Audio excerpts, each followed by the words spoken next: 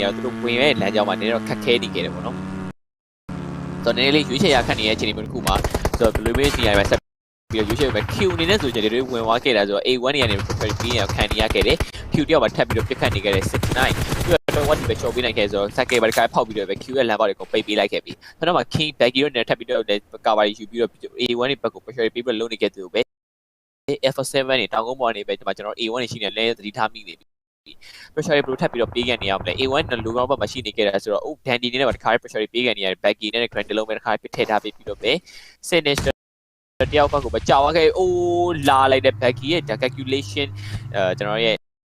ဟိုနေတော့မယ်ဆိုတော့ RQ နဲ့ T secret ချင်းနဲ့တစ်ခါလေး movement တွေလုပ်ပြီးတော့ပဲသူတို့စိုက်ခဲ့တယ်မှာတွေ့နေခဲ့တယ်ဆိုတော့ Canzo တယောက်ပါတစ်ခါ knock ပြီးတော့ full police ပါတစ်ခါစက်ပါတင်ဝင်လာခဲ့တယ်ဒီတယောက်ပါ knock ပြီးတော့ပဲကျွန်မကြည့်မယ် Canzo တယောက်ပါတစ်ခါ knock နေခဲ့တယ် 2K နေနေဆိုရှင်တယောက်တည်းနဲ့ပဲသူဒီဘက်ကိုသူနေနေတော့ဘာမှတော့သူ့ရဲ့ position ကြီးကနေတုံးစားလို့မရဖြစ်နေခဲ့ဆိုတော့ football လေးနေနေရမှာ 2K ရှိတဲ့နေရာမှာထပ်ပြီးတော့တီးသွားခဲ့ပြီဆိုတော့သူ့အနေနဲ့ကလည်းဒီဘက်ကျွန်တော်တို့ Canzo တို့ဘာလို့ဘက်ကိုဗလမ်းမျိုးပြစ်ခတ်ပြီးလို့များအခြေအနေဖြစ်လာခဲ့ဆိုတော့ 2K နဲ့ pro နဲ့ပဲဆက်ပြီးတော့ position point save မှာပဲရတော့မယ်ဆိုပြောနေပါ Zaxi အနေနဲ့ဆိုနာပြီးတော့ရှိတဲ့ဘက်ကပြေးဝင်သွားပြီးတော့ပဲ Daisy တယောက်တစ်ခါပဲတော့ချထားပြီးတော့ဖျက်ချပြီးလုံနေခဲ့ပြီး football လေးဘက်ကနေ lower ကျွန်တော်ဘာလို့အိမ်ထဲမှာဟိုးနေခဲ့ပြီးတော့မပဲso okay round အနေနဲ့ဆိုရင် exploration မှာဆက်ပြီးတော့ဟိုးနေပြီလ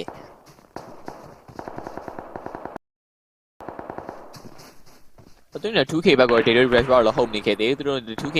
နေတော့စောင့်ပြီးတော့ပဲ grenade တော့တော်တော်ထည့်ပေးနေတဲ့ F7 နဲ့ TU ရှိတဲ့ဘက်ကလမ်းပြီးတော့ pressure တွေပေးနေခဲ့တယ်ကျွန်တော် average လေးကြည့်မယ်ဆိုလို့ရှိရင်လည်းကျွန်တော် Leon တယောက်ကတော်တော်လေး back ကျွန်တော်ထွက်နေခဲ့ပြီးတော့ပဲ Team Secret ကနေမှတွေ့ဖို့အခြေအနေတော့ရှိရပါတော့ဆိုတော့ TU နဲ့ညံကောင်းနဲ့ကိုလည်းတုံးနေခဲ့တယ် Phase 6 cycle တစ်ခုကိုကြည့်မယ်ဆိုလို့ရှိရင်တော့ကျွန်တော်ရဲ့ဒီဘက်အောက်ဖက်လေးမှာပဲဆက်ပြီးကျင်းနေခဲ့ဆိုတော့နာဗီရဲ့ဒီမှာ pressure ပေးကန်နေရတယ်ကျွန်တော်4 EM နေ circular hard နဲ့first aid ပိုင်းမရှိရတော်ရင် area များနေရပေါ့နော်ဆိုတော့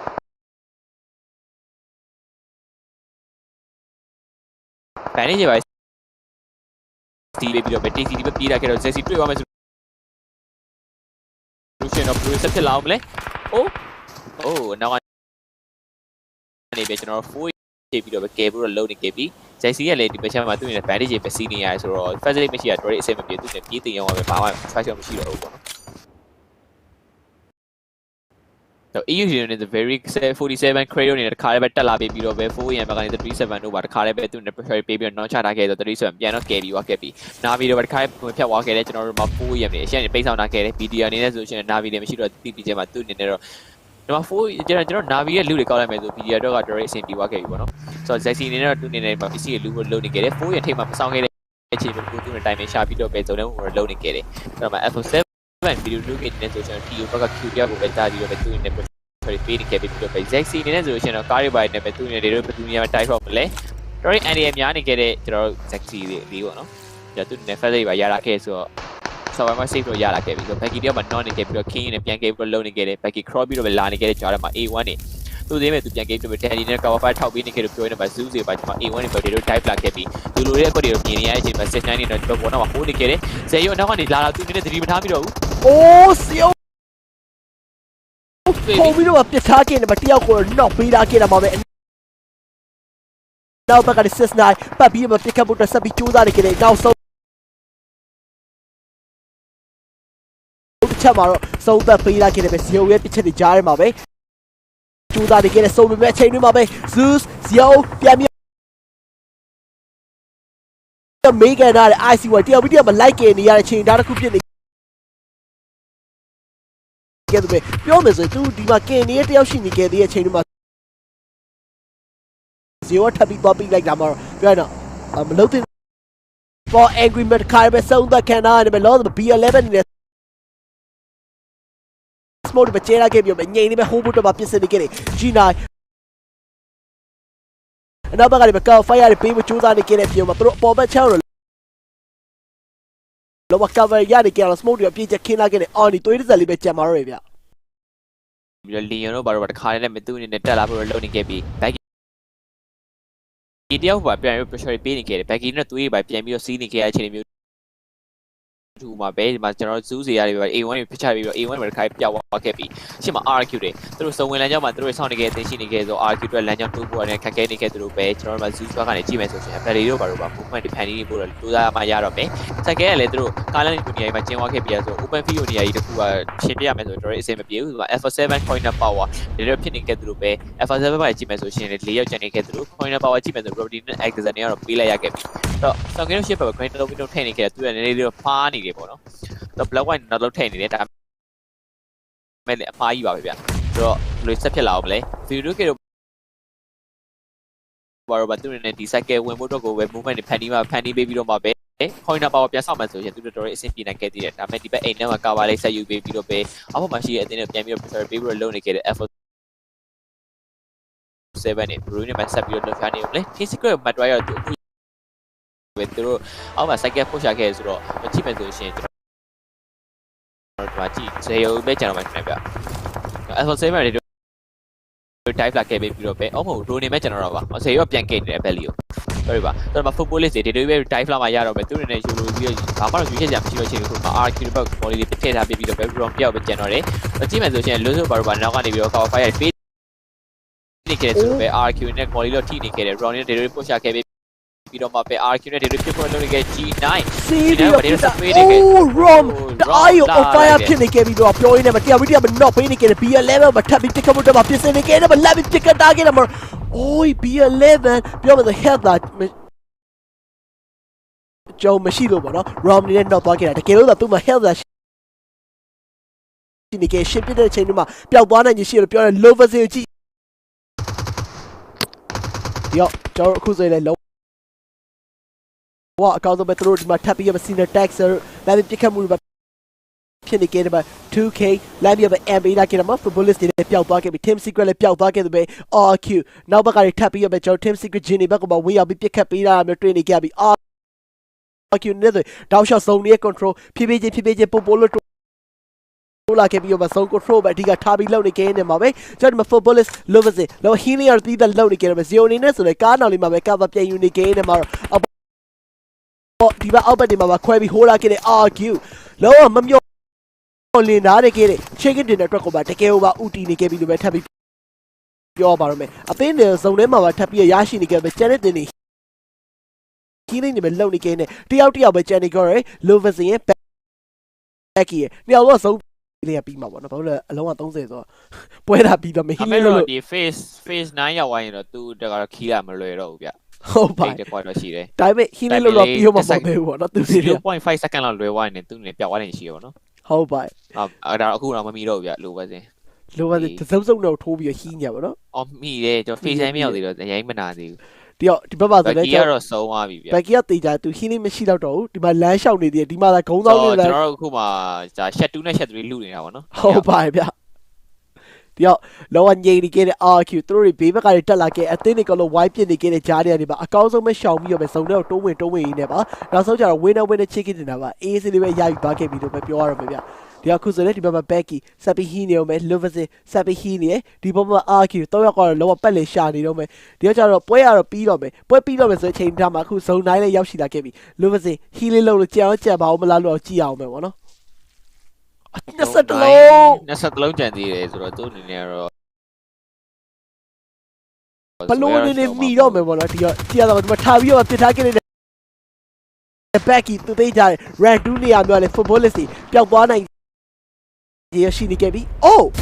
footballist ကရေပြောက်သွား What Okay ဒီတော့ RQ Athena winner chicken dinner အလားပါဆုံးပဲအကောင်းဆုံးပဲရယူသွားခဲ့ပါပြီခင်ဗျာကျွန်တော်ကြည့်ပင်လက်သွားလားမသိဘူးတခုခုပေါ့နော်သူတို့နေတော့ခက်ခဲဖြစ်သွားမယ်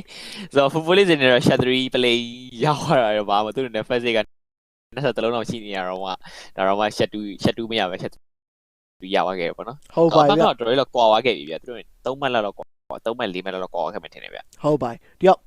ဒီမှာပဲ winner chicken dinner အလားပါဆုံးတဲ့နောက်ဆုံးပဲအကောင်းဆုံးပဲကျွန်တော်ရိုက်သွာ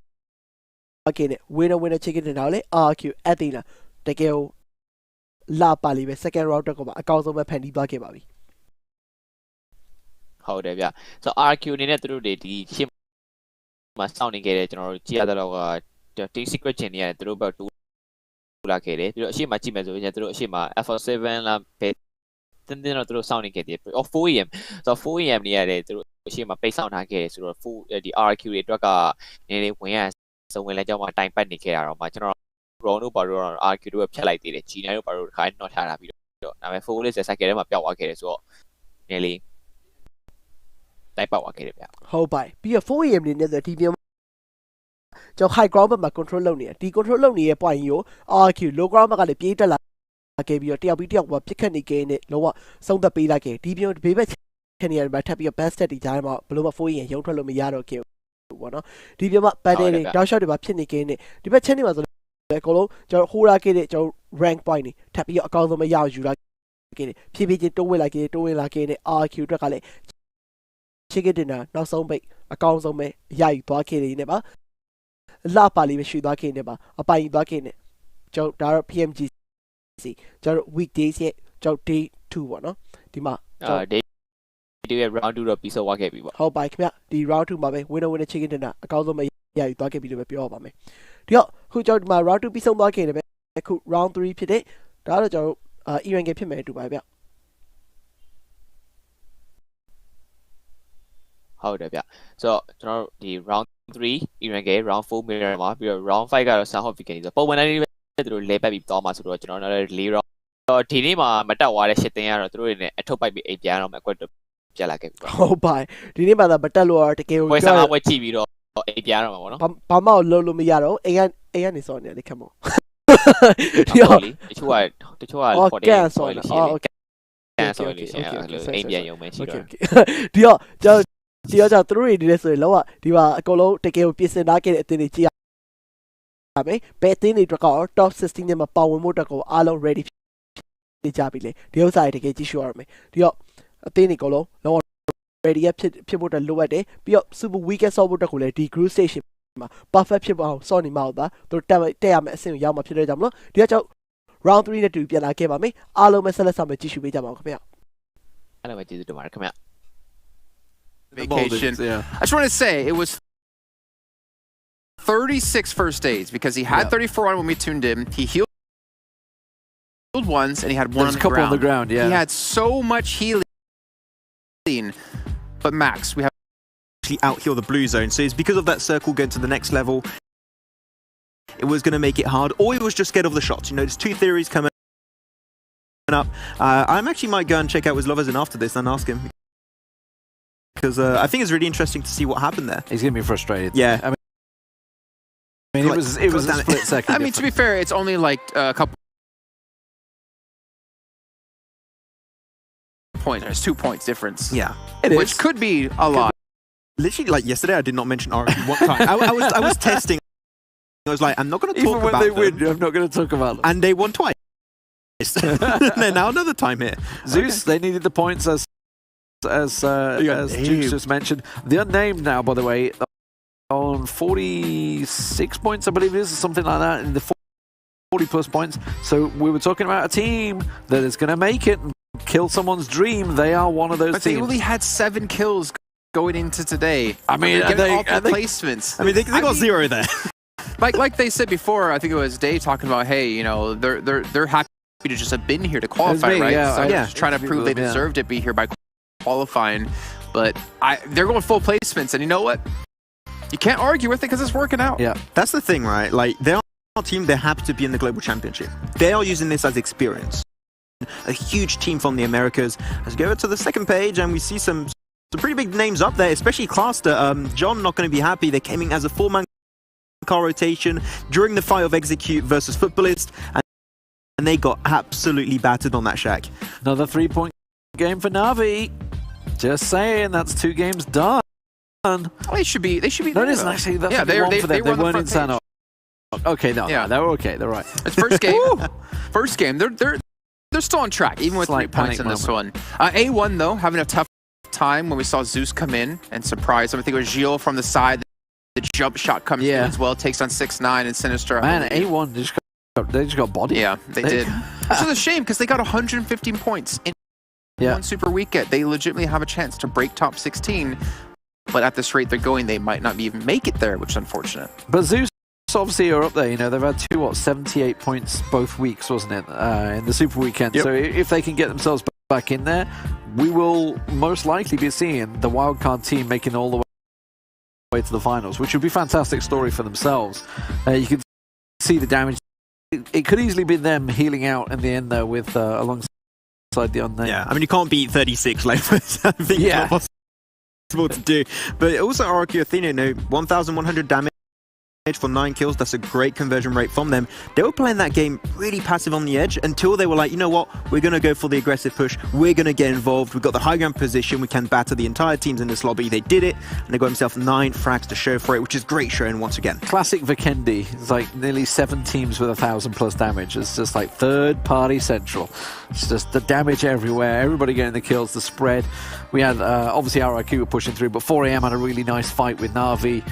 for a while in there, and obviously Bigatron just hanging on in there. They only got a point though, unfortunately. Let's actually take a look at our top players, and I'm hoping to see one of the players in particular in that fight you're talking about with Bigatron, and then of course Secret Jin. We had Kengzo. Yeah. I mean, I wrote my notes. BTR tried to get revenge on Secret Jin, but Kengzo.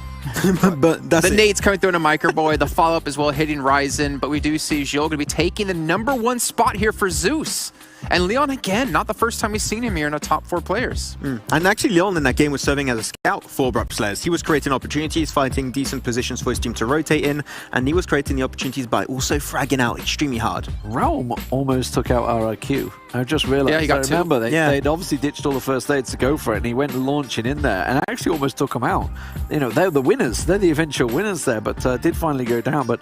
great to see him up there, obviously, for Footballers. You know, we've talked about Lovers in, Lutz and Solke, but Realm doesn't get limelight. The past 2 weeks has been doing really good, yeah. Where is our commentator cards from Epic? I know, right? You know, I want to see ours. I would love to have in there. I remember during World League, we had like stats in there as well, because it's stats based off everyone else in the lobbies in the games, and you would see who had like really good kill power and stuff like that. I wonder what ours be for commentators.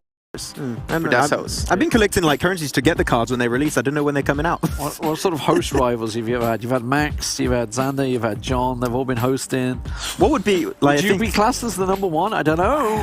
Pretty sure. What would be a shiny version also? It would, or a dark version. Who knows? Let's take a look at our do moments here in this last match and start to break down some of these fights that we had happen across the fight of Vikendi. But this was actually an insane Vikendi because we had so many teams left in such tight circles. And this is actually really surprising to me because at least United Did they do that just against Nova in the last game? Yeah, like we just had so many shotgun plays in the early stage of both Sanhok and also Vikendi. I love it. But I was actually surprised to see Zeus and Elite United team drop so close to each other once again because Zeus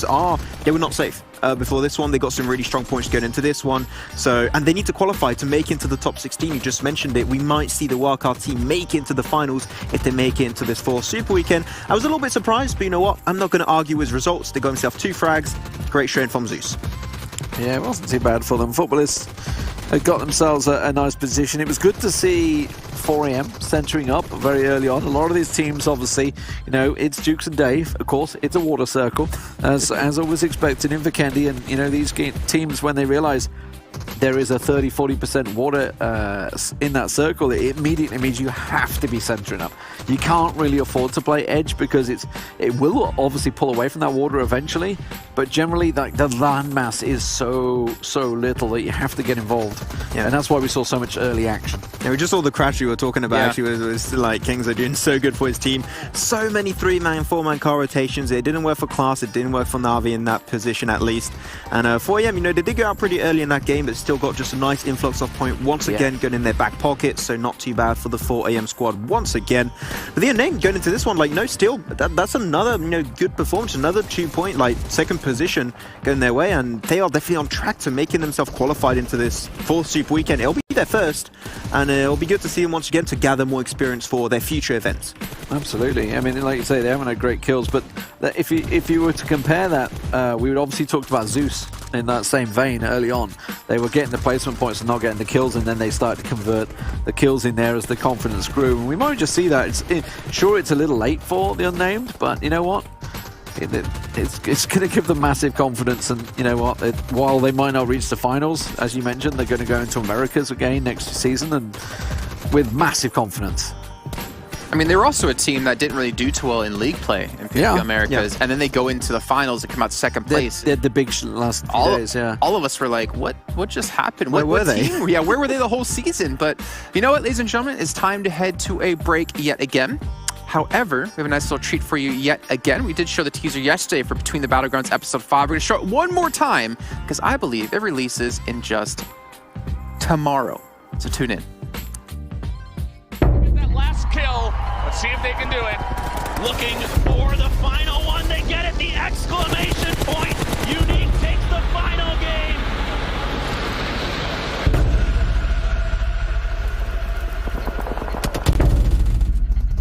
Oh boy! Oh boy! My lord! That tracking is on point though. Look at that. The precision is so stable.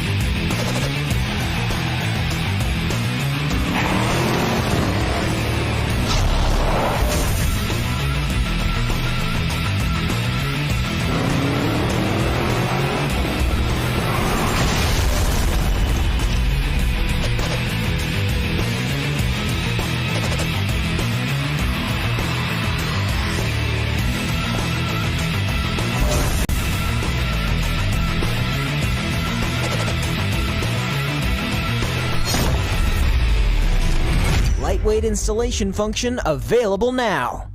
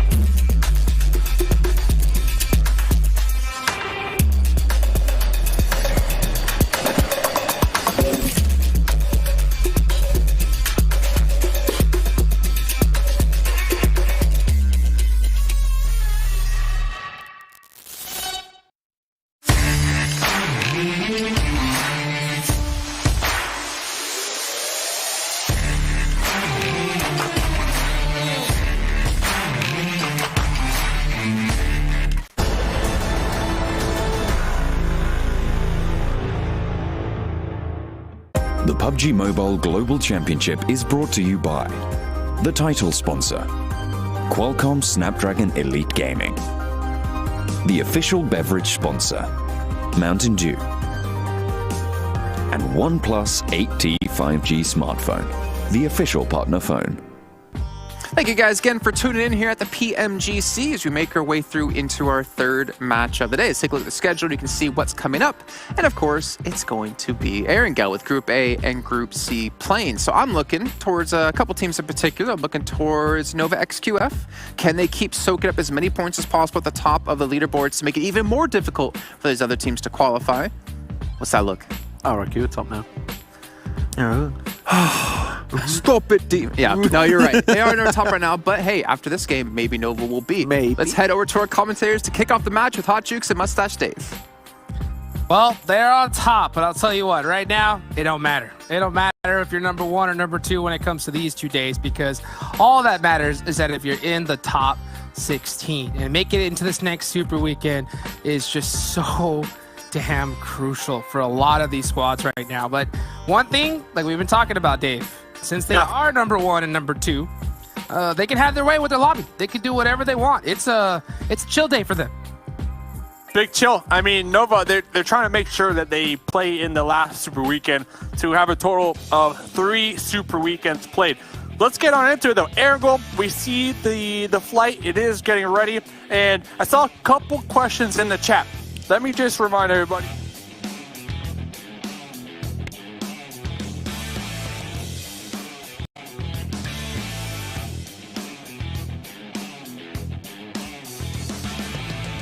Okay, အားလုံးကကျွန်တော်ပြန်လည်ကြည့်လိုက်ပါတယ်ခင်ဗျ။အခုချိန်မှာဆိုလို့ရှိရင်တော့ကျွန်တော်ရဲ့ဒါ event ကပွဲလေးကတော့ကျွန်တော်ရဲ့ round 3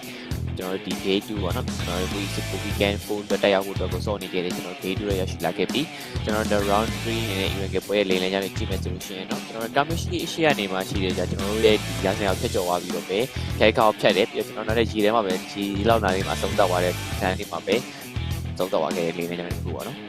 တော့ error ဝင်နေတယ်ဆိုလို့ရှိရင်တော့တို့ရဲ့ super net base တို့ရဲ့တောင်းတမြောက်တွေဝေးကွာနေဆိုတော့တို့ရဲ့ stable နဲ့ commission ကိုခွဲပြီးတော့ပဲ4ရန်ကိုဒီ loading ခဲ့ပြီးတော့မှာပဲ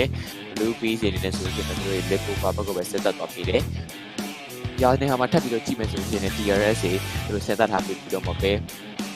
ကျွန်တော် 4ရရှိခဲ့တဲ့နေရာမှာကျွန်တော် DRS တွေနဲ့ရာနေဟာပဲ AC တွေပဲ set ပြီးလုပ်လို့ရသေးတယ်။ဆိုတော့ drop တွေထပ်နေခဲ့တဲ့နေရာကြီးကြည့်မယ်ဆိုလို့ရှိရင် Navi ရဲ့ loop ရပြီးတော့ကျွန်တော်ထပ်ပြီးတော့ကြည့်မယ်ဆိုလို့ရှိရင်ကျွန်တော်ဒီ execute ပေါ့နော်ကျွန်တော် execute နဲ့ကျွန်တော်ကိုပူရဲ့ apartment ကျမှာပဲစဉ်းစားထားပြီးတော့ပဲ loop တွေနဲ့ container ရမှာပဲစဉ်းစားထားတယ် combo list တွေ story ပြောမှာထားပြီးတော့ query press ပေါ့ကျွန်တော်ဒီမဲ့ဆို hospital upper ကနေပြီးတော့ကျွန်တော် command list တွေမှာ guide by save ပြီးတော့တို့တွေ press ဘက်ကိုသွားပြီးတော့ do ကိုစဉ်းစားနေခဲ့ပြီဒါ no void နဲ့ character စဉ်းစားထားပြီးတယ် PDR အနေနဲ့ဆိုလို့ရှိရင်လည်း farm မှာစဉ်းစားထားပြီးတော့ပဲကျွန်တော်ဒီမှာ water town မှာ water town နဲ့ question နဲ့ T secret ပြီးရှင်ကျွန်တော်ဒီမှာRose မှာဆင်းနေ F7 ပါနေခဲ့ဆိုတော့အခုဒီမှာတို့ water down ရဲ့ Rose ကိုပဲခွဲဆင်းထားခဲ့ပါတော့။ Rose ကိုရောက်သွားတော့တွေ့ရအောင်။ဒါကျွန်တော် RQ တွေကတော့မြင်နေမယ်သူတို့တွေဦးချင်းကြီးမှာပဲစဉ်းစားနေခဲ့ပြီးတော့မှာပဲအခုချိန်မှာကြည့်မယ် execute နဲ့ case switch ကို Navi taxi အနေနဲ့ဆိုကျွန်တော်ကိုရဲ့အပြင်ဘက်လေးမှာပဲကားရွယ်နေတာကြိတ်ပြီးတော့သူအနေနဲ့စုံတက်ပေးလိုက်ခဲ့ရပါတော့။ဆိုတော့ execute တယောက်တော့ plane ပါသွားခဲ့တဲ့အချိန်ကိုကြည့်မယ်ဆိုရှင် Navi ဘက်ကနေလည်းတနက်မရအောင်ဒါပေမဲ့ execute ရဲ့တနက်မရတဲ့အချိန်မှာ dive နေရာမှာနည်းနည်းစောသွားခဲ့တယ်ဆိုတော့ taxi အနေနဲ့တော့ခါလည်းပဲကားရွယ်နဲ့ကြိတ်ခံပြီးတော့ပဲစုံတက်သွားခဲ့တဲ့ကျွန်တော်တို့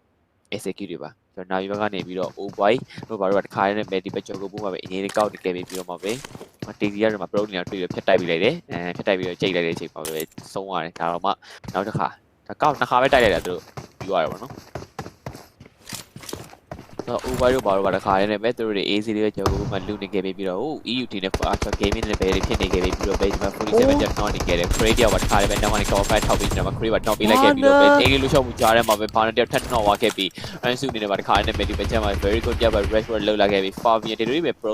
သူတို့နဲ့ pro ပြီးတော့ပဲငိမ့်လေးပဲဆက်ပြီးတော့ hold နေခဲ့သေးတယ်ပေါ့နော်ဆိုတော့ Indonesia အနေနဲ့ပြန်ပြီးတော့ပဲကဲနေရပြီးတော့ very good ပါတခါရဲဖြောက်ပေးလိုက်ခဲ့ပြီးတော့ပြောလို့ရပြီပေါ့နော်ဟုတ်ပါတယ်ဒီက very good လောကသွေးတစ်စက်လေးပဲကြံနေခဲ့တယ်တစ်ပင်နောက်လေးမှာပဲငိမ့်လေးပဲ hold နေခဲ့ပြီဒီ Fabian တို့ကျွန်တော် song Indonesia ကိုလိုဆက်ပြီး push နိုင်ရရှိနေခဲ့တယ် very good healing မှာလောက်ထားခဲ့တယ်ဒီတစ်ပင်နောက်လေးမှာပဲငိမ့်လေးပဲ hold နေခဲ့ပြီ Ansu မရရောက်လို့ open the ball မျိုးကြီးနဲ့ပြေးတက်လာခဲ့ပြီးလောက်နေခဲ့ very good ခုမှရှိမနေခဲ့တဲ့ gun တွေလားလို့ပဲထပ်ပြီးကြည့်အောင်တယ် organ ရှိရပါတော့ဒီချိန်မှာအနောက်ဘက်ကနေကားတွေမှာထပ်ပြီးလိုက်လာခဲ့တယ် pistol တလက်လေးနဲ့မလမ်းပြီးပစ်ခတ်ဖို့အတွက်ကြိုးစားခဲ့တာမှာတော့တခါတည်းပဲဆုံးသက်ပေးလာခဲ့တယ် Archer Gaming early game မှာ LES United team ကိုပါ wipe out လုပ်ပေးလာခဲ့တယ်ပါပြီ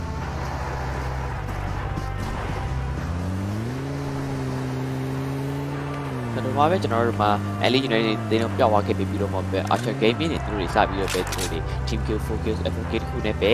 movement တွေဖန်နေနေခဲ့ပြီးတော့မှပဲကျွန်တော်တို့မှာ cycle တော့စတင်မှုတော့10 second ပဲလို့ရတယ် phase 2ရောက်ဖို့တော့ကျွန်တော်တို့6မိနစ်လောက်လိုမှာဆိုလို့ရှိရင်တော့6မိနစ်ရောက်ပြီဆိုလို့ရှိရင်ဒီ cycle မြင်တော့ဖြစ်တဲ့အတွက်တော့ဒီ phase 2 cycle ရောက်လို့ရှိရင်ဘယ်တင်းနဲ့ program ဆက်ပြီးတော့ရွှေ့ပြီးတော့ပဲမနေ့ကကျွန်တော်တို့ day 1တော့ Iran ကပွဲတော့လိုမျိုးဘယ်လိုမျိုးအကောင်းဆုံးဆို performance ထုတ်တတ်နေအောင်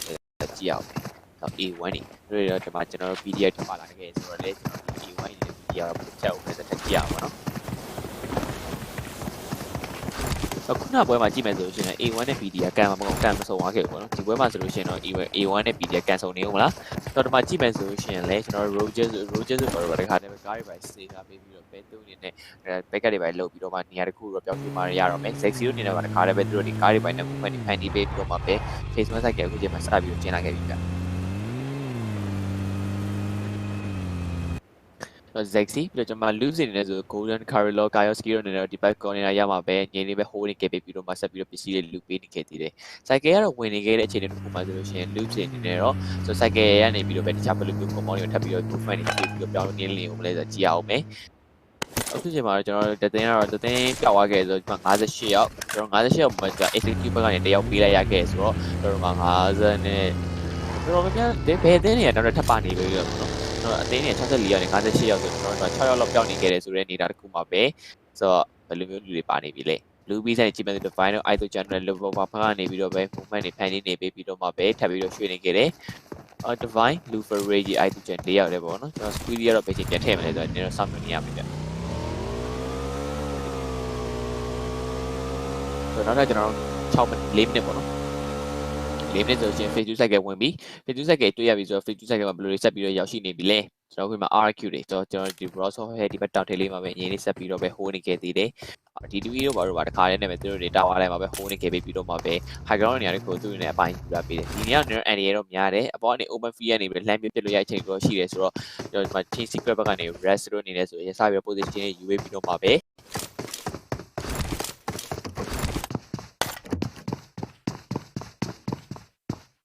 တော့ယူအဲ့ဖိုင်ထားတယ်ပဲသူနဲ့ save ပြီးတော့ပဲyou are very negative ပဲသူနဲ့ save ရပြီးခဲ့တယ်ပေါ့နော် rest ဘာလို့ဘာတခါတည်းမဲ့ movement တွေဖန်တီးနေခဲ့ပြီးတော့မှသူ့အနေနဲ့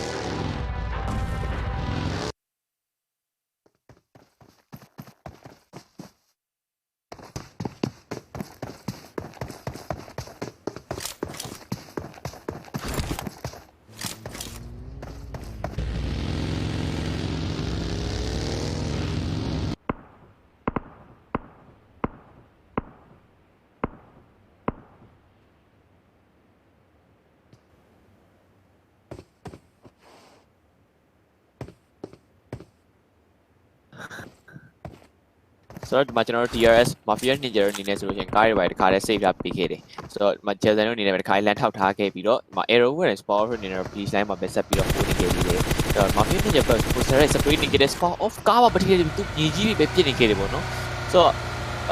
Mafia Ninja နဲ့ကန်ကောင်းနေခဲ့တယ် Arrow က Spot နဲ့ချုပ်နေခဲ့တဲ့ဂျာထဲမှာတော့သူနဲ့တစ်ချက်မှတော့ team နေခဲ့ဘူး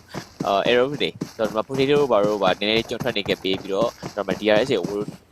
အကုန်လုံးဒီတိုင်းအပေါ်နေပြီးတော့အကုန်လုံးထောက်ထားပေးပြီးတော့ဖြစ်မယ်ဖြစ်မယ်ဆိုလို့ရှိရင် DRS အသင်းတော့ပျောက်သွားနိုင်ချင်ရှိတယ်ဒါပေမဲ့တော့နည်းခက်ခဲတယ်ဗျ DRS ဆိုတဲ့အသင်းကလည်းအခုချိန်မှာနည်းနည်းပြန်ထောင်လာတဲ့အသင်းဆိုတော့ Arrow အနေနဲ့ဖျက်ချရတာခက်တယ်ဆိုတော့သူ့အနေနဲ့တော့ဒီ high ground မှာ hold နေခဲ့ဆိုတော့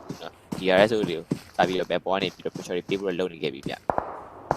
နည်းပြီးတော့ light check ပေးနေခဲ့တယ်ပေါ့နော်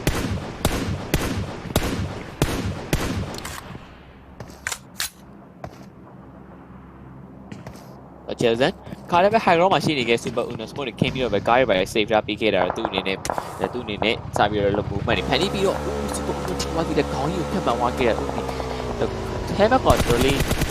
ခေါင်းကတော့ဖောက်ခံလိုက်ရတယ်ပေါ့နော်ဘာမှလည်းမဆိုင်ပါနဲ့ Jason အနေနဲ့ခေါင်းတွေကလှမ်းခောက်ပေးခဲ့လိုက်တာတော့သူ့အနေနဲ့တော်လေးတော့ damage ရသွားခဲ့ပြီဆို super uno ပြန်ပြီးတော့ပဲသူ့အနေနဲ့သူတွေပြန်စီးနေခဲ့တဲ့AJ Mafia နဲ့ကျွန်တော်တို့ Jason တွေနဲ့တော့ဒီဘက်အောက်မှာပဲဆက်ပြီးတော့ hold နေတော့ပဲသူတို့အနေနဲ့တော့ဘာမှပြောင်းလဲနေမျိုးရှိနေခဲ့သေးတယ်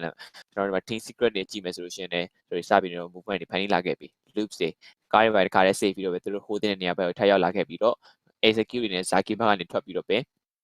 သူအနေနဲ့တဝိတ်ဒီ rotate နေခဲ့တယ်ဗျဆိုတော့ဒီမှာထပ်ပြီးတော့ကြည့်မယ် Navi တွေကတော့ execute တွေဖြတ်ဖို့လုံးနေပြီးတော့ကြည့်ရမယ် Navi နဲ့တော့သူအနေနဲ့တော့ဘာမှတော့စိတ်ကူးတော့မရှိကားလမ်းမှာသွားနေတာ execute ရတယ်သူအနေနဲ့ကားလမ်းမှာရောက်သွားပြီဆိုလို့ရှိရင်တော့Navi ရဲ့ execute ရဲ့နှစ်သင်း2-1နဲ့ကြေတော့ရှိနေခဲ့သလို Fabulous တွေ Jogo Buban နဲ့ rotate ပြီးတော့ဝင်လာခဲ့ဆိုတော့ rotate နေတဲ့အသင်းတွေများနေခဲ့ဆိုတော့ rotate rotation တွေ့ပြီးတော့ပဲ rotate တိုင်းနဲ့ချင်းရိုက်ဖြစ်တော့မှာပေါ့နော်ကားရပိုင်းနဲ့ပဲဒီခါလည်းပဲသူတွေရွှေ့လာပြီးခဲ့တယ် RQ တွေ RD DDV P11 G9 ၄ယောက်လူနေရာမှာဆက်ပြီးတော့ hold နေအောင်လေမင်းဆိုင်ကလေးတစ်ခုရရှိသွားမယ်ဆိုလို့ရှိရင်တော့ RQ ကတော့ထောင်ဝနိုင်ခဲ့ဆိုပြောနေမှာ Carrillo အနေနဲ့မှာဆက်ပြီးတော့ပဲသူရဲ့သတင်းလမ်းပေးနေခဲ့တယ်။အဲဒီမှာ RQ ထက်ဝါသူ TPV ချင်းသတင်းပိုင်ပေးပြီးတော့ဘူဒန်တို့ကတော့ကားရပိုင်းနဲ့ခါရ movement တွေဖန်တီးပြီးတော့လုပ်နေပြီးသားဆိုကြည့်အောင်ဗျာ။ဆိုတော့ကျွန်တော်တို့ဒီ phase 3 cycle ရောက်ဖို့တော့ second 40လောက်ပဲလိုရချင်နေပြီမှာ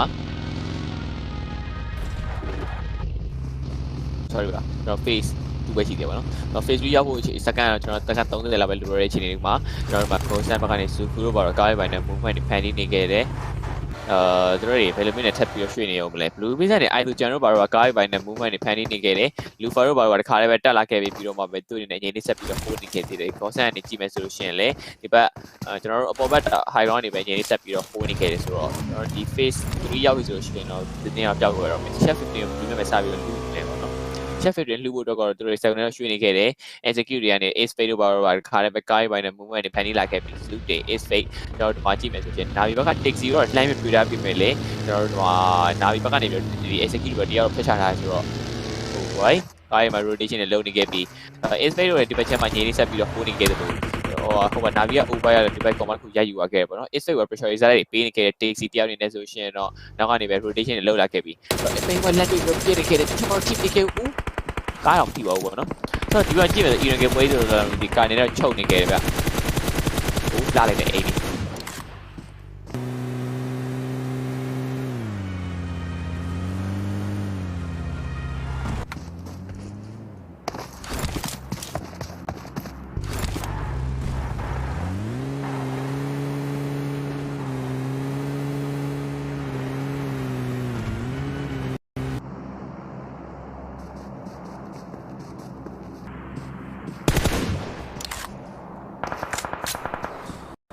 ဟုတ်ကဲ့ခုပြောနေတဲ့အချိန်မှာတော့ကျွန်တော်ဒီမှာ UI အနေနဲ့ဗ level damage ဆိုတာပေးနေကိန်းနေမှာကျွန်တော် archer game ပြန်ပြီးတော့ဒီဘက်က pressure ပေးနေခဲ့ပြီးတော့ဒီဘက်ချက်မှာဆိုလဲကျွန်တော် team secret အနေနဲ့ holder ခဲ့တဲ့ point ကိုလို့ရှိနေခဲ့ပြီး mat boy high ground ဘက်ကနေပြန်ပြီးရွှေ့နေခဲ့တယ်သူတို့တွေဒီမှာကျွန်တော်I should တော့အကုန်လုံးပြန်ဖြတ်ပြီးတော့ဟိုးလာခဲ့တယ်ဆိုပေမဲ့ archer open သဘောမျိုးကြီးမှာပဲရောက်နေခဲ့တာမှာသူ့အတွက်ဒုက္ခများပါနေရှိတယ်ဒီနေရာ point တွေကိုလို့တော့ barbecue side ပဲချိန်ထားရှိနေခဲ့တော့ internet တို့စတင်ပြီးရွှေ့နေခဲ့ပြီး fabian ပြန်ပြီးတော့ဒီမှာသူတို့ pick up တွေပဲလောက်ထားခဲ့နေမှာမောင်းပြီးမထွက်လာခဲ့နေပဲ archer gaming internet တို့ဒီခေါင်းမိုးပေါ်တွေပဲတက်ပြီးတော့ဘယ်လိုရွှေ့ကြအောင်မလို့လဲဆိုတော့ next စဉ်းစားစရာရှိနေပါတယ်ခုဒီမှာကျွန်တော် Navi နဲ့ဆိုသူတို့ဟိုးလာခဲ့တဲ့ဒီ display ညာ twice ကနေပဲထပ်ပြီး footballist တွေပါကျွန်တော်ဒီပဲ shooting ratio တွေပဲကုန်းဆောင်လေးနဲ့ပြန်လာပြီးဟိုးတော့ပြင်ဆင်နေခဲ့နေမှာ Dixie high ground ဘက်ကနေပြန်ပြီးတော့ဒီကျွန်တော်ပြောရတော့အမိုးပေါ်လေးကနေပါလိုက်ပြီးထောက်ဖို့တော့ပြင်ဆင်နေခဲ့ပြီ miss လာခဲ့ moment machine နဲ့ team secret နဲ့ခွတော့ဒီ arrow roof တွေလည်းရှိနေခဲ့တဲ့ပုံမျိုးမှာ battery ဆိုင်ဖို့တော့လုံနေခဲ့တယ်ခုဆိုရင်ထပ်ပြီးပြောင်းလဲလာပြီးကျင်းလာခဲ့တာမှာပဲ Navi တွေ miss လာခဲ့ကိုတီးတိုင်ပါကျင်းပြီးွားခဲ့တဲ့ပုံမျိုးဖြစ်နေခဲ့ပြီ loops တွေထပ်ပြီးတော့ကျွန်တော် shooting ratio ဘေးဘက်တွေမှာရောက်လာခဲ့တဲ့ footballist တွေတော့ခုနတွေ့လိုက်တယ်ဒါပေမဲ့ execute တွေပြီးနောက်ရောက်ရှိသွားခဲ့နေမှာ battery ပဲရင်ဆိုင်မှုတွေစတင်လာပါတော့မယ်ဗျ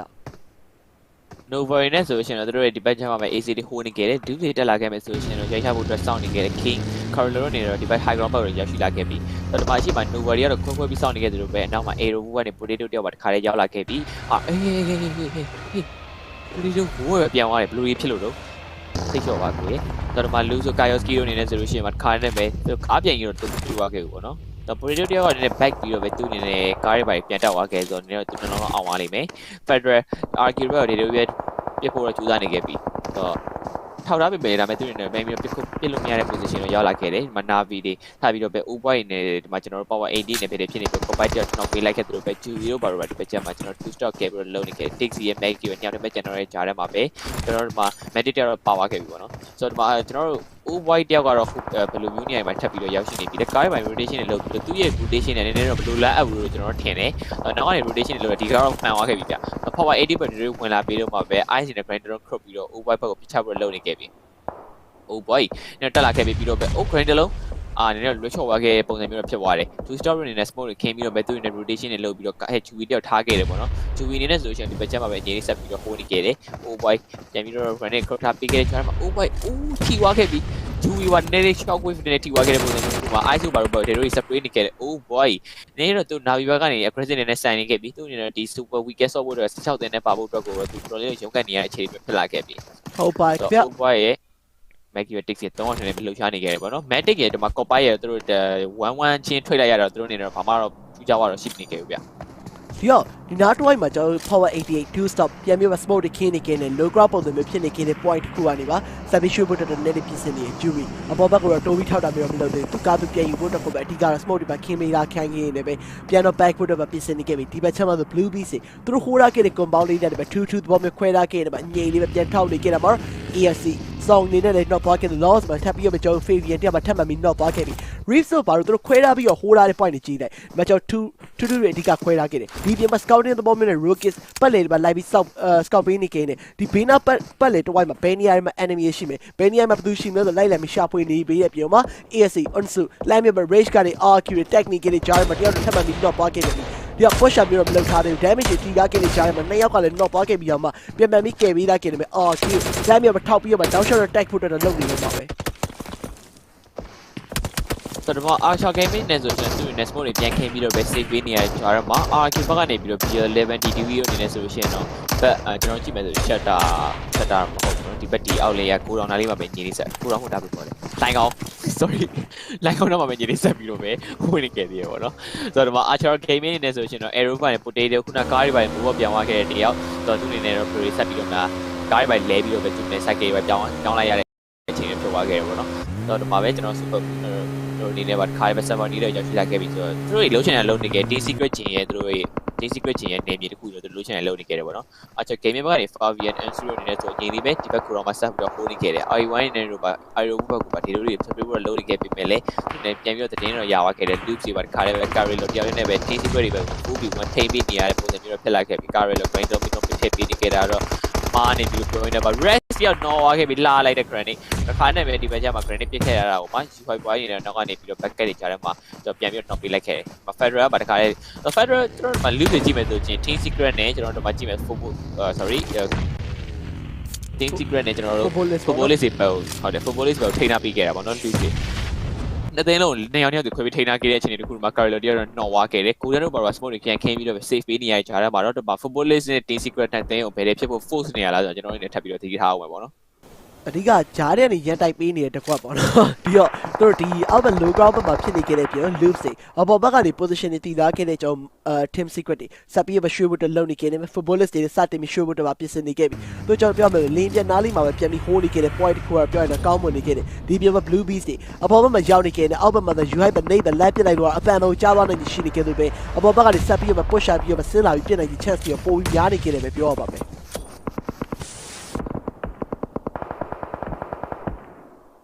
မှာပဲကျွန်တော်တို့ BTC secret ဘက်ကနေ rest ကိုဘာလို့ပါတခါလဲပဲ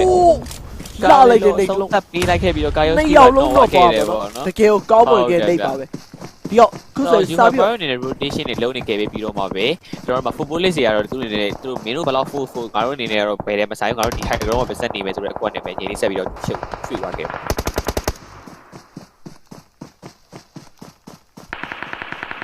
ဆိုတော့ blue beast နေဆိုလို့ရှိရင်လည်း Ivogen တို့ဘာလို့ပါတခါလေးနဲ့ပဲသူ့အနေနဲ့ခင်းထားပြီးတယ် footballist ကနေပြီးတော့သူ့အနေနဲ့ဒီမှာကျွန်တော် team secret နဲ့ဘယ်ထဲမဖြစ်ပါနဲ့နည်းနည်းပြောင်းရွှေ့သွားတဲ့အချိန်အခုဒီမှာ blue beast ဘက်က data တွေပဲ pressure တွေပေးနေခဲ့တယ် rest တို့ဘာလို့ပါတခါလေးနဲ့ပဲသူ့နဲ့ဒါကြည့်မယ်ဆိုလို့ရှိရင် rest တို့ဘာလို့နည်းနည်း loop လောက်သွားခဲ့ပြီပေါ့နော် lexi တို့ဘာလို့အပေါ်ကနေရောက်လာခဲ့ဆိုတော့ team secret တော်တော် anti များနေခဲ့ပြီ pressure တွေဘယ်လိုပေးခဲ့နေရမလဲဆိုတော့ထပ်ပြီးကြည့်ရအောင်ဆိုပဲ Ryzen တယောက်ကတော့တခါလေးပဲပြီးလိုက်ရတယ်ဗျ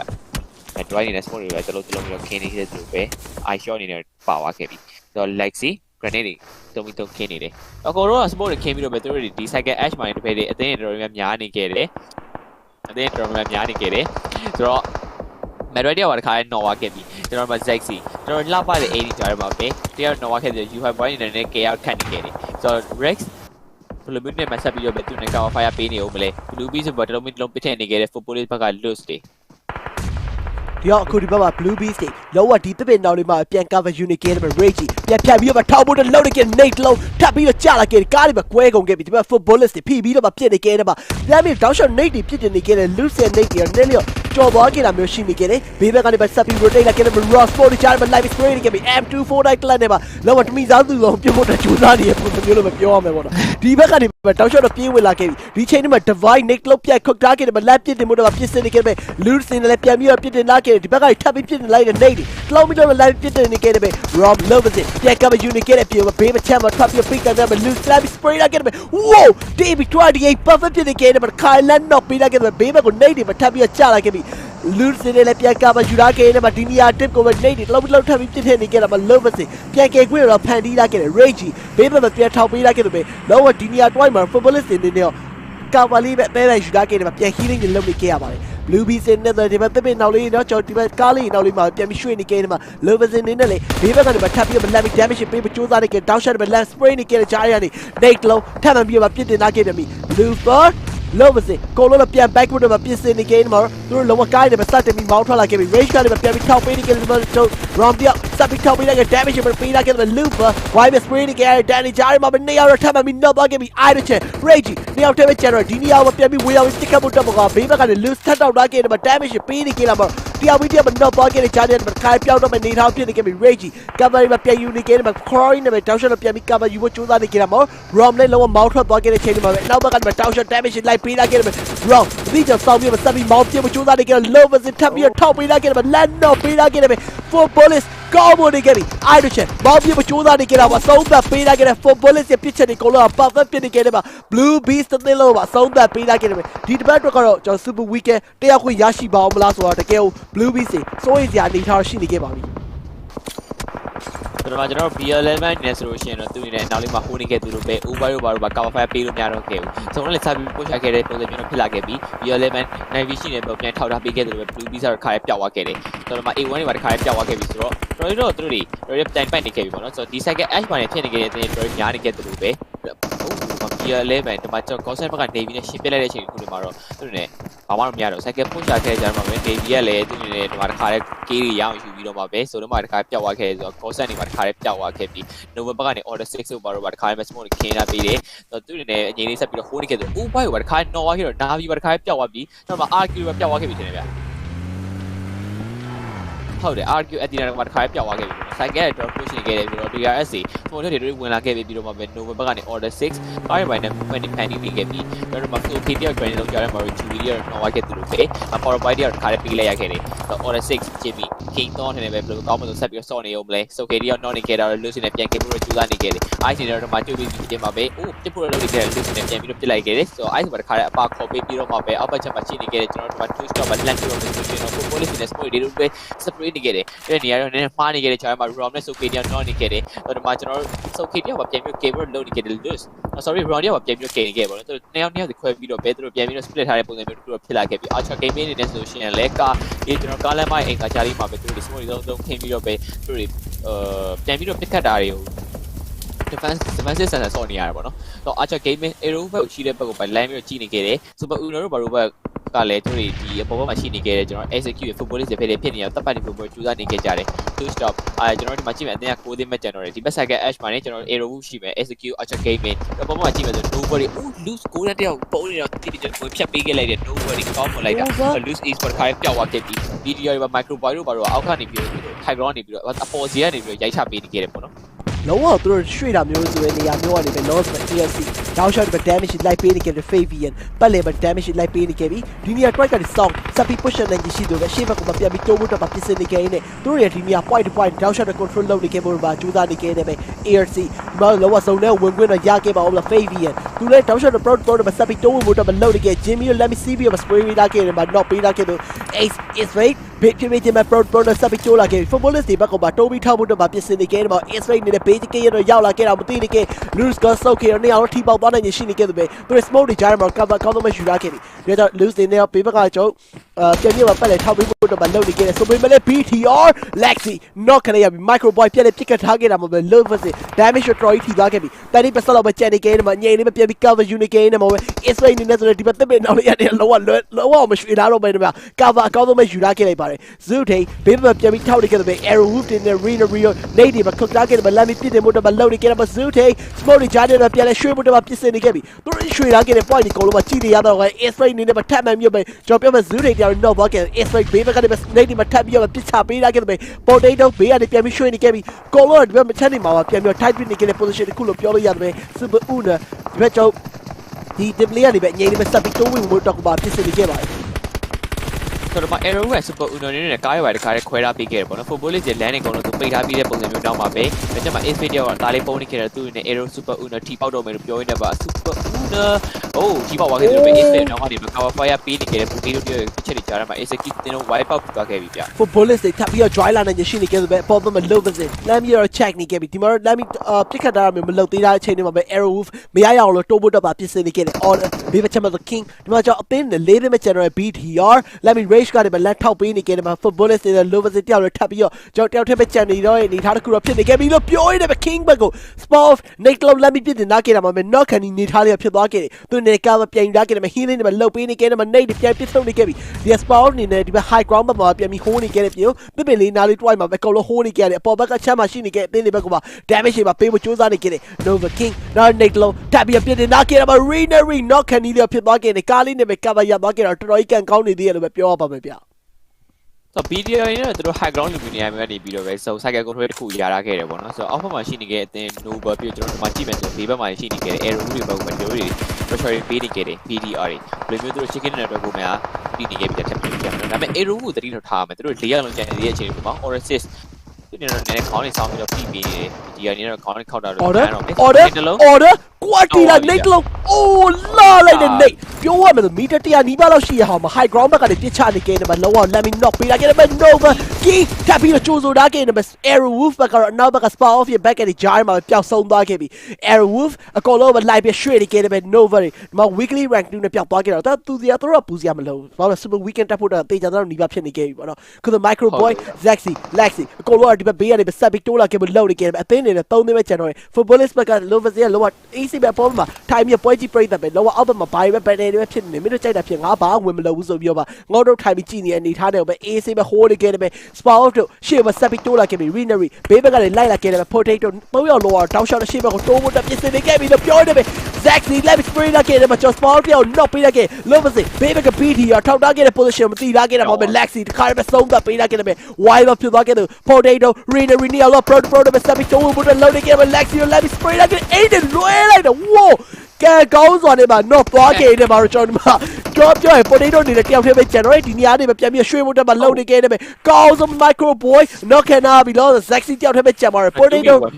ဟုတ်ပါပြီ Renary နှစ်ယောက်လုံးရဲ့ဇုံထဲမှာပါမနေခဲ့တဲ့ကြားထဲမှာ Zaxi နဲ့ 2v1 position ဘယ်လိုမျိုးပြစ်ခဲ့အောင်မလဲ Zaxi ကျွန်တော်တို့ရော cover ပြည့်ကျရလာခဲ့တဲ့ပြေ Nate ဒီမှာထပ်ပြီး cook ထားခဲ့တယ်ဒီ Nate လုံးပြစ်တယ်အောင်မလားလို့ပြောတယ် potato ခုံပြီးတော့ပြေသွားခဲ့တာမလက်ပြီး damage ပေးလာခဲ့တာမှာပဲပြန်ပြီး crate ပုံပြတ်ကမရှိနေခဲ့သေးရဲ့ဒီအချိန်မှာ Zaxiနေနဲ့ဒီကြောက်တုံးတော်လေးရတယ်ပြန်ကပ်ယူရမယ့်ချိန်သားဖြစ်နေခဲ့တဲ့ Zaxi not Nate လို့ထပ်ပြီးပြစ်တင်လာခဲ့ပြီအပေါ်ဘက်ကလည်းပြစ်ချလိုက်တဲ့ Nate quality ကြတော့မလားကတ်သီးလေးရောလွဲသွားခဲ့တယ်ဗျ Zaxi ဘာပဲတနေ့တော့ပြစ်ထည့်ပေးနေခဲ့တဲ့ potato ဘက်ကနေအငြိမ်လေးဟိုးနေခဲ့တဲ့ knock သွားပြီ perfect ဖြစ်နေခဲ့တဲ့ Nate လုံးဝင်မြတ်မနှုတ်ဆက်ထားခဲ့တယ်ပဲအစင်ပြေလားဆိုပြီးတမ်းမြတ်မ knock ပေးလာခဲ့တယ်ပြီဒီဘက်မှာ Renary နောက်ဆုံးတယောက်တည်းပဲကျန်တော့ထပ်ပြီးဘေးကြီးကရဲ့ကိုပါချလာခဲ့တယ်တော့ပွင့်တစ်စက်လေးပဲကျန်တော့နေထားတယ် cover လို့ unit ကြပြီလို့ပြောရင်းနဲ့ပါအပေါ်မှာချောင်း down shot မှာလိုက်ပြီးစစ်နေခဲ့တဲ့ Zaxi โอ้ยညာဘက်နေတူ Zaxi လုံးဝတကယ်ပြောတော့ကျွန်တော်လုံးဝတကယ် move အကောင်းမလုပ်ပြနေခဲ့တော့ Renary goal လိုက်ပြန်ပြတ်ပြစ်ထားခဲ့တယ်ပဲ Zaxi တော်ရထိသွားခဲ့ပြီတော့သွေးတစ်စက်လေးနဲ့ပဲဆုံးသက်သွားခဲ့ 2v1 အလားပါ big it red aliens အကောင်းဆုံးမဖန်တီးသွားခဲ့တယ်ပါ win chicken dinner အကောင်းဆုံးမရယူသွားခဲ့ပါပြီခင်ဗျာ whoa damn ကောင်းလိုက်တဲ့တစ်ချက်တည်းကြည့်ပါမယ်ဟုတ်ကဲ့အားလုံးပဲပြန်လေးကြိုဆိုလိုက်ပါကြောက်အခုကျွန်တော်ဒီမှာလုံးဝကောင်းမွန်နေခဲ့တဲ့ပြစ်ချက်တွေကြားထဲမှာကျွန်တော်winner chicken dinner big red aliens အကောင်းဆုံးပဲဖန်တီးသွားခဲ့နေပါသူတို့ရဲ့ movement တွေပါအကောင်းဆုံးပဲရယူသွားခဲ့ပြီလို့ပဲပြောရမယ်ဗျကြောက်စိတ်မရှိပါနဲ့ကျွန်တော်ရဲ့ irregular line လက်သွားနေတူပါတယ်ကျွန်တော်တို့နေရာကအိမ်ကနေ gas နေရတာမလို့ပါတယောက်နေရာတနေရာနဲ့ gas နေရတာမဟုတ်တဲ့ကြောင့်သူ့ဘက်က line ကြသွားနေတူပါတယ်ဒီတော့အခုဒီမှာကျွန်တော် winner chicken dinner big red aliens အကောင်းဆုံးပဲရယူသွားခဲ့နေပါကျွန်တော်တကယ် chicken dinner အလားပါလေးပဲရသွားခဲ့ပါပြီဒီတော့ကျွန်တော်အခုဆိုရင်ဒါကတော့irregular map ပြီးဆုံးသွားခဲ့တယ်မယ် mirror မှာလည်းတူတူပြလာခဲ့ပါမယ်လုံးဝအကောင်းဆုံး comeback တွေလောက်ပြသွားခဲ့ပြီးတော့ 2v1 အနေထားတစ်ခုပါကျွန်တော် BTR အကောင်းဆုံးပဲရင်ဆိုင်ပြသွားခဲ့တော့ဘလုံးမအောင်ကျွန်တော်ညင်းလို့မရဘူးလို့ပဲပြောပါမယ်ဗျ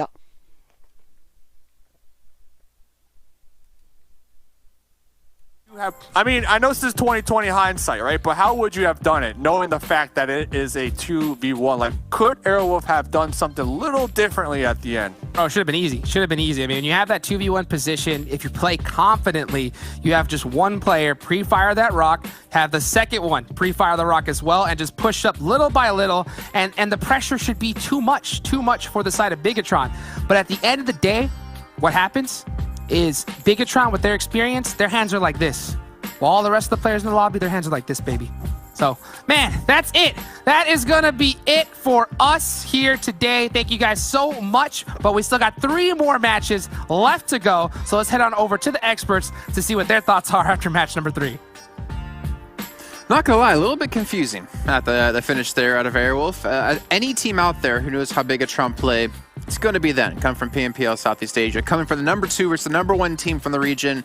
And Airwolf Max, they kind of fluffed it, Max, at the very end. Yeah, like they just hit the nail on the head. Cover fire, have one player push while you're having that cover fire would have been perfect. And D-Man, we were just talking about it before. You mentioned the fact that if you are not pushing and staying behind a crate, you're so easy to nade. And so it's like, well, that's one. Chuck it on over. Easy connection. When it's Zuxi as well, who's just so accurate with his nades. So you just, as soon as you saw him going for the nade, you're like, oh dear. Oh dear, they're not pushing him. They're not pushing him. Like the second he start lining it up, you're just like, uh-oh. You're like, I need to go now. We need to push. And like you say, the suppressing fire was required. But still, it's a great second place for Airwolf. You know, is it enough? Well, they're still going to have to go pretty hard, I feel, to try and chase it down. For Bigetron, that's it. They're in. They're done. I believe they're in like 4th or 5th place already. That will have secured them all the points they needed for today. I mean, we're being a little bit critical now on that potentially little mistake versus Bigetron at the end. But I still want to give huge props, especially how they were pushing from the north, fighting versus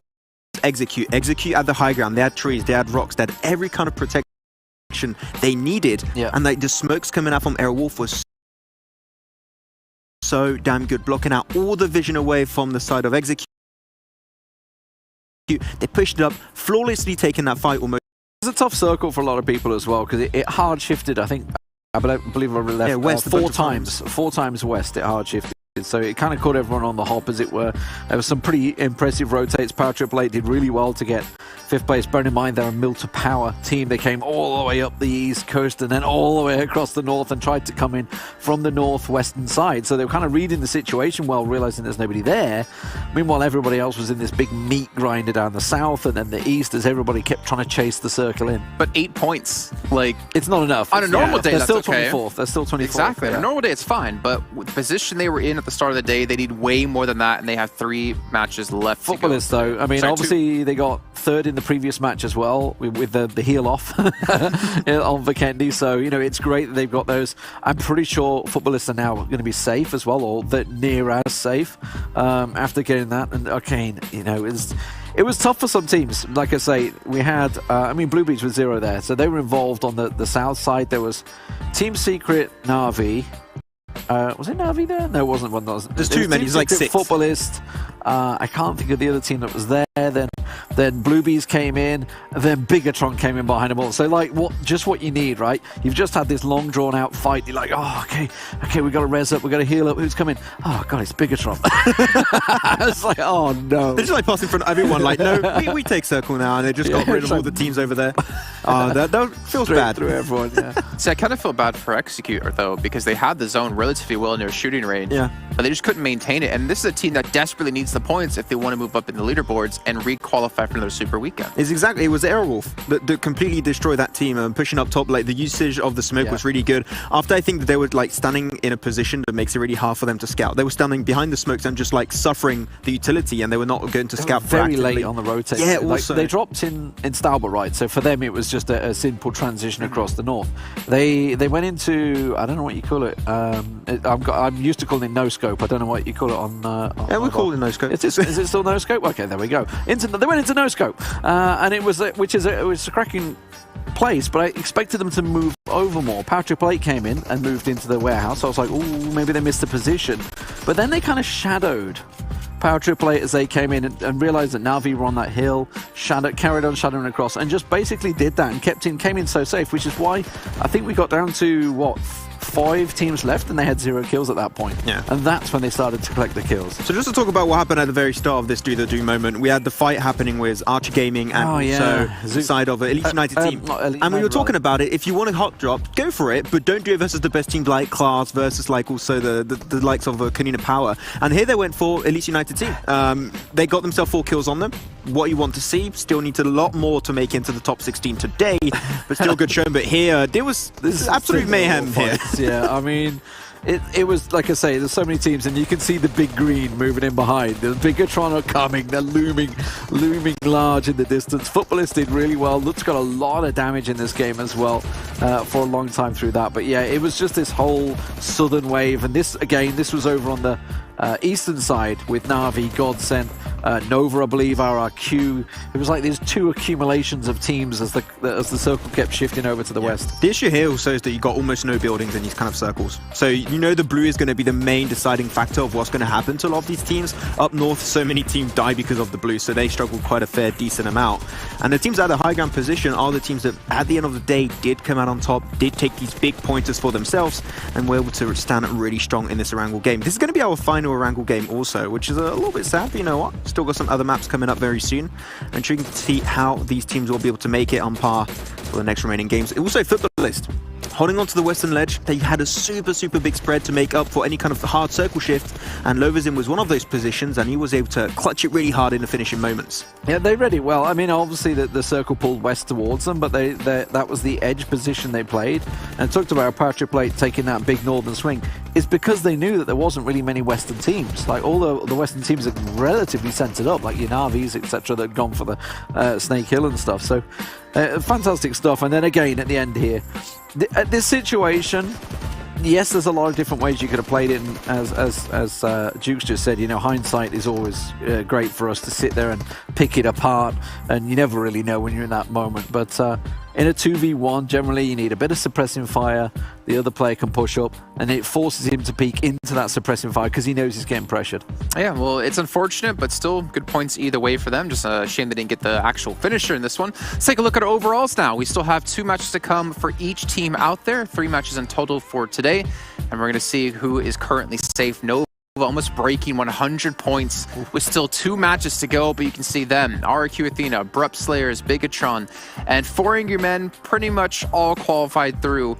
Futbolist now, look at that, up to 6th place. That's a big charge for them with the last 2 games. 51 points, so they're almost over that finish line with the 2 third places in the last 2 matches. It's really launched them up there. They were down there in that bottom sort of scrim along with 4 Angry Men. So I think we're starting to see situation normal on the top of the table. It was such a small gap also between, like, you know, top 8 and also the bottom 8 at the start of the day. The gap is now starting to really rapidly increase, and I think the teams are starting to maybe stress out a decent amount. Kanina Power also, every single game, like especially with Gonzo picking up a few decent points every single game, 51, they're pretty much qualified already. So good showing from once again the EMEA teams. I just wonder, are Nova going to chase down like the best league scoreline, I wonder? I mean, it's not really the time to do it, but you know what? Why not? The Unnamed, 43 points. Okay, here we go. They're coming back into the lobby. Let's see what they can do, because obviously they are one of the potential spoilers, along with Aerolf Limax. 46 points. They're nearly there. And that is also going to upset people. They were on, what, they've got 87 Super Week points. That's it. So they could also get in and chase down Blue Bees' 142 and maybe even more, because Blue Bees, unfortunately, don't look like they're going to make it. Only 2 more games remaining for every single team going into this one. 2 more games and you can try and make it back into the top 16. Godsent, they need to requalify. They need to requalify. They're in the bottom 3 of the top 16 currently in the Super Weekend. And they ended so well. Yes. Like, they are so close. If they are not qualifying here, they are out. They are not going to make it. So they desperately need to get it in. Still so many teams down so many here. teams on the cast. This is going to be a hard one. Execute, Blue Bees, Team Secret, Power Triple 8. Wow. Power Triple 8 need 2 of bangers that have already been there before that are currently not looking like they're going to make it.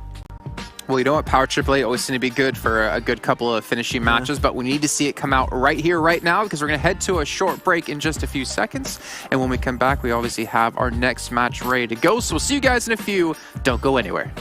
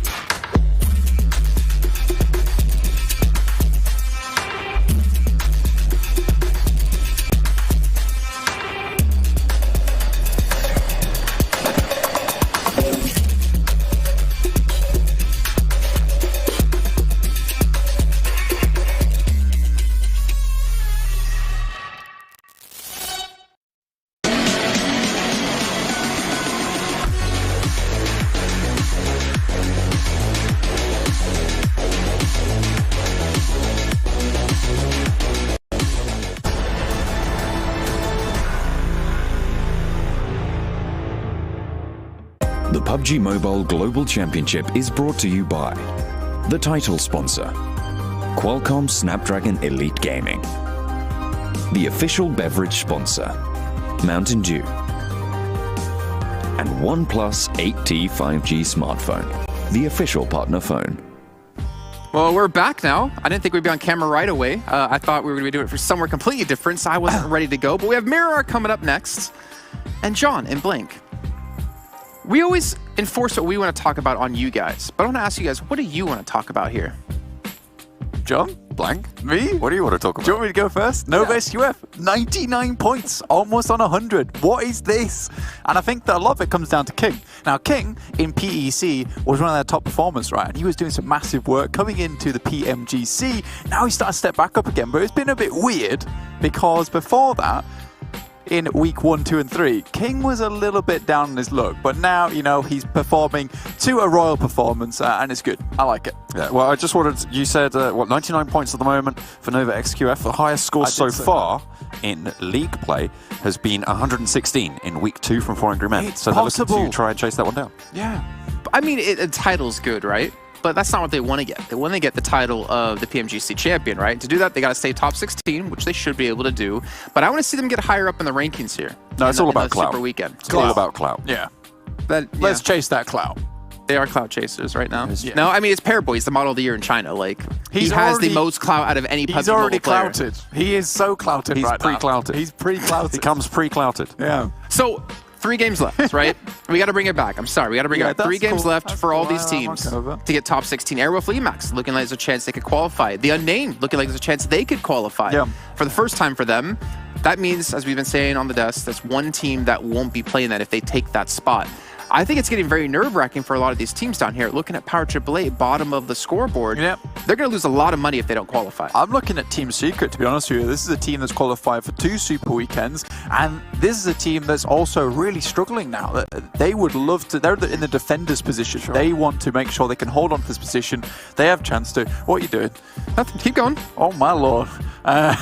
So, Team Secret, they would love to basically get into the next qualification of this final Super Weekend because they're currently on 22 points. They're pretty far down their luck at the moment. All right, well, we're going to have to call security. I'm sad. I had something planned for this, but they swept away too quickly, so take it away. Absolutely. We're going to have to get those big burly men on the door to come and chuck you out, or we're going to take it into Miramar. Let's head on over to the desert.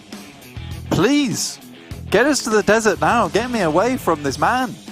who is approaching me like Jojo to Dio.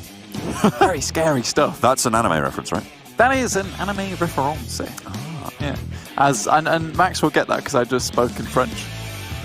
That's true. He'll double get it. Référence to l'anime.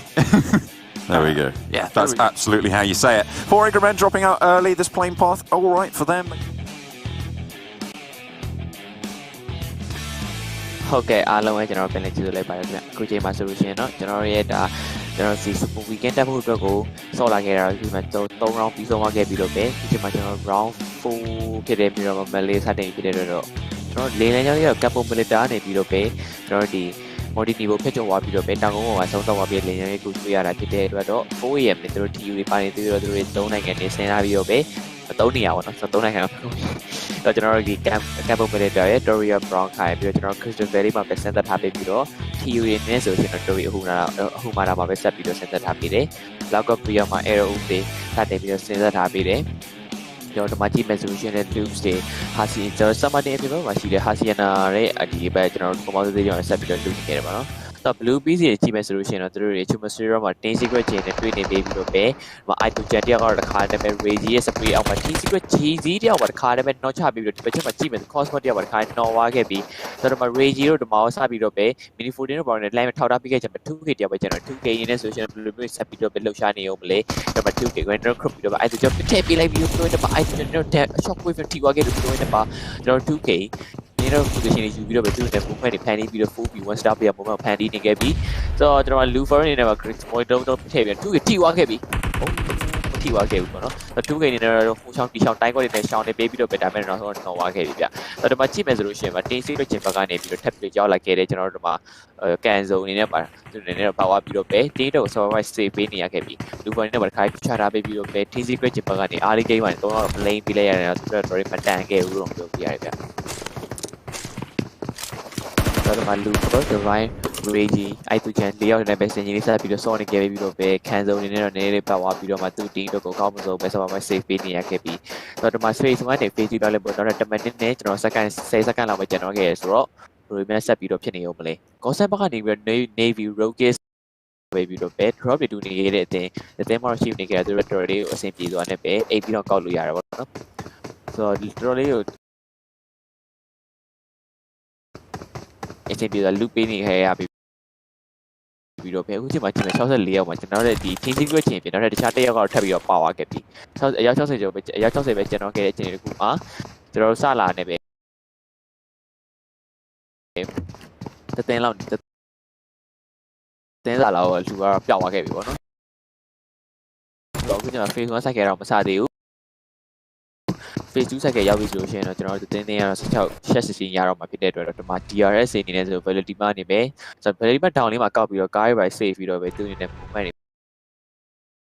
ေဟန်နေပြီးတော့ command ကိုကောင်းရှူရခဲ့တဲ့အချိန်နဲ့ဗျ AJ ဒီမှာတစ်ယောက်တည်းနဲ့ပဲသူတို့တွေဆက်ပြီးတော့ရွှေ့နေခဲ့တဲ့အချိန်မှာမနေ့ကထိဆုံးမှာဦးတည်နေခဲ့တာတော့သူဒီ super weekend တော့ကိုတက်ဖို့ကတော့သူဒီနောက်ဆက်နှစ်ပွဲမဆုံးရင်တော့သူအနေနဲ့ super weekend တက်ရောက်လို့ရတာပေါ့နော်တော့ RQ ပြီးတော့ address layer ကျွန်တော်တို့ဒီမှာကြည့်မယ်ဆို team secret လည်းမရှိဘူးပြီးတော့ကျွန်တော်နောက်တဲ့ချာ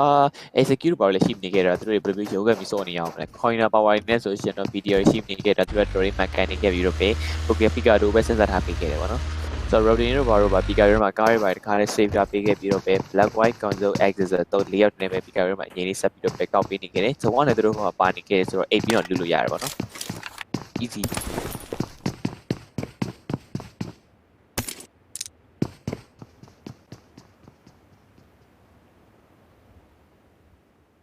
ဆိုတော့မှာဆက်ပြီးတော့ power 88တွေသူတို့တွေဒီဘက် Hasiana လို့နေရာမျိုးကနေပဲဆိုတော့စတင်ပြီးတော့ပဲ Summer တွေဘက်ကို Dado သွားမလားသို့မဟုတ်ဒီဘက်ကျွန်တော်တို့ဒီ Lost Unit အောက်ဘက်ကရှိတဲ့ compound လေးကိုပဲဆက်ပြီးတော့ Dado ဝင်သွားမလားပေါ့နော်ဆိုတော့ကျွန်တော်တို့ရဲ့ land 2 land တော့ရှိနေခဲ့တယ်ဆိုတော့သူတို့ဒီဘက် Summer တွေဘက်ကိုပဲဝင်ပြီးတော့လုံး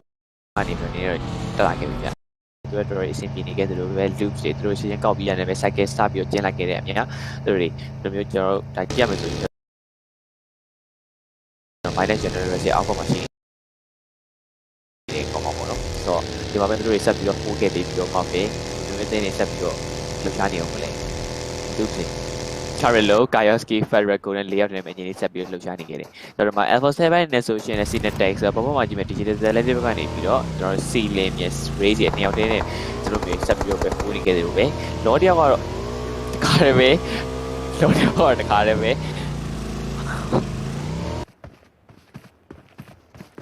ဲလောတယောက်ကတော့နော်နေခဲ့တယ်ကျွန်တော်တို့မှာ Cinetex တို့ပါအပြေးလောက်ကဲဖို့ကြိုးစားနေပေမဲ့လည်း digital lens ဘက်ကနေပြီးတော့ဆိုတော့မဆိုးလက်စီဒီဘက်မှာကျွန်တော်ရွှေ့နေကိန်းနေမှာကျွန်တော်ဒီမှာအခု F7 သူတို့ဒီကျွန်တော်ဒီ night strike ကနေပဲဂုံသားလေးနေပဲစတင်ပြီး movement တွေပါဖန်တီးနေကိန်းအောက်မှာချက်မှာတော့ address layer သူတို့ဒီ overfield လို့ကျွန်တော် brown လေးဒီမှာအဓိကဟိုလာခဲ့တယ် digital tactics ကတော့ power grid ရဲ့ဘေးနားတွိုက်ကိုပဲရောက်ရှိလာခဲ့ပြီးနေပဲကျွန်တော်ပြောမယ်ဆိုဒီမှာ F7 ရဲ့သူဘူရာနဲ့ဒီဘက်ချက်နေရဖွဲပြီးတူတူဘောမျိုးဖွဲဟိုရာလို့ပြောရတယ် Solus အကောင်းဆုံးပဲဒီမှာ land knock ခလိုက်ရဘေးဘက်ကနေ archer game လမ်းမြေမှာ knock ပေးလာခဲ့တဲ့ပြောဆောင်းလို့ထပ်ပြီးမ tag ဖို့တော့ဖြစ်နေခဲ့တယ်ပဲ Silas လမ်းမြေမှာထပ်ပြီးပြချကန်နေခဲ့ပြီပြီးပတ်လေမှာပြေးဖို့တော့ကြိုးစားနေခဲ့တဲ့ပြောဘေးဘက်က lower race စီးပြီးတော့ spray လာခဲ့တယ်မှာ damage ကိုပေးခွင့်တယ်ပဲကြောင့်မလို့ဒါအရပူစရာမလိုဘူးလို့ပဲပြောရမှာပဲဗျအကောလို့ရွှေ့နေရ point ဒီအကောလို့ထပ်ပြီးကြည့်မယ်ဆိုတော့ Archer Gaming ဒီဘက်ကုန်းစားလေးကနေစပ်ပြီးတိုးလာခဲ့ရမလားဟိုဒီနေရာလေးကနေစပ်ပြီးနေပြီးရွှေ့နေခဲ့တယ်မှာ down shot damage မပေးဘူးကြိုးစားနေခဲ့တဲ့ song နေနဲ့လေဒီသူတို့ဒီနား point ကတိုင်းရွှေ့လို့မရဘူးဒီပြသူတို့ချိန်ရမယ့်နေရာ point ကဘယ် point နေဘယ် point နေရှိမလဲဘယ် point နေဘယ် point နေချိန်ရမလဲဆိုတဲ့နေရာလမ်းကြောင်းတွေပဲအဓိကရွေးချယ်နေခဲ့နေမှာကျွန်တော်ဒီမှာ power grid နား point ကနေပဲ loss မှာ digital tactics ပြန်ပြီး back foot ကိုစဉ်းစားလိုက်တဲ့ပုံစံမျိုးရှိနေပါတယ်ဗျမအခုထပ်ပြီးကြည့်မယ်ဆိုရင် digital tactics နေနဲ့တော့တို့ရသလောက်ဒီဘက် position လေးတွေကနေဘယ်နေရာတွေမှာထပ်ပြီးရွှေ့ရမလဲဆိုတော့ဗာလမ်းကြောင်းရွေးချယ်နေခဲ့ ကိုရောင်ပဲငိမ့်နေပဲဟိုးရခဲ့တယ်တအားရွှေ့မှုတော့မရှိဘူးဒီပြင်မှာကျွန်တော် Coin နဲ့ Power Pikachu တဲ့ဝင်လာခဲ့တယ် Pikachu မျိုးတစ်မျိုးလုံးပဲ control လုပ်ထားခဲ့တယ်ဒီပြင်နောက်အောက်ဘက်ကနေဆိုတဲ့ Blue Beast တွေသူ Chuma Sierra ရဲ့ထွက်ခွာလာမယ့်ချိန်ထားတစ်ခုကနေ Team Secret Gen နေနဲ့ Law စမှာကျွန်တော် charge ကိုပဲဒီက control လုပ်ထားခဲ့တယ် Novery ဘေးဘက်ကနေစတင်မျိုးပဲကျွန်တော်တောင်းတဲ့တစ်ခုလုံးကိုပဲ control လုပ်ထားလို့ပဲထပ်ပြီးပြောပါမယ်ဗျဟုတ်တယ်ဗျအာရှာဂိမ်းဘက်ကနေပြီးတော့ internet ဆိုဘာလို့ဘာတခါတည်းနဲ့သူတို့ဒီဘက် tip လေးမှာ easy လေးဟိုနေခဲ့တယ်ဆိုတော့ဒီမှာ Avian တို့ဘာလို့ဘာတို့ modern ဘောကနေပဲသူတို့ high ground ဘက်ကိုယူလာခဲ့တယ်ပေါ့နော်ဆိုတော့ loose ဘက်ကနေပြီးတော့ coin နဲ့ power access တယောက်တစ်ခါတော့ချထားပေးပြီးတော့မှသူတို့ဘယ်လိုနောက်ထောက်နေအောင်လဲထပ်ပြီးတော့ကြည့်အောင်မယ်ဆိုတော့ဒီမှာ live weekly ranking မှာတော့အကုန်လုံးဒါတော့ထိဆုံးမှရှိနေတဲ့ first page ကတော့ကျွန်တော်ရဲ့16တင်းလုံးက2 weekend တက်မှာဖြစ်ပြီးတော့ပဲကျွန်တော်တို့ရဲ့ second page ဖြစ်တဲ့17to 24ကတော့ကျွန်တော်တို့ဒီ super weekend တက်ရောက်လို့ရမှာပေါ့ပေါ့နော်တော့အချက် gaming နဲ့ digital talent တွေရှိနေခဲ့နေအောင်လှမ်းပြီးတော့ပဲထောက်ထားပေးခဲ့တယ်။ကျွန်တော် Cruise ဘက်ကနေ Kaios Skill ရောက်ပါတခါတော့ထားပေးခဲ့သလိုပဲကျွန်တော်ဒီမှာကျွန်တော်တို့ Federal ကိုလည်းတယောက်ပဲကျန်တော့တယ်။ Coin power ရတော့ဒီ Pikachu တွေမှာအရင်လေးဆက်ပြီးတော့ဟိုနေခဲ့တယ်။ဆိုတော့ Lucy High ဘက်ကနေပဲဆက်ပြီးတော့ပဲလေးမျိုး sorry ပေးနေခဲ့ဒါတော့တော်တော်လေးမှန်ကန်နေခဲ့ပါတော့။ဆိုတော့ဒီမှာ access တယောက် non နေခဲ့တယ် console ရ road နဲ့ black white တော့အောက်ထဲနဲ့သူတို့တွေဘယ်လိုမျိုးဆက်ပြီးတော့လှုပ်ရှားနေအောင်မလဲ access တော့သူပြန်ကယ်ပြီးသွားခဲ့ပြီဗျ။ console ကနေပဲ smoke ခင်းထားပြီးတော့ပြန်ကယ်လိုက်ခဲ့တာတော့သူတို့တော်တော်လေးကောင်းပါခဲ့ပြီ၄ယောက်လုံးပြန်ဆုံသွားခဲ့တော့ fire power များနေခဲ့သလိုကျွန်တော် loop တွေကတော့ဒီပတောင်ကုန်းကနေပဲဆင်းလာမှာဖြစ်တဲ့အတွက်တော့ဘယ်လိုပြန်ဆက်ပြီးတော့ပေးဖြစ်နေအောင်လဲဆိုကြည့်အောင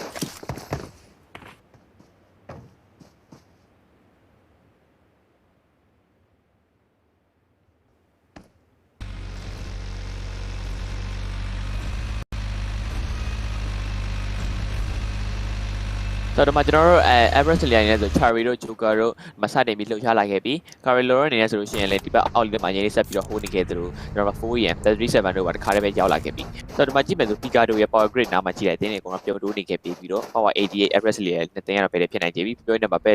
Power 88 Everest ရဲ့ရှေ့ဘက်တွေပြေးဝင်သွားခဲ့ပြီး Point နဲ့ Power လေး Power 2 ထောက်ပြီးနေခဲ့တဲ့သူတို့တော်တော့တိုင်ပတ်နေခဲ့ပေါ့နော်ဆိုတော့ဒီမှာ37နဲ့ဆိုရှင်တော့ digital talent တွေဘက်ကစီလင်ရှိတဲ့ဘက်ကိုပါလှမ်းပြီးတော့ spray နေခဲ့တယ်စီလင်နဲ့သူရော pink လေးပဲကျွန်တော်ခဲ့တာသူနဲ့ display မှာကာဝပြန်ယူပြီးတော့မှသူတို့ပြန်စီးပေးနေရတယ်ဗျအခုဒီမှာကျွန်တော်58ရောက်တောင်ကျန်သေးရဆိုတော့ကျွန်တော်တို့ဒီ phase 2 cycle နေပြီးတော့ phase 3ရောက်ခံနေတော့ကျွန်တော်တို့18 second လောက်ပဲလိုတော့တယ်ဆိုတော့ဒီ13မိနစ်လောက်ကြာလို့ရှိရင်တော့ phase 3မြန်မှာဖြစ်တော့ဒီ phase 3ရောက်ပြီဆိုလို့ရှိရင်တော့နေရတော့လုံးဝပြောက်ခွဲတော့ဖြစ်တဲ့အတွက်တော့ ceiling စကုရှိပါလေတွေပဲ spray ဖို့ကြံစီနေရတော့မှအပေါ်က37ပြတ်ထောက်ထားပေးတယ် cover fire တွေက cover fire တွေကြည့်မယ်ဆိုလို့ရှိရင်တော့အသင်းတိုင်း တော်တော်မှတ်ကန်နေခဲ့ပြီးတော့ပဲသူတို့ position တွေအကုန်လုံးကတော့သူတို့ rule တိုင်းပဲပြောစရာမလိုအောင်အင်္ဂလိပ်တိုင်းထောက်ပြစရာမလိုအောင်ပဲအကုန်လုံးလုပ်ပြနေခဲ့တယ်ဗျဆို Everest လေးကြည့်မယ်ဆိုလို့ရှိရင်လည်းသူတို့တွေ power 88တွေတူဘက်တွေဝင်လာခဲ့တာနည်းနည်းဒီထားမြည့်နောက်ပိုင်းမှာပဲသူတို့တွေနည်းနည်းလေးပြောင်းရွှေ့လာခဲ့ပြီး power 88နဲ့ဆိုလို့ရှိရင်တော့ဘက်ချက်မှာဘယ်လိုမျိုးဆက်ပြီးတော့ pressure ထပ်ပေးနေအောင်မလဲ phase 3ရောက်ပြီဆိုရှင်တော့ဘယ်လိုမျိုးညထပ်ပြီးတော့ပြောင်းလဲနေအောင်မလဲဆိုတာကြည့်အောင်ဗျခုဒီမှာဆိုရင်လည်းကျွန်တော်တို့ဘက်မှာ power 88သူတို့ဒီကျွန်တော်ဒီနားတစ်ဝိုက်ကိုပဲအဓိကကန်ထားခဲ့တယ်ထုံးစံတယ်ပဲအများသောအားဖြင့်ဒီမှာ team တွေကိုလုံးကြည့်တိုင်းထူးထူးသဘောမျိုးတွေအများသောအားဖြင့်ခွဲပြီးတော့ဟိုးနေခဲ့တဲ့ point တွေတွေ့နေခဲ့ရတဲ့ပဲဒီနေရာတစ်ဝိုက်ကနေပဲဆက်ပြီးရွှေ့လာမယ့် point တွေဘယ်နေရာရှိနေခဲ့အောင်မလဲဆိုတာပါထပ်ပြီးကြည့်ရမယ်ပြီးတော့လမ်းကြောင်းတွေအကုန်လုံးကလေဒီပြောရင်တော့လိုအပ်တဲ့လောက် position လေးတွေပဲရွှေ့ဖို့အတွက်ပဲရှိရပါတော့ဘာလို့လဲအဓိကဇုံရဲ့ miss set တဲ့သဘောမျိုးတွေဇုံရဲ့ second တနေရာတွေပြီးတော့အကုန်လုံးပိုင်ဆိုင်ထားခဲ့တဲ့သူတို့ point တွေအကုန်လုံးကတော့လုံလဲနေခဲ့တဲ့ပြင်ကိုသူတို့ရွှေ့ဖို့အတွက်ကလည်းတအားကြီးလှုပ်ရှားမလိုတဲ့အတွက်ကြောင့်မလို့ risk ကိုတားယူရမလို့ဒီပြုံးမှာကျွန်တော်တို့ဘက်မှာ Everest Layer သူတို့ဒီဘက်အောက်ဘက်ကိုမောက်ဘက်ချမ်းနေမှာပါအငိမ့်လေးပဲဟိုးနေခင်းနေမှာအပေါ်ဘက်ချမ်းနေမှာလမ်းပြီးပြစ်ခတ်ဖို့အတွက်ကိုပဲအငိမ့်လေးတွေပဲလိုက်ပြီးထောက်နေခဲ့တယ်ပဲပြောရပါမယ်ဗျဆို Everest Layer အနေနဲ့ဒီဘက်အောက်ဘက်ချမ်းမှာဆက်ပြီးတော့ဟိုးနေခဲ့တယ် phase 3ရောက်ပြီဆိုလို့ရှိရင်သူတို့ဘယ်လိုမျိုးနေမှာဆက်ပြီးတော့သူတို့ပြောင်းလဲနေအောင်လဲထပ်ပြီးတော့ကျင်းမှာဖြစ်တဲ့အတွက်တော့ power 88တွေသူတို့ရွှေ့တဲ့နေရာမှာထပ်ပြီးတော့ပြောင်းလဲနေခဲ့ပြီး Asha Gaming အနေနဲ့ဆိုလို့ရှိရင်လည်း Fabian Indonesia Institute အနေနဲ့လည်းဟိုဘက်တောင်ကုန်းမှာပဲဆက်ပြီးတော့ဟိုးနေခဲ့တယ် Senior Tech 0ဘာလို့တခါပဲ line မှာထောက်ပေးနေခဲ့သူတို့ပဲ Asha Gaming တွေဘယ်လိုမျိုးနေရာမှာသူတို့တွေ position တင်ယူနေမလဲပေါ့နော်ဆိုတော့တခုချိန်မှာတို့တွေဒီ team case ကတော့ဒီ 1kc ရရှိလာခဲ့တယ် Lordia ကတော့တခါတည်းပါသွားခဲ့တယ်ဆိုတော့ Swan Queen ရဲ့ video 2k Senior Tech ခုနကကျွန်တော်ကြည့်မယ်ဆိုရင် Lordia ကတော့ကယ်လို့မရတော့ခဲ့ဘူး Swan Queen ရဲ့ video 2k Senior Tech ရဲ့3အောက်ထက်နဲ့ပဲတို့တွေဒီတပွဲလုံးဆက်ပြီးတော့ကြော်ပြမှာဖြစ်တဲ့အတွက်တော့ဘယ်လိုပဲဆက်ပြီးတော့ပဲတို့တွေ survival save နေအောင်မလဲ Loop တွေပါတခါတည်းပဲတို့တောင်ကုန်းမှာနေဆင်းလာခဲ့ပြီး Pikachu ကနေပဲတို့တွေစပြီးဆင်းလာခဲ့တယ်ဆိုတော့ကြည့်မယ်ဆိုလို့ရှိရင်လည်းကျွန်တော်တို့ Loop တွေပြန်ပြီးတော့4ယောက်ပြန်ခဲ့ပြီးတော့2 split ပြီးတော့ပဲ2ယောက်ကတောင်ကုန်းမှာ cover fight ထောက်ထားပြီးခဲ့တယ်2ယောက်ကတော့အရင်ဆုံးဆင်းသွားပြီးတော့ corner power ပဲတို့ဝင်လာခဲ့ပြီး miss cycle ကြည့်မယ်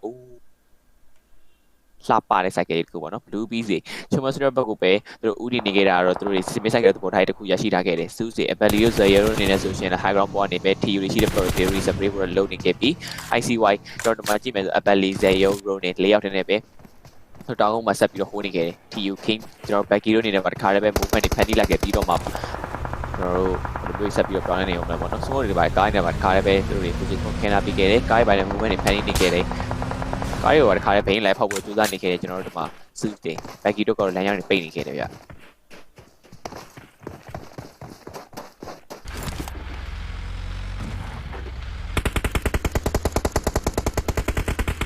Zeus ဘက်ကနေပြီးတော့ Ronin တို့ဘာလို့ကားရပိုင်းတစ်ခါတည်းပဲ movement တွေဖန်တီးလာခဲ့ပြီးကျွန်တော် phase 3 second နေပြီးတော့ phase 4ရောက်ဖို့နောက်တဲ့5 second ပဲလိုတဲ့အချိန်တစ်ခုတွေမှာသူတို့မီတာ1500ကျော်ကွာဝေးတဲ့အချိန်တစ်ခုသူတို့ပြောင်းရွှေ့အောင်ဖြစ်တဲ့အတွက် Becky တို့ကလမ်းပေါက်တွေပိတ်နေခဲ့တယ်သူတို့အနေနဲ့ဘယ်လိုမျိုးကောင်းတာထောက်ပြီးတော့ပဲသူတို့ဘယ်လိုမျိုးဆက်ပြီးတော့လှုပ်ရှားနေအောင်လဲထပ်ပြီးတော့ကြည့်ရမယ်ကျွန်တော်တို့ F7 လည်းတစ်ခါတည်းပဲ call sign ဘက်ကနေ rocket တက်လာခဲ့တော့ video 2 cover fire နဲ့ပြန်ပြီးတော့မှနောက်ချထားခဲ့လို့ 2 ပါဒီပက်ချန်နေပြီး video 2ကိုလမ်းပြီးတော့ပြတ်ခတ်နေခဲ့တယ်ဆိုတော့ great molly ထည့်ပြီးလိုက်တယ်ဒါပေမဲ့တော့ရှိနေဦးမလားဆိုတော့ထပ်ပြီးတော့ကြည့်ရမယ်ဆိုတော့ကျွန်တော်တို့က video 2ကိုတော့ around တော့ prepare ပေးနေခဲ့တယ်2ကတစ်ခါတည်းကားတွေပဲဖောင်းဖို့ကြိုးစားနေခဲ့တယ်အောက်ဘက်ကနေပြီးတော့နောက်နေခဲ့တော့နောက်ကနေ F7 နဲ့ video 2ကိုတစ်ထည့်ရောက်လာခဲ့တယ် Zuku ကနောက်ထားပြီးတော့ mosquito taxer နဲ့ cover fire ပြန်ထောက်ပေးနေခဲ့တယ်ဗျတော့ဆောင်ကြတဲ့ not နေခဲ့တာဟိုစပြီးတော့ဒီ taxer နဲ့တောင်းဖို့နေပဲသူနေပြီးဆိုပြန်ပေးနေခဲ့တာမှာ Navy ကိုပြန်ထောက်ပေးနေခဲ့တယ်ဟိုကနေကြည့်မယ်ဆိုလို့ရှိရင်တော့ကျွန်တော်တို့ brief ရဲ့ Navy ရဲ့2ယောက်ဒါကြည့်မယ်ဆိုရင် taxer 2K ရဲ့2ယောက်ပေါ့နော်တော့ဒီမှာတော့ဆောင်ကြတဲ့ပြန် KB ဝတ်ခဲ့ပြီဆိုတော့ဒီမှာကျွန်တော်တို့ 3v2 position ကိုဖြတ်သွားခဲ့ပြီးတော့ Zuku ကြောက်ပါတစ်ခါတည်းပါခေါ်လာပြီးတော့ rocket ဆိုတော့ပြန်ဖြတ်ပြီးတော့လုံနေခဲ့တယ်ပြီးတော့ 2K volley ပဲတစ်ခါပြစ်ထည့်လာပြီးခဲ့ပြီးတော့မှပဲအောက်ဘက်မှာရှိနေခဲ့တယ်ကျွန်တော်တို့ constant ဘက်ကနေပြီးတော့ blue server point save ပြီးတော့ပဲ blue position ကိုမှဆက်ပြီးယူနေအောင်လည်းထပ်ပြီးတော့ကြည့်ရမယ် rocket ဆိုတော့ကားရိုက်ခွဲပြီးတော့ပဲကပါခေါ်ပြီးတော့ကြိုးစားနေခဲ့ပြီပေါ့နော်တော့ Navy တို့ဘာလို့ပါတယ်ဒီခါလည်းပဲဒီမှာ video 2K တို့ဖြစ်ချတာခံပြီးရတဲ့နောက်ပိုင်းမှာတော့ reverse ခါလည်းပါသွားခဲ့ပြီပေါ့နော်သူတို့နည်းနည်းလမ်းကြောင်းမှားသွားတဲ့အချိန်တစ်ခုမှာ arrow တွေကို P2 သွားခဲ့တော့သူတို့အဆင်မပြေဖြစ်သွားခဲ့တယ် Hazelnut ကားရဖြစ်ချလာပြီးတော့ Constant ဘက်ကနေ Navy တယောက်ပဲကြံခဲ့တော့တယ် Navy ကားရပါဒီခါလည်းပြန်ပြီးတော့ arena free spray နေတယ် Navy oh my god ဒီလိုတွေပဲသူနေ spray နေခဲ့တာတော့ Renary အတွက်ကတော့အင်းလွှဲချော်နေခဲ့တယ်ပေါ့နော်ဆိုတော့ဒီမှာ Navy အနေနဲ့တော့သူနေတဲ့ဇာတ်တွေပဲဒီပြေးနေရခဲ့တယ်ခါလည်းပဲ survivor safe ကိုလုံးနေခဲ့လို့ပြောရတဲ့မှာအပေါ်ကနေပြီးတော့ကျွန်တော်ရောက်လာခဲ့တဲ့ potato ကပြန်ပြီးတော့ကောင်းတာထောက်ပေးနေခဲ့တဲ့ Navy ခေါင်းတွေပဲမှန်မှန်ဝါခဲ့တယ်သူနဲ့တော့ဒီတော့နည်းနည်းချုပ်နေခဲ့တယ်ကန်ပဲကောင်းနေခဲ့တော့ဒီမှာကြည့်မယ်ဆိုရင် Alpha 7မှာပဲ Zeus ရှိတဲ့ဘက်ကဒီလိုပြေးဝင်ပြီးတော့ Zeus ဘက်က Ronin တယောက် knock ပြီးတော့ပဲဖျက်ချလိုက်ခဲ့ပြီးရှေ့မှာဆောင်းနေတဲ့ digital athletic တွေ second ash မှာပဲဆက်ပြီးတော့စောင့်နေခဲ့သလိုပဲဒါမှ senior taxer တို့ဘာလို့ဒီ back smoke ထဲမှာဆက်ပြီးတော့နေခဲ့သေးတယ်ဆိုတော့ senior taxer တို့ဒီမှာဒီနေ့ဆက်ပြီးတော့ငြိမ်နေဖို့ပြီးအဆင်ပြေပေါ့နော်digital athletic တွေကစီးပြီးတော့တစ်သင်းလုံးကတော့ဒီဘက် cycle ထဲဝင်မှာဖြစ်တဲ့အတွက်တော့ Alpha 7တော့ကတော့အခြေအနေကောင်းနေခဲ့တယ် senior taxer view 2K နှစ်ယောက်ထက်နဲ့ပဲငြိမ်လေးပဲသူတို့ကို smoke တွေခင်းလာပြီးခဲ့တယ်ဆောင်းကတော့ K လို့မရတော့ခဲ့ဘူးခါလည်းပါသွားခဲ့တဲ့အချိန်မျိုးဖြစ်သွားခဲ့ပြီဆိုတော့ IC1 ပဲတွေ spray နေခဲ့တာချက်ပဲဘူး come on ဆိုတော့ IC1 နေတော့သူရဲ့ story နေနေခဲ့ဆိုတော့ဒီမှာဒါမဲ့ display တစ်ခု position ရသွားခဲ့တယ်သူနဲ့သူတွေပဲပြန်ဖြည့်ဖို့တော့အခြေအနေပြန်ကောင်းသွားခဲ့တယ်ပေါ့နော်ဆိုတော့ Ronin တော့ဘာဆက်ဆုံးမြန်မာ Alpha 7ဒီတိုက်တာနဲ့ Ronin တော့ပြီးလိုက်ရခဲ့ဆိုတော့ Alpha 7နှစ်ယောက်ထက်နဲ့ပဲသူနေတဲ့ position တွေပြောင်းပြီးတော့ပဲ movement တွေဖန်တီးနေခဲ့ပြီဗ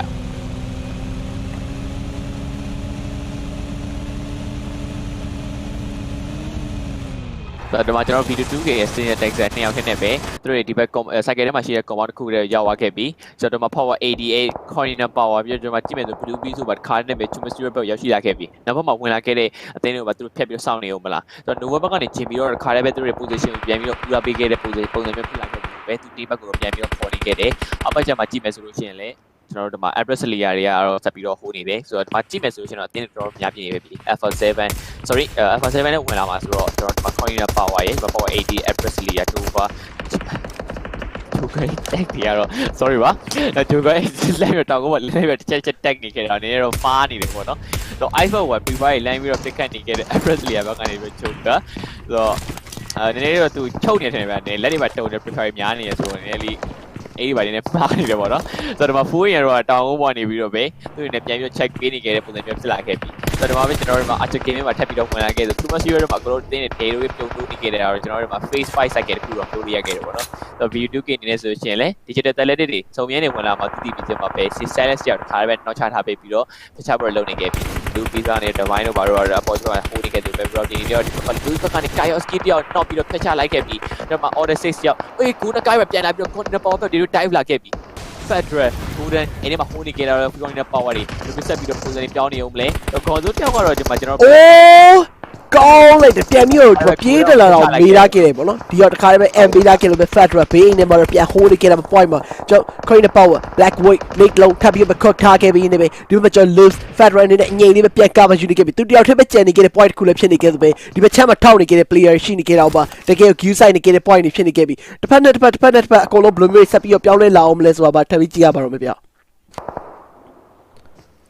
ဒီမှာကျွန်တော် Digital Athletics High Ground ပုံစံမျိုးပြေးတက်မယ်ဒီပြမစုံကျင်းလာခဲ့တဲ့ point ရလဲ Chumacera ကြီးပဲလောက Mr. K တီးတန်ယူကျင်းမိလာခဲ့တဲ့ပုံစံမျိုးဖြစ်နေခဲ့တာမှာ Air Wolf တွေဆက်ပြီးပြေးတက်လာတဲ့ရှိနေခဲ့ Digital Athletics ကိုအရှိဘက်ကလည်းပိတ်ပြီးတော့ထောက်ထားခဲ့နေမှာ Salin Gentleman Silas နေရာလုံးအရှိဘက်ကလည်းဆက်ပြီးတော့တိုးဖို့တော့မပြစ်စင်နေခဲ့သူပဲသူတို့ရဲ့ဒီဘက် low ground ပုံစံမျိုးဖြစ်နေခဲ့တဲ့ back channel နေ Air Wolf အပေါ်ကနေ damage ပေးနေရှိနေတယ်ပြောရင်းနဲ့ spot တယောက်ကို let me not ပေးခဲ့တဲ့ potato down shot နဲ့ spray လိုက်ခဲ့နေပဲတယောက်ကို spray ရလွဲရောခဲ့တဲ့ spray ကြမှာနောက်တစ်ယောက်ကိုပြန်ပြီး transfer လိုက်တယ်မှာ headshot ကြီး bomb me not ခဲ့တာမှာတော့နည်းနည်းလေးတော့ဒါတော့ပြောရင်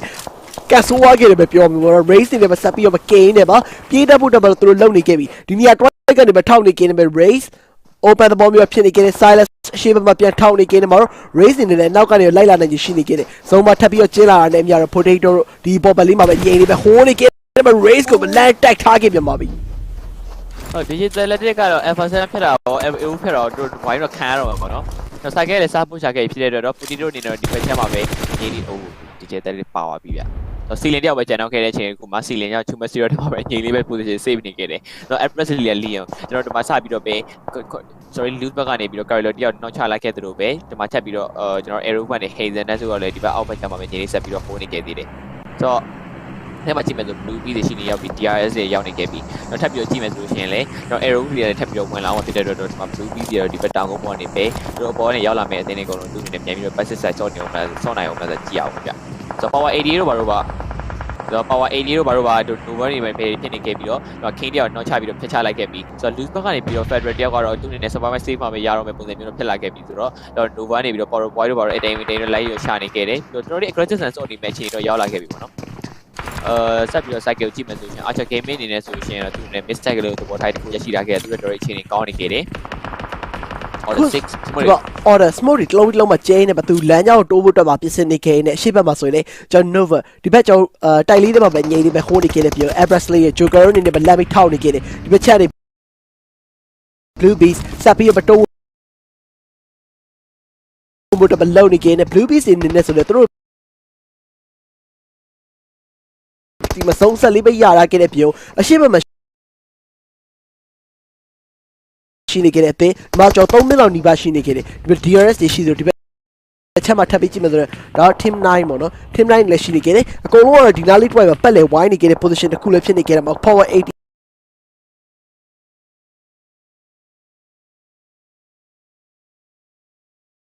ဘယ်တော့မှကျွန်တော် spot off ချက်လုပ်နေခဲ့ပြီအိုးတလုံးကွာတီပဲလာလိုက်တယ်နေပါဖန်နေ ICY nice နေလို့ပဲပြောရမယ်နေထားတစ်ခုနဲ့ Arrow Wolf Limas တခါပဲ wipe out ဖြစ်သွားခဲ့ပါပြီ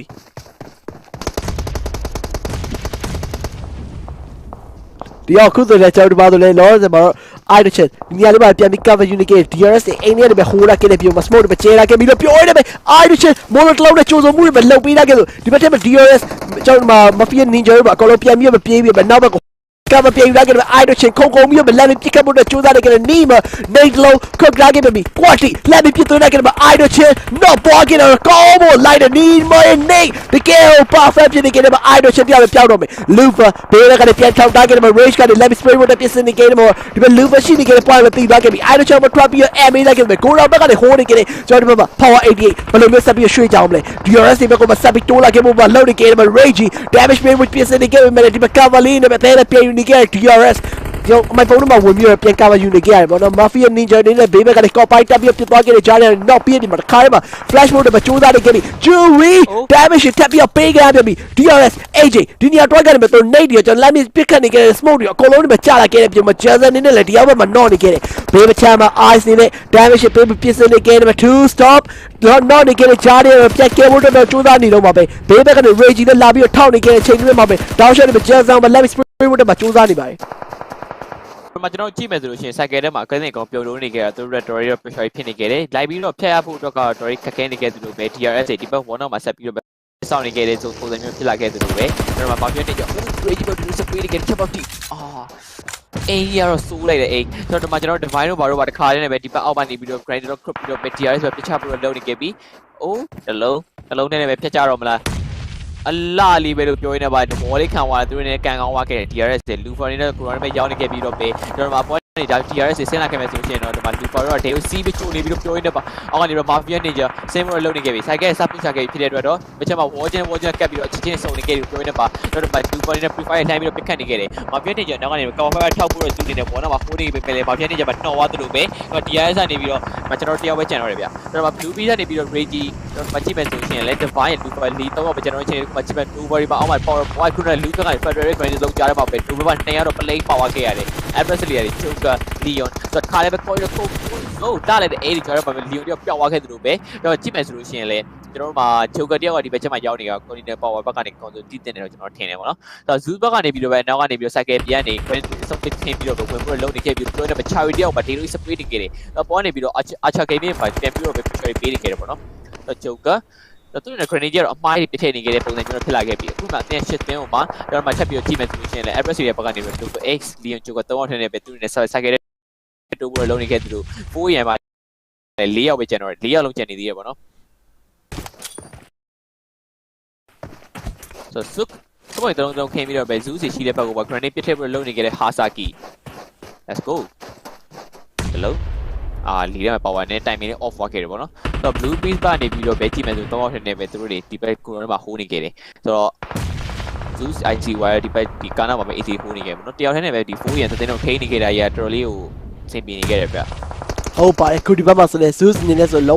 နေခဲ့တဲ့ပြော Hasaki တောက်ရှော့တဲ့ smoke တွေကြားမှာလိုက်ပြီးတော့ tag နေခဲ့တယ်ပဲ IC boy လမ်းပြီးတွေ့သွားတဲ့ရှိရပြောတဲ့ smoke တွေကြားတွေကိုပြန်လဲ spray ရခဲ့တယ်ပဲ IC boy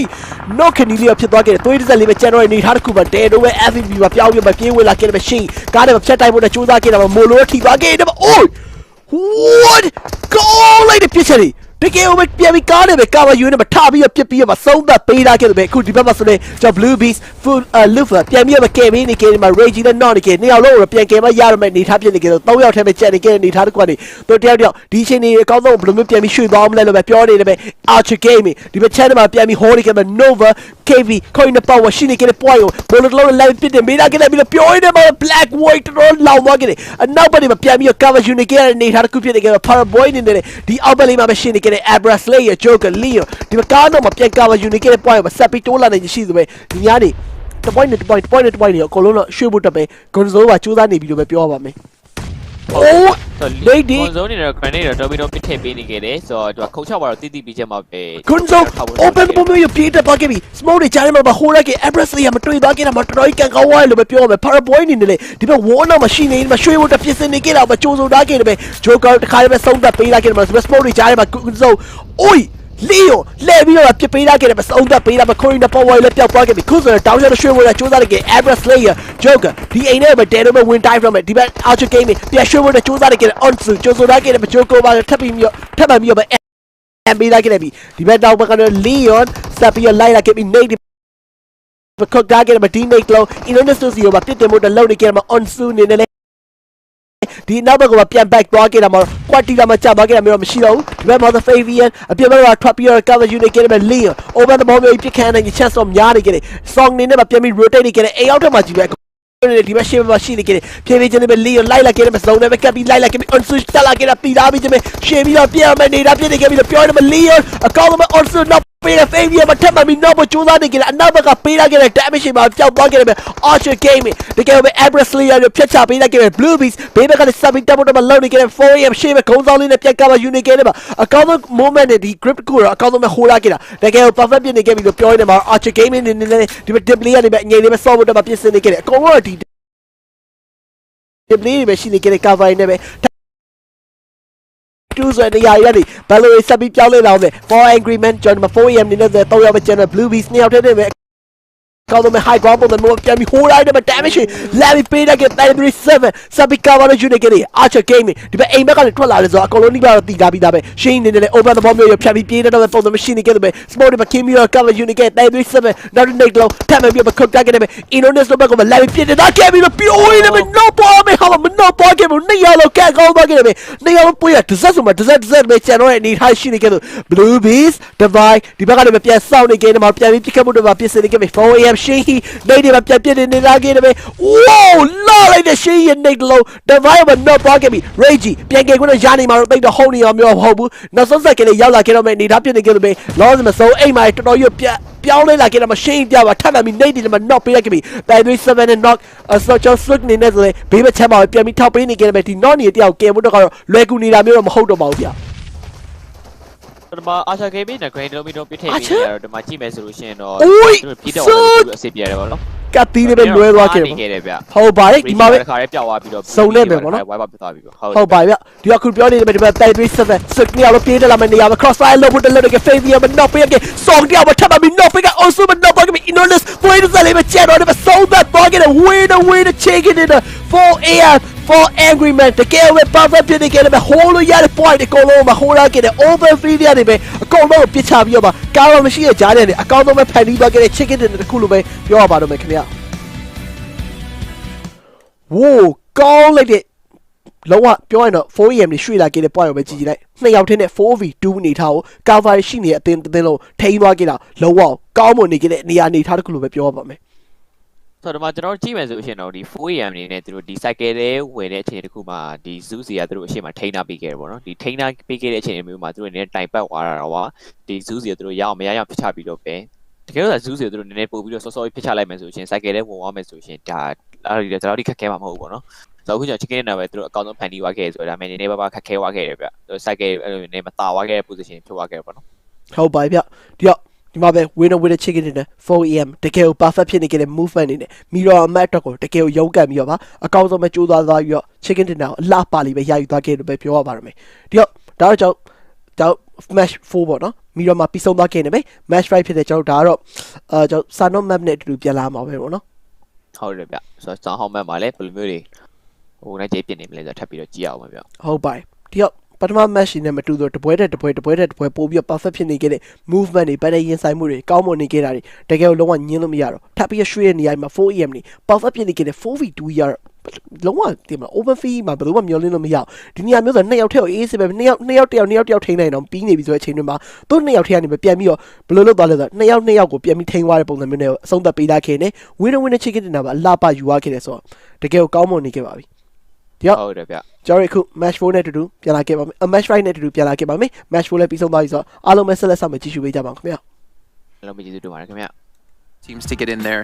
but we do see 2k damage done, 8 kills, and we talked about 4 calm men at the start of the day. Well, with 2 chicken dinners to the name today, it seems like they have bounced back. Yeah, they were angry going into this one today. Really good stuff from them overall. They came in from the northern side of the circle, full crashed into Zeus, and the moment that Zeus died, they had full control and ownership of the western side of the circle. No teams could contest it. The grenades were going to be a big underlying issue. We saw Archer Gaming having a few good nades chucked their way, but you said it. This to our 2 players of our 4am still remaining. They were going to do a great push. It could be a first career win. I was like, maybe. Sook and Svan are still alive. It's like, bam, they stand up and yeah, it was Sook this time that turned it around. Those two are absolute killers on 4 Angry Men. There's no doubt They're about monsters. It. Yeah. 4 Angry Monsters, what they should be called. If you take a look at the total damage, you can see right there how much above and beyond they were compared to everyone else. However, I do want to mention Blue Bees 10 kills, 1700 damage done. That's the first time we've seen them wake up here in our 2 days of league play. I mean, it's one of those circles where they've got to do well. Obviously, they drop in Shumasera. It's their hometown, and boy, did they deliver. They're 10 kills. You've got to love it. They did lose a player relatively early on, but Lufa, obviously, I think he had 5 or 6 kills towards the end there. Not really nice performance from him, as we always expect, and obviously Divine in there and Ita-chan. I think it was Ita-chan that went down early-ish with... I'm not 100% sure about that one. Because Reggie was alive. Reggie was still up there. Yeah. Also, we saw there, it was actually Kanina Power had like high damage, very low kill, and also Power 888. And you mentioned actually in the green room the fact that they were given a great comp compound, a great building. It was on side of the circle. They were going to gatekeep all the teams coming from the south and from the east, and they could not take it. It was the corner one where the teams had to come down the hill, so I expected them to get quite a lot of kills from it, but it didn't really work out. So which obviously means, you know, the problem is when there is that many teams, there's probably a lot of smokes as well. So everybody's just like chucking a smoke down, so they all just ran through. They ended up having that long drawn out fight with DRS in between them and Bluebees. Let's take a look at our results in the last match, because with Power 888 and what they got in this last round, I'm worried. I don't think it's enough. I don't think it's going to be enough either, unless they pull off a monstrous final game. With obviously Bluebees getting 20 points, that's great for them. Like, you got to realize, obviously, while they're trying to chase down that score, you know, Archer getting 20. Archer are on 50 points now. Archer are almost in. Yeah. Which is incredible, because again, we're talking about the Unnamed possibly making it. Archer, that'll be the first time they make it. They've been on the bubble so many times. I'm thinking of Vikendi. I know. Last match, DRS. And don't on the bubble. because it's going to happen. Might happen once again into this one. But like, also going up on the top of this one, like, we talked about it, Archer Gaming, Bluebees, they have to get some good results in. Kanina Power, I was thinking how they were positioned, that they could get like a top 3. They had Rob, Dinny and Axid was holding on to the eastern side of the compound of Chumacera, and like they did not regroup when we were on the final stages of the game. I was so surprised, like, why you guys staying at a 2-2 split is not going to work out, and then did not regroup. Rob, Dinny, Axid died out, then they were down to a 2-man team, and they tried to make it into the circle. It was just not going to happen. So I would like to see Kanina try and regroup a little bit quicker from time to time. I think they're just trying to edge the bets. I mean, it's always tricky when it's a big urban finish that you try and edge your bets and take 2-2. Like, if it swings one side, generally you're not going to regroup. But I mean, looking further down, I feel sorry for Zeus. I thought they actually played it really well. They were playing El Azhar. Yeah. I think it's safe to say they were playing scared. They were playing for placements. They were out way up north, and then they sat until the blue was on their backs. Then they'd move down a little bit more, and then once the blue was on the backs, they would edge down a little bit more, and they kept trying to do it. Unfortunately for them, the path they chose went straight into Alpha, and they lost one player there, so it forced them to readjust, which is what put them in the path of 4 AM in the end, ultimately. Yeah. So they were playing for placements. They were playing to hope that it was swinging their way, but it didn't. And that, again, really nice. But I don't think they were expecting the buggy rush from Zine. They tried to roll it over too. Like, what are you guys doing? Smoked it, and then he just straight in there. It was like, what? You can't do that. Let's take a look at our do moments here in this last match here, and maybe we'll see that exact moment that we're talking about. But off the bat, we're starting off with Bluebees. Yeah. Well, Secret Gym, they're gonna lose a couple members. So this is what we saw in scrims back in week 1. Yep. Both fighting over Chumacera, and sure enough, it was the same where that time Secret Gym came out on top. And we were like, oh, maybe they're going to force Bluebees out, but no, Bluebees got 3 of them. There was some really interesting games all around on this one. Like, we're talking about actually Zeus real quick, and I want to trot. They are a team that are not sure if they're going to make it in top 16 today. Yeah. They usually drop Valdemar. That one's going to be contested by Godsent. They drop very close. So they were like, you know what? We don't want to be contested in our early stage. We're taking a big risk. We are going to go for drop do we know no teams drop into. El Azhar, exactly that kind of location. No teams in this lobby at least do decide to drop there. And this is a lot of respect coming out from Zeus. And I would like to see that a lot from other teams that decide to go for the more passive approach, and just for that alone I want to give a lot of respect to the team, because I think that they deserve a lot more. This is when it got very messy in the town. Obviously, when you're in the urban fight, it's back to back. That was Aita-chan getting caught out. That's what I say. I think it was the one that got caught out in the earliest city, and then Reiji managed to hold them at bay. It was really nice. You see the 2 members of DRS up here, right? Yeah.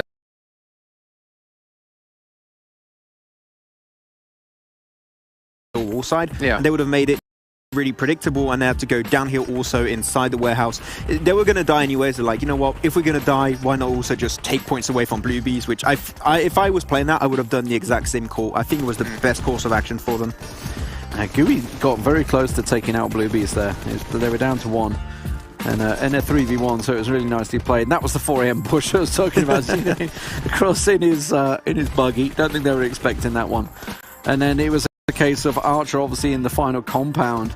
Really did well to come out of there. We've been obviously talking about them having to make that big step up, and it seems that it's finally happening, just a little late. It's a little bit late going into this one, unfortunately, but still, like, Inonix also, he was going so aggressive into this game. It feels really good to see his fragging power actually shine through. But this is, I mean, Sook and Svan, they're just too good. I was like, their ridgeline control is so good. Like, it was, like, the information also normally should have been in the hands of Archer. And, like, they know where the players are, they know how to push, they can easily pre-fires, they peek up, but, like, no, just the precision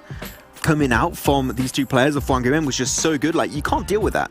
I think that also the issue is that the ridgeline they had the fence wall behind it, so also, they couldn't back too far down because then the nades would just slot straight in instead of like playing pull really straight. They were forced into it, and and it forced them to sort of push on that ridgeline. And then, and it's also when you're in a 4v that situation, you're so confident, you're like, I'm gonna peek, and then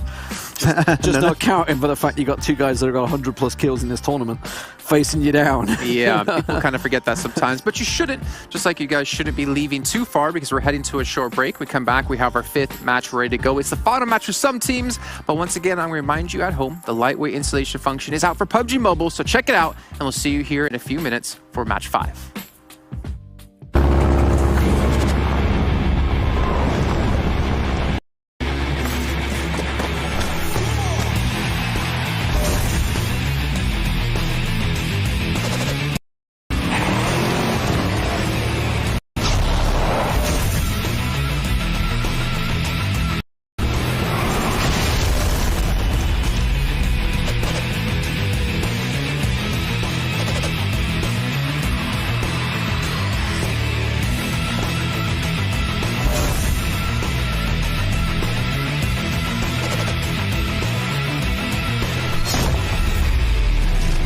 Lightweight installation function available now.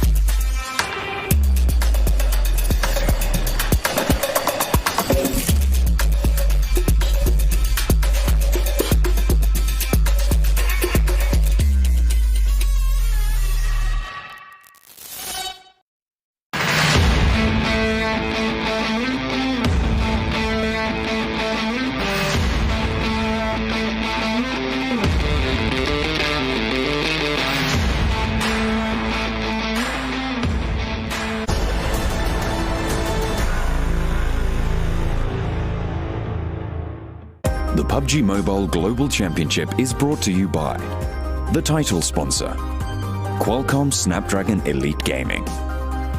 the official beverage sponsor, Mountain Dew,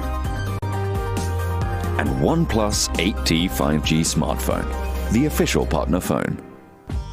Well, we're into the final game for some of these teams, Blank. It's going to be the last chance for them to get up those overall standings, to try and get into the top 16, get into the Super Weekend. It's all important. We talked about it at the start of the Super Weekend, how these are some of the most crucial games that these teams will play all tournament. Let's see where we stand at the moment. Obviously, Nova XQF at the moment, 106 points, doing pretty bloody well. Pretty bloody well. That is true, John. They need 11 more points to breach that all-time record of the league play during this PMGC. And if they do it, there will be no more league plays, so they will have the record there to their name. RRQ there in 89th place, but look, all these teams so close to breaching. You've got Clantish Athletic 1 point, as well as Footballers with 3 points to the bubble. But here's where it gets really interesting, John. Yeah, Na'Vi on the bubble. And as we've seen them before, they like to hover around this position, Blank. Hopefully, they can try and jump on up and get things done, but Blue Bees managed to sail themselves up to 13th with that last game. A really nice turn up for them. Godsent, however, not so lucky. They dropped down. They went out early, and now they're down in the red zone, in the elimination bracket at the moment, 18th place. Yeah, DRS as well, another scary place to be for them. 39 points, one more game remaining to get those crucial 13 to 14 points to push them over that bubble and be able to get in. But we are heading over to Sanhok for our 5th map of the day. We've seen some interesting things go down before, and Execute, very sad they weren't on that game prior, but we did have that mountain finish, which is where they tend to drop.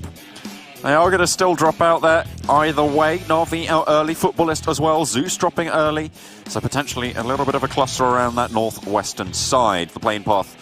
being all right for them. Execute here.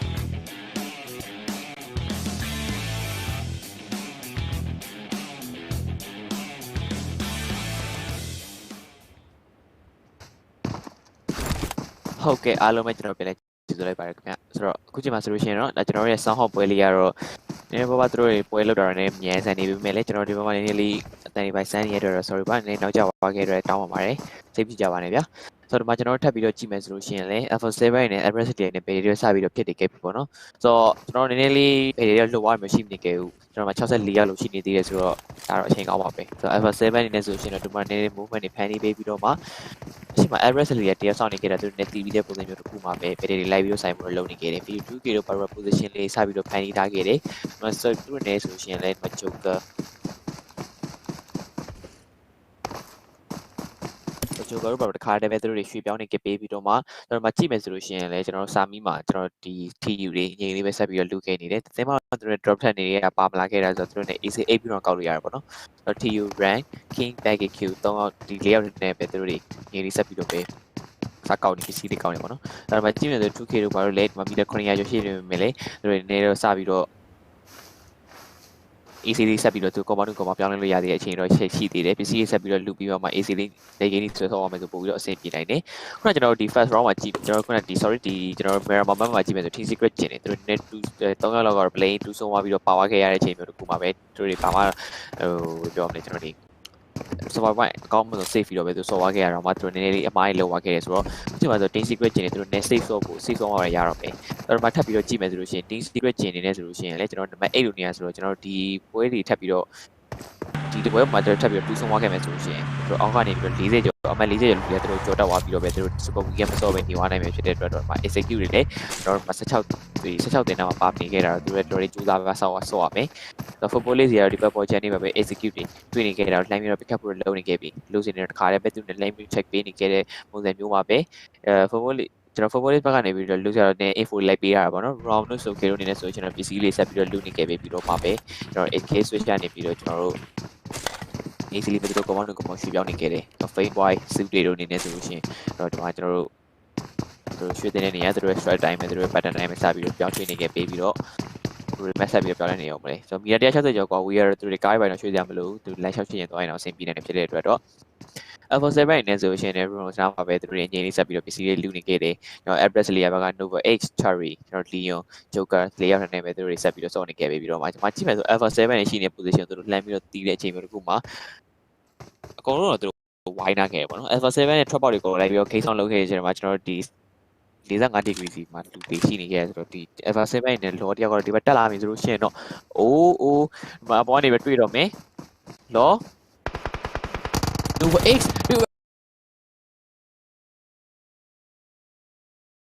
ဘာချမလောလိုက်ပစ်ခတ်လိုက်ခဲ့ပြီ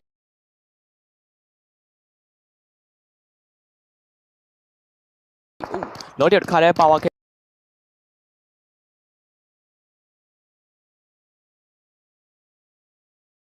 ပြီးတော့မှဒီမှာ Nova X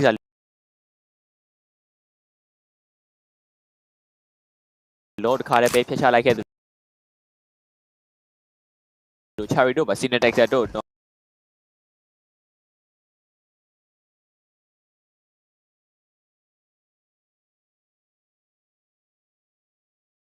နေတော့ဆက်ပြီးတော့ easy နေလို့ရသေးတယ်ပေါ့နော်ဆိုတော့ phase 1စကျင်းပြီးတော့မှဒီကျွန်တော်တို့ဒီ Everest layer ဘက်ကိုစကျင်းသွားမယ်ဆိုလို့ရှိရင်တော့ပါ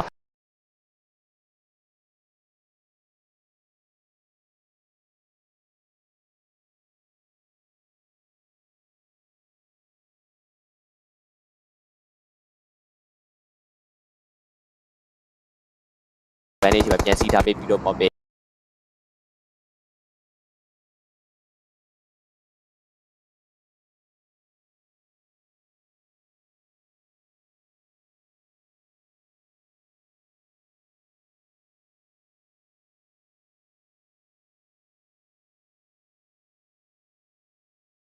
case switch အနေနဲ့ဆိုလို့ရှိရင်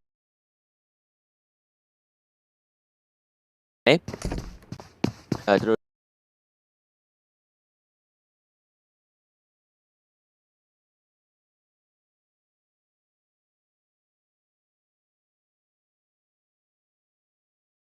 ပေတော့ပြချဖို့လုပ်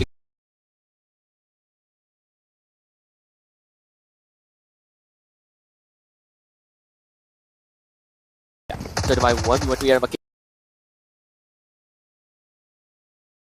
case fake of course so is ဖေးလို့နေတဲ့ဆိုရှင်ဒီမှာ1 hour ပဲခုံလာပြီးပြစ်နေခဲ့ပြီ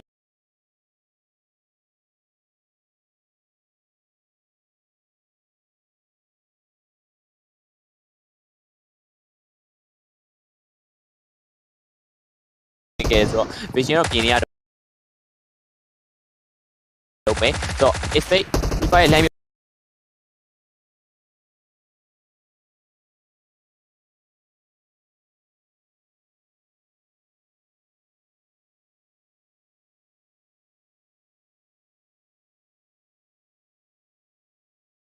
နေခဲ့လို့ပဲ Robertson တေးတေး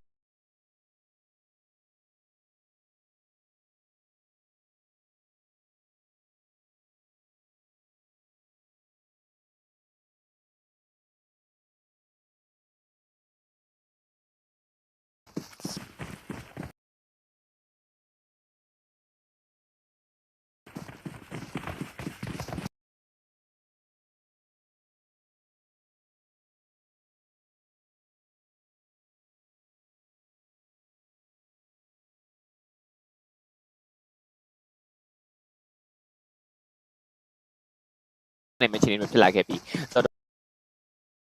ဒီမှာကျွန်တော်ဒီကျေးဇူးလည်းပဲ C link ခေါင်းနေ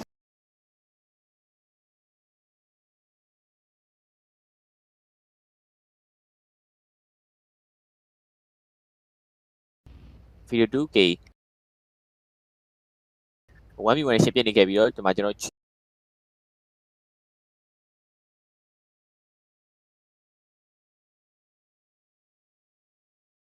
အပေါ်ကနေပဲစီးပြီးတော့ဆို Nova X ကိုပြပြပေးခဲ့တယ်ဗောနော်ခါရပဲပျောက်သွားခဲ့တယ် ice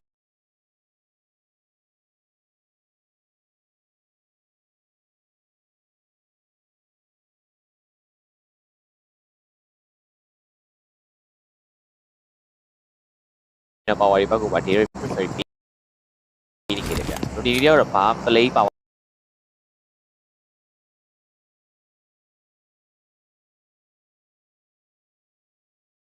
ျွန်တော် footballist ကနေပြီးတော့ lose ရ low version တော်တော်ဝေးကွာနေခဲ့တယ်ကျွန်တော်မှာ address တွေဘက်ကနေပြီးတော့ကျွန်တော် Nova X Leon တို့အနေနဲ့ဆိုရှင်လေသူတွေစပြီးတော့ cycle တော့ဝင်လာခဲ့ပြီ TU ဘက်ကနေပြီးတော့ Camp Charlie ကနေပြီးတော့ပြန်ဖြတ်ပြီးတော့မှပဲ cycle တော့ဝင်မှုတွေလုပ်နေခဲ့တယ်လို့အရှိမ BDR စောင့်နေခဲ့တာသူတို့သိရမယ်ဆိုရင် ND တော့များနေခဲ့တယ်ဗျတော့ကျွန်တော် cycle တော့တော်တော်များဝင်ရောက်နေခဲ့ဆိုတော့ဒီဘက်ချက်မှာ ICY နဲ့ဘယ်လေးစဖွင့်ပြီးတော့ပဲ take ပြောက်ထားတယ်ပဲကျွန်တော်ချပေးပြီးတော့မှဖြတ်ပြီးတော့လုပ်နေခဲ့ပြီအပေါ်ကနေပြီးတော့ကျွန်တော် Matic make you wire နေတဲ့ social ခါလည်းပဲသူနဲ့ပြန်ပြီးတော့ check IC ဘက်ပြန်ထောက်ဟိုပြန်ထောက်လာပြီးခဲ့တယ်ပေါ့နော်ဝိုင်းနေ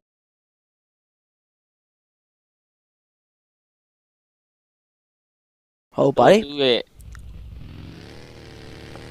ဆိုအခုဒီတော့ရောက်မလာခဲ့သေးဘူးပေါ့နော်ရောက်လာပြီနောက်ပိုင်းနေပြီးတော့ကျွန်တော် Abelli တို့ Zayo တို့ဗါတခါလေးကားတွေမှာတွေ push ရခဲ့တယ်လို့ပဲ Abelli ကဒီဘက် high ground ဘက်မှာနာပြေတက်လာမဲ့ပုံစံမျိုးဒီနေ့ movement တွေ predict နေတယ်ထင်တယ်ဗျာ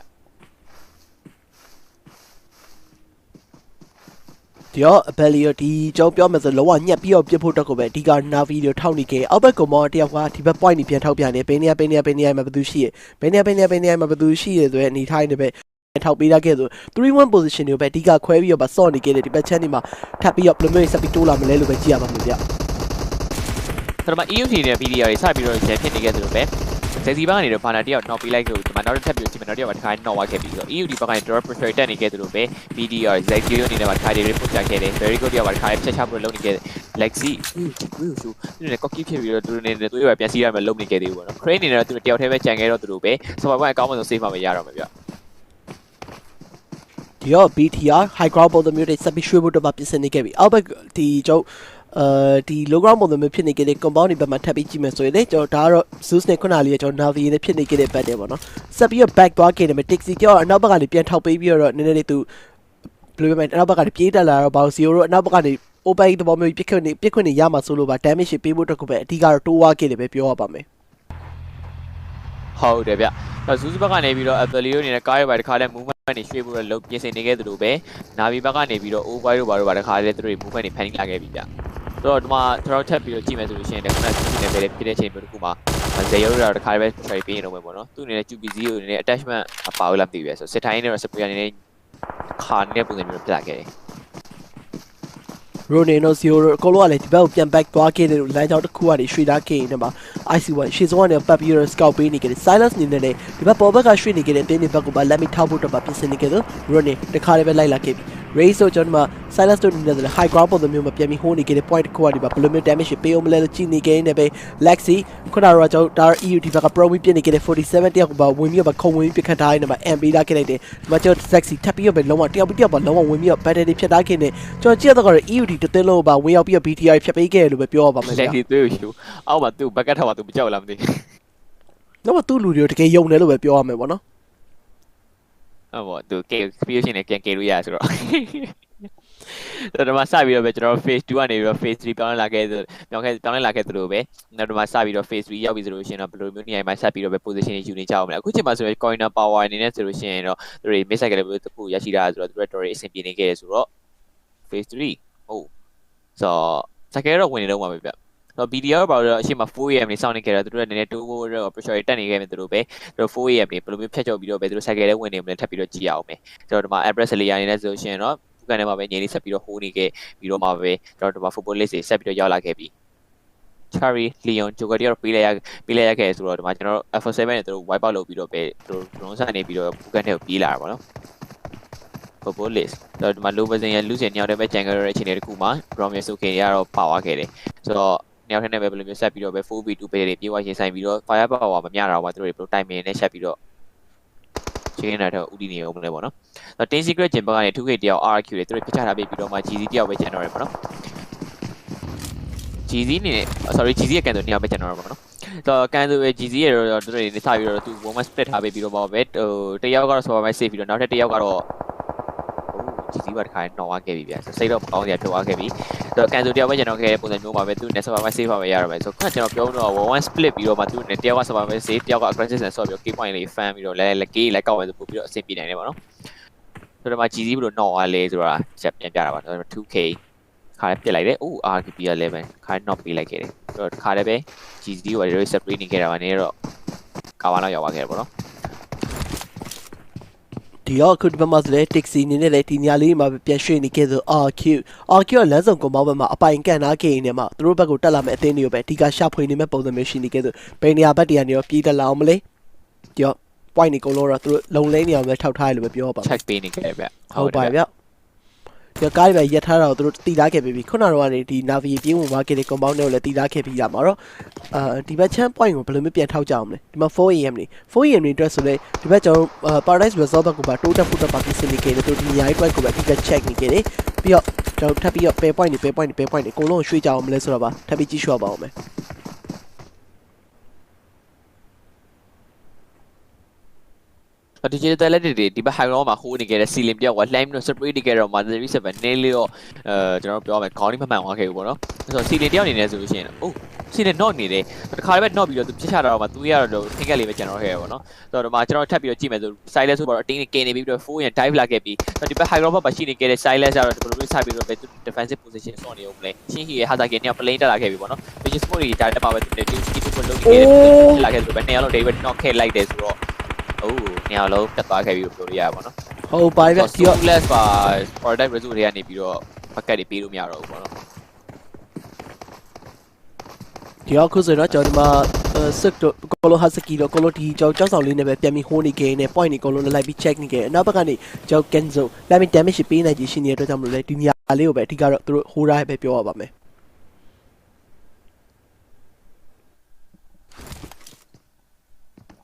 soulless ပေါ်တိုင်း result မှာပဲသူတို့အငြိမ်လေးဆက်ပြီးတော့ဟိုးနေခဲ့တယ်သူတို့တော်တော်မှန်ကန်နေသွားခဲ့ပေါ့နော်သူတို့နည်းနည်းလေးပစ်ခတ်လိုက်မယ်ဆိုလို့ရှိရင်တော့ပြောရနေပါ37နော်ဝါခဲ့ပြီလှလိုက်တဲ့ QBC ရဲ့စစ်ထိုင်းစပရီလေး37နော်ဝါခဲ့သလိုပဲမဟာစာကီနေတော့ပြန်ပြီးထောက်ပေးနေခဲ့ပြီတော့ရှင်းဟီရိုပါတခါတည်းတွေတက်လာခဲ့ပြီးတော့ soulless နေတော့ပြန်ပြီးတော့ defensive position ဆော့ရတော့မယ် Razer soulless နေရာထဲနဲ့ပဲကျွန်တော်တို့ဒီ 4M လို့အသင်းလုံးသူတို့ဖြစ်ချဖို့အတွက်ဘယ်လိုဆက်ပြီးတော့ movement တွေဖန်တီးသွားအောင်လဲဆိုတော့ကျွန်တော်တို့ထပ်ပြီးတော့ကြည့်အောင်မယ်ရှင်းဟီ grind လုံးပြစ်ထားတဲ့နေတာတစ်ခုကတော့သူနည်းနည်းတော့မှားနေပြီလို့ထင်တယ်ဗ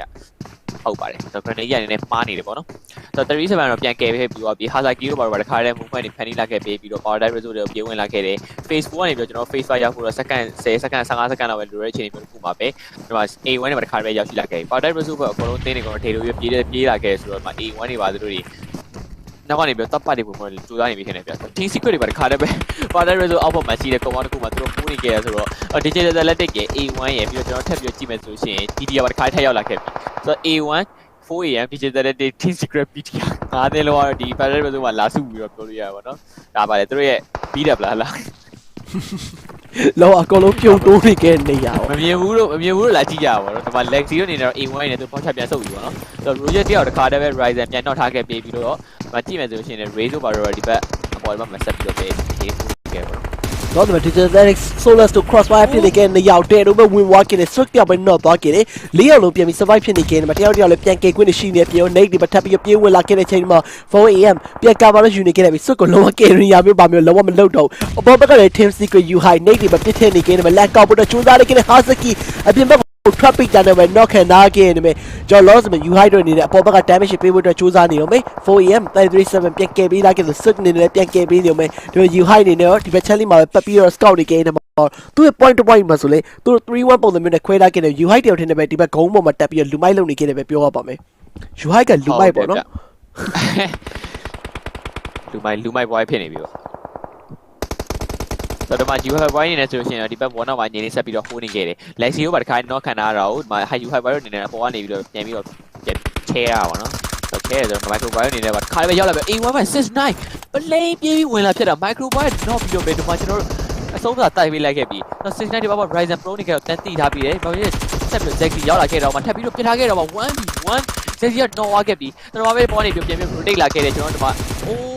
Ryzen ဘာခါလည်းပဲ69ဖြတ်ချပေးပြီးတော့ Ryzen တယောက်ပဲကျန်တော့တယ်ဆိုတော့ A1 တွေကတကယ်ကျွန်တော်တို့ဒီ PDR အဖြတ်ပေါ့နော်တကယ် PDR ဝင်မဲ့လမ်းကြောင်းမှာ A1 တွေအမြဲရှိတယ်ဆိုတော့ဒီမှာကြည့်မယ်ဆိုရင် PDR တွေခုသူတို့3ယောက်ပေးလိုက်ရထပ်ပေးလိုက်ရပြန်ပြီဆိုတော့A1 sensor တယောက်ပဲကျန်တော့တယ်ဆိုတော့ဒီမှာထပ်ပြီးတော့ကြည့်မယ်ဆိုလို့ရှိရင်လည်း cycle ရဲ့ Zeus ဘက်ကိုအသားကြီးကျင်းလာပေးပြီးတော့ဒီမှာ execute ရဲ့ Zeus ရဲ့သူနှစ်သိန်းဖြစ်ပြီးတော့မှဒီ cycle ထဲဝင်သွားပြီးတော့အဆင်ပြေနေသူတို့ဒီမှာ PDR ဘက်မှာကျွန်တော် sorry ဒီ paradigm ဘက်မှာကြည့်မယ်ဆိုလို့ရှိရင်တော့အသိနေကောင်ပြုတ်လို့နေခဲ့တယ်ဆိုတော့ Mad Drive နဲ့ Ryzen ရှိရဲ့နေရာမှာပြန်ပြီးတော့ check ထားပေးပြီးတော့ base UI white တယောက် knock နေတာကိုသူပြန်ပြီးတော့ကယ်ပြီးသွားခဲ့ပြီဗျMacu argue ဘက်ဒီတယောက် knock ထားပေးခဲ့တယ်လို့ကျွန်တော်မှ tick စီပါတခါတည်းပဲ senior တွေဘက်ကိုပါတခါ knock နေခဲ့ဆို argue နဲ့ကျွန်တော်တို့နာဘီနဲ့ဖေးလေးပြတ်နေခဲ့တယ်လို့ပဲကျွန်တော် team secret တွေအပေါ်နေပြီးတော့လိုက်ပြီးတော့ 4 ရန်တွေတယောက်ပြီးတော့လိုက်ပြီးတော့ပေးနေခဲ့တယ်ရှင်းဟီနဲ့ grind တော့ပြီးတော့ပြစ်ထည့်ပေးနေခဲ့တဲ့ပုံစံမျိုးတော့ဖြစ်လာခဲ့ပြီးဒီမှာ37ရှင်းဟီညောင်ထဲနဲ့ပဲဘယ်လိုဆက်ပြီးလှုပ်ရှားနေဦးလဲ37 story wave one နဲ့အချိန်မျိုးဖြစ်လာခဲ့တယ်ဆိုတော့ဒီမှာ rest နေနေဆိုရှင်တော့ဘောနောက်မှာပြန်ပို့ပြီးတော့ပဲ fast တွေပြန်စီးနေခဲ့တယ် team secret story အကောင်းဆုံး performance ထုတ်ပြနေခဲ့တယ်လို့ရှင်းဟီဒီမှာ37ရောက်လာခဲ့တယ်နဲ့စောင့်နေခဲ့တယ် coin power by နောက်ကနေပြီးတော့ budget တွေဝင်လာခဲ့တယ်ဆိုတော့ product result မှာကြည့်လိုက်မယ်ဆိုအသေးနဲ့ကိုယ်ကပြုံးနေခဲ့တယ်ပဲကျွန်တော်မှ TU တွေပါတခါတည်းကြောင်ဝင်နေခဲ့ပြီ A1 တွေပဲ pitch up လုပ်နေခဲ့ပြီဆိုတော့ဒီမှာ Rex နေတယ်ပါတခါတည်းတွေ push ခဲ့တယ်မ Sinister A1 TU ဘက်ကနေ K နဲ့ 1v1 ဘယ်လိုဖြစ်နေဦးလဲ37နဲ့ဆိုရင် coin power exhaust က knock ထားပေးပြီးတော့ continental power ပါတခါတည်းပဲပျောက်သွားခဲ့ပြီဗျကောင်းမလိုက်တဲ့ A နဲ့ကြားထဲမှာပဲ 4am တွေတော်လေးကိုပဲဒီမှာကျွန်တော် aggressive stand နေခဲ့ပြီ you have wine နဲ့ဆိုရှင်ဒီဘက်ပေါ်နေပြီးပဲသူနဲ့ pressure လိုက်ပေးနေခဲ့တယ်အကုန်လုံးအသိလိုက်ချဲနေတယ်လူမိုက် wine လုပ်နေခဲ့တယ်ပေါ့နော်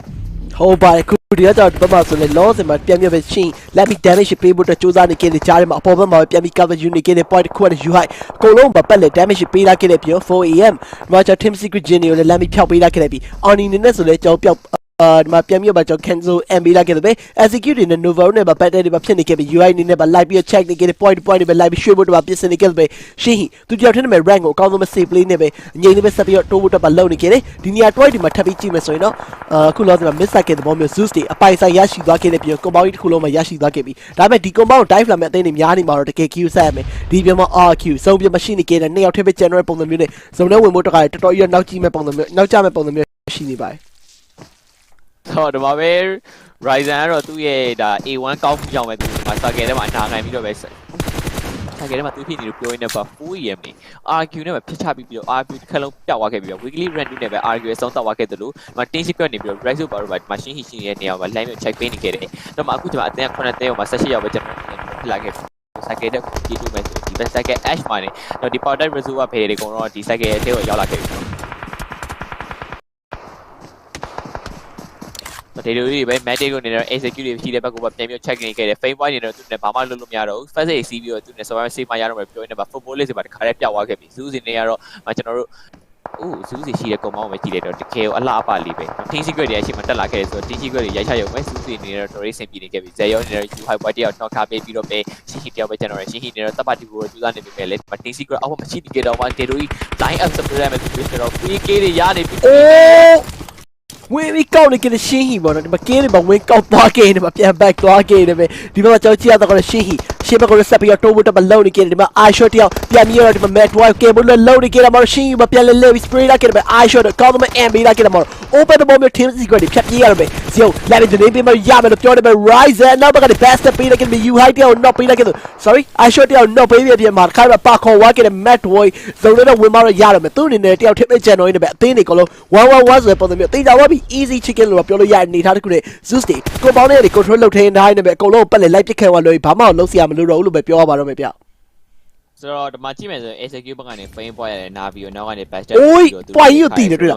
ဒိတ်မိုလိုကြီးကြလိုက်ဆိုပြီးသွားပြီတရားကြဒီနေရာတွိုင်းမှာတီးနေခဲ့တဲ့ကြားပြုံမှာကျွန်တော် Zeus တွေ၄ယောက်လုံးကြီးကပြေးသွားဆိုင်တော့ပြီးွားခဲ့ပြီလို့ပဲပြောရမယ် team secret နေနေဆိုတော့ဒီတမင်တောင်လေးပါပဲပြန် cover ယူရလွယ်ပြီဘာမှလုပ်လို့မရတော့ပဲတဲ့ winner chicken နေတာအလားပါလေးပဲရယူသွားခဲ့ပြီဆိုပဲ Zeus တွေဇုံရွှေ့တဲ့ movement တွေတကယ်မှန်ကန်နေခဲ့နေပါ chicken dinner ပါရယူသွားခဲ့ပါပြီโอ้ Metroid ဒါပဲပြောလို့တော့မရအောင် 4v1 ဒီ clash moment တွေလောက်ပြအောင်ဗလားဒီနေရာတစ်ပိုင်းmake low quick ထားခဲ့ပြီ Zio light တက်လာခဲ့တယ်မတဲတော့မပြစ်ထားခဲ့ပြီဒီနေ့မှာ loss မ knock ပေးဖို့တော့စူးစမ်းနေခဲ့ပတ်တော့တဲမလို့ရမျက်နှာကြီးတဲပြစ်သွားပြီးတော့ winner chicken တဲ့ Zeus Esports အကောင့်ပဲရိုက်သွားခဲ့ပါပြီခင်ဗျာ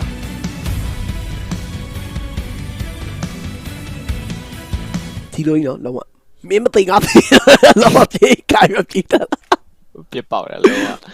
တော့ပါလေငါကင်းတော့ယူမှာပဲတော့ဒိတ်အတင်းယူပြေးတယ်တော့မိုလိုကြီးကြိုင်ပဲယူလို့ပြေးတယ်တပွားရတမတ်ဆိုရတမတ်ပေါ့နော်ဟုတ်ပါတမတ်ဆိုရတမတ်ပဲအရေးကြီးရဆိုတော့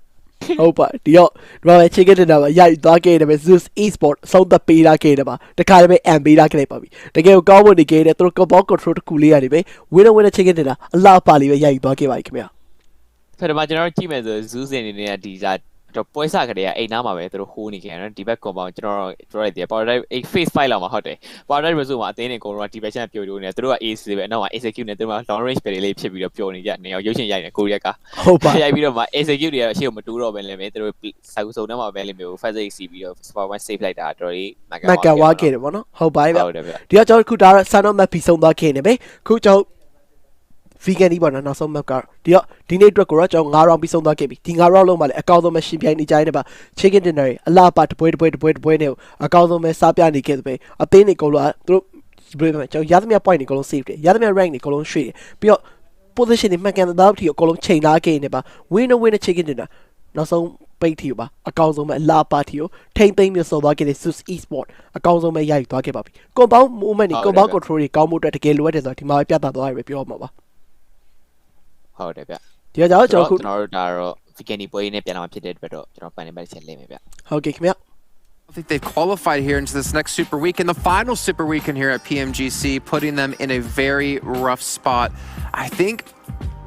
they should be safe, maintain top 16, but they're going to fall a massive amount of money. I think there's like 4 or 5 teams on 52 points. Yeah. It's like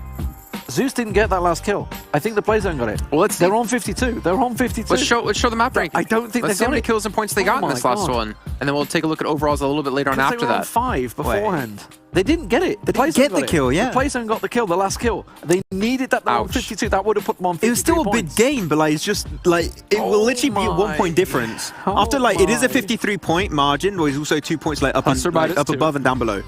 So I mean, like he said, Na'Vi, they're in and they're safe. Execute 14. Don't know if it's really enough. I mean, some of these teams were on their last match, as you just mentioned, Alpha 7. They're done and gone. Oh my word. Team Secret though, they still got another game after this. They needed 2 good games in a row This is the first one. You need another top 3 minimum in your next game to be able to make into the top 16, because they were like in 22nd before this game, they were to climb up a little bit, but it was like off the one-man army that was Madtoy to survive and take second. Like, that was really too much on the line. I mean, look at that. We've got 6 teams with double figures. It was the battle for Paradise Resort. Yeah. Or Porto Paraíso, as John likes to call it. Okay. How dare you come make on. fun of John Allen? John very rarely makes a mistake. That So man when he is an does, we angel have and to a make saint. sure it's there. And But, you two are fired next time you say anything bad about him. I tell you what, though, DA are not safe right now. I think they're on 52 as well. So, Well, you know, luckily for you, we're going to be looking at overalls. Not just yet, Not though. just yet, Not just yet, Max.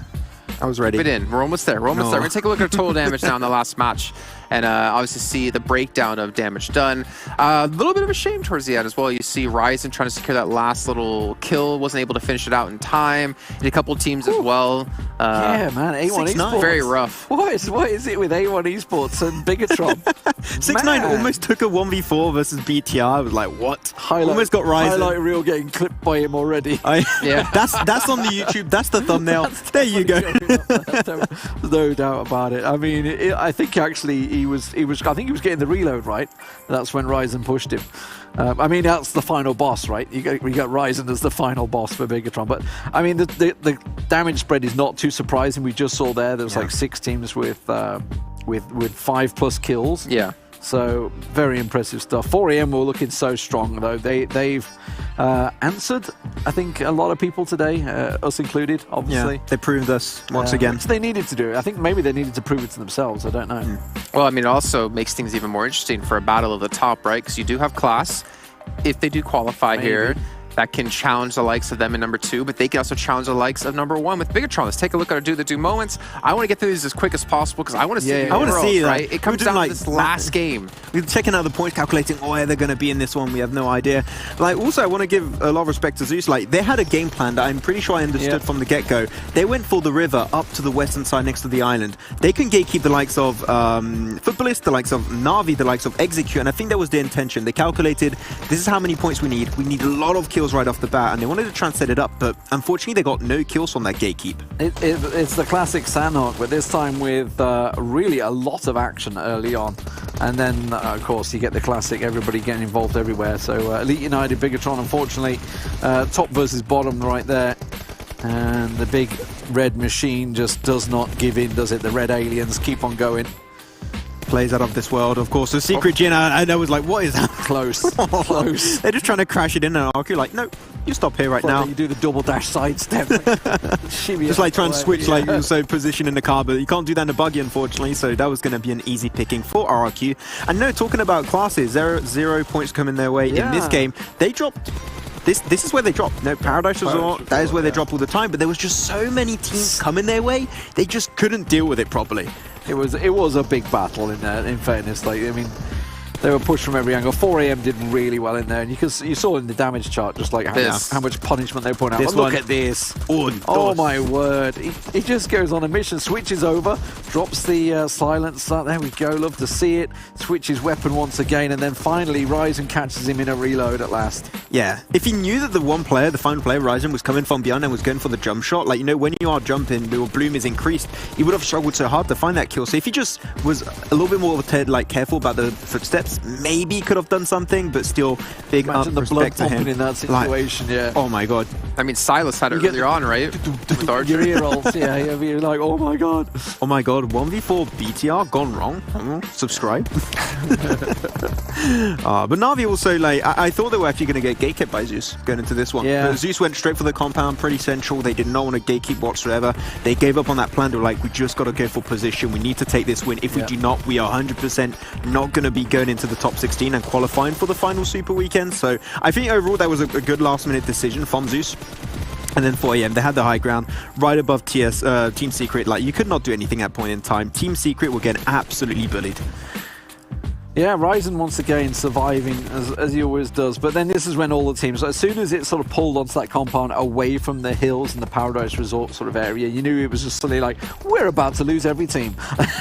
And then Zeus come out on top, but did they make it? We're going to have to wait, obviously, one more game to go before we see if they do make it, but they are on what was the bubble last week, but not the week before. Well, we're going to find out here after a short break when we come back for match 6. Just kidding. We're going to take a look at overalls right now and see how close things are. I think Max is going to explode really quickly there. But we do see Nova breaching the 100-point mark. They still have one game left to go at 106. That's the highest ever, right? Was it 112? It was 112, wasn't it? Something like that for 4 a.m. They're almost there. They can make it in one more game. They do one decent game. Our bubble of 53 points is 8th place at the moment. I mean, Na'Vi are in. Whew. They got over the line, so they obviously can keep on pushing. But we have such big soaked amount of points at the top of the leaderboard. Yeah. I wonder if the bubble will actually be 53 this time, or it's actually going to be lower. It's just going to get burst. Yeah. I mean, all right, you ready, Max? I'm ready. You ready, Demon? My bubble's ready. Yeah. All right, that's the second like page. 4 teams on 52 or something like that. Ooh, 3 45. on 52 at the moment, and look at that. All 3 of them have completed their games. Oh my god. And Zeus at the moment on placement points, Class Digital Athletics might not be in Super Week. I mean, we thought the Unnamed were going to make it, and they currently played all their games. They played all of them. They got 45. The teams underneath, Blue Beast, they get a good game. They go down in 16th. Another team in the bottom 8 get a decent game right above the Unnamed. The Unnamed are not making it. And we thought they would. And suddenly that big fight that Digital Athletics had with 4 a.m., they got a knock in there. If they had just confirmed it, that would have been it. They'd have been in. But at the moment, we're going to have to wait and see. My God, this last match. Archer Gaming just need 2 points. Airwolf just need 3 points. Well Archer need more than they 2. need 3 points. You're going to need so many teams to be able to step it up. Yeah. Loops. I mean, Loops might not even make it yet, right? I mean, they've not had a great week. Oh my God. And just to remind people at home and how tiebreakers do work, it goes chicken dinners first, then it goes placement points, then it goes kills. And if it has to go beyond that... Zeus's chicken dinner then was so big. It was huge. But if it has to go beyond kill points, it gets really confusing because you have to look at points in all of play, and I'm not sure how that works out, if I'm completely honest with you. Let's see the third and final page. See 45 points, 2 teams on 45, Alpha 7, but they've played their 8 matches, they're out. But you can see the other teams on this page have 1 game left. X, you could still qualify. Actually, any of these teams can pretty much qualify if they have a big game. Power Triple Eight need a big win if they're going to make it, which is very unlikely, I think, at this stage. But then again, they've done it on Vikendi before. They've had that 30-plus point game, which is what they need. They need a 33-point game. So that's a win with 8 kills minimum. Which is doable as a win. I mean, they've done it 2 times. 8 kills? Because no, you get 15 they need more than 8 kills. They need a lot more. 18 they need kills. They need close to 20 kills for that one. 18 kills. I was like, 8 seems too easy. I don't know. Let's make it a little bit tougher. Let's go 18. 18 I got it. So it needs to be a big win. I'm looking towards 2 teams, though. Last week, Archer, DRS. Archer at the moment are in top 16. DRS or not. I think DRS is hoping, like, Archer, come on, please, just drop on us again. Give us these points. And we'll find out how it's going to break down, though, after this short break, when we're going to be with our final match here in our league play of our final week at the PMGC. Get that last kill. Let's see if they can do it. Looking for the final one. They get it. The exclamation point. Unique takes the final game.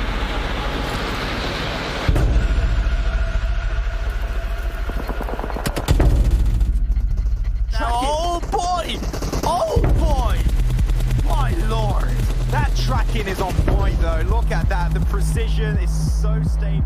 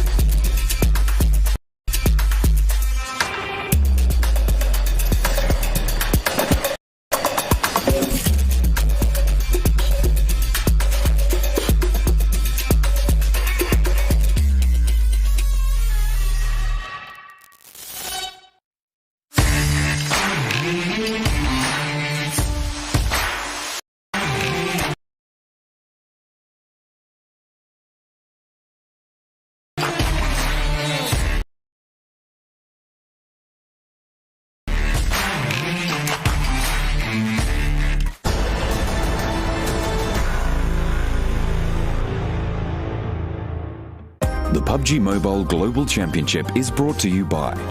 the title sponsor, Qualcomm Snapdragon Elite Gaming, the official beverage sponsor, Mountain Dew, and OnePlus 8T 5G smartphone, the official partner phone. Well, Blank, we're here to the final game, the final week of league play. We're going to Vikendi next. We're going to be seeing how many points these teams can get. It's so down to the wire. So many of these teams in with a chance of making it, and it is make or break for so many of them to try and qualify, to get some points in that Super Weekend, to qualify for the PMGC final. It's the most stressful map to finish on as well, because typically Vikendi, what you're going to do for a lot of this game is be in a compound. You're not going to be taking these fights. You're not going to get a huge amount of kills unless you are that final team picking up the pieces right at the end. So, yes, there is a chance for a lot of these teams, but this is going to be a weird Vikendi map because you've got to figure out how you want to play it, because you know that some of these teams need big kills. Some of these teams realize that they need these placement points as well. So how do you decide how you're going to play it? Which compounds do you crash? What risks are you willing to take? And I think, to be honest with you, the teams we see make it in are the teams that like go for that high risk, high reward gameplay. Sure, it might not pay off, but look, if you want to make it the PMGC finals, now is the time to pull it out. I mean, you've got to ask yourself, you've come this far, but how far are you willing to go? You know, you've got to try and keep on getting towards that final goal, that final destination, and we're going to be taking to the skies for our final destination of the day, of the week for league play. It's going to be Vikendi once more. So let's set this up, John, really quick. We're looking at Execute, DRS, Team Secret. Godsent is very far out at the moment. They need to have a really big game here. But he's Execute, DRS, and Team Secret, 38, 39, 40 points respectively. These are the teams that realistically can make it in here. It is going to be a rough road ahead of them, so they better put the chains on the wheels if they would like to make it through this Vikendi. There's a couple of teams with some agency here in these Super Weekends as well. I'm talking about...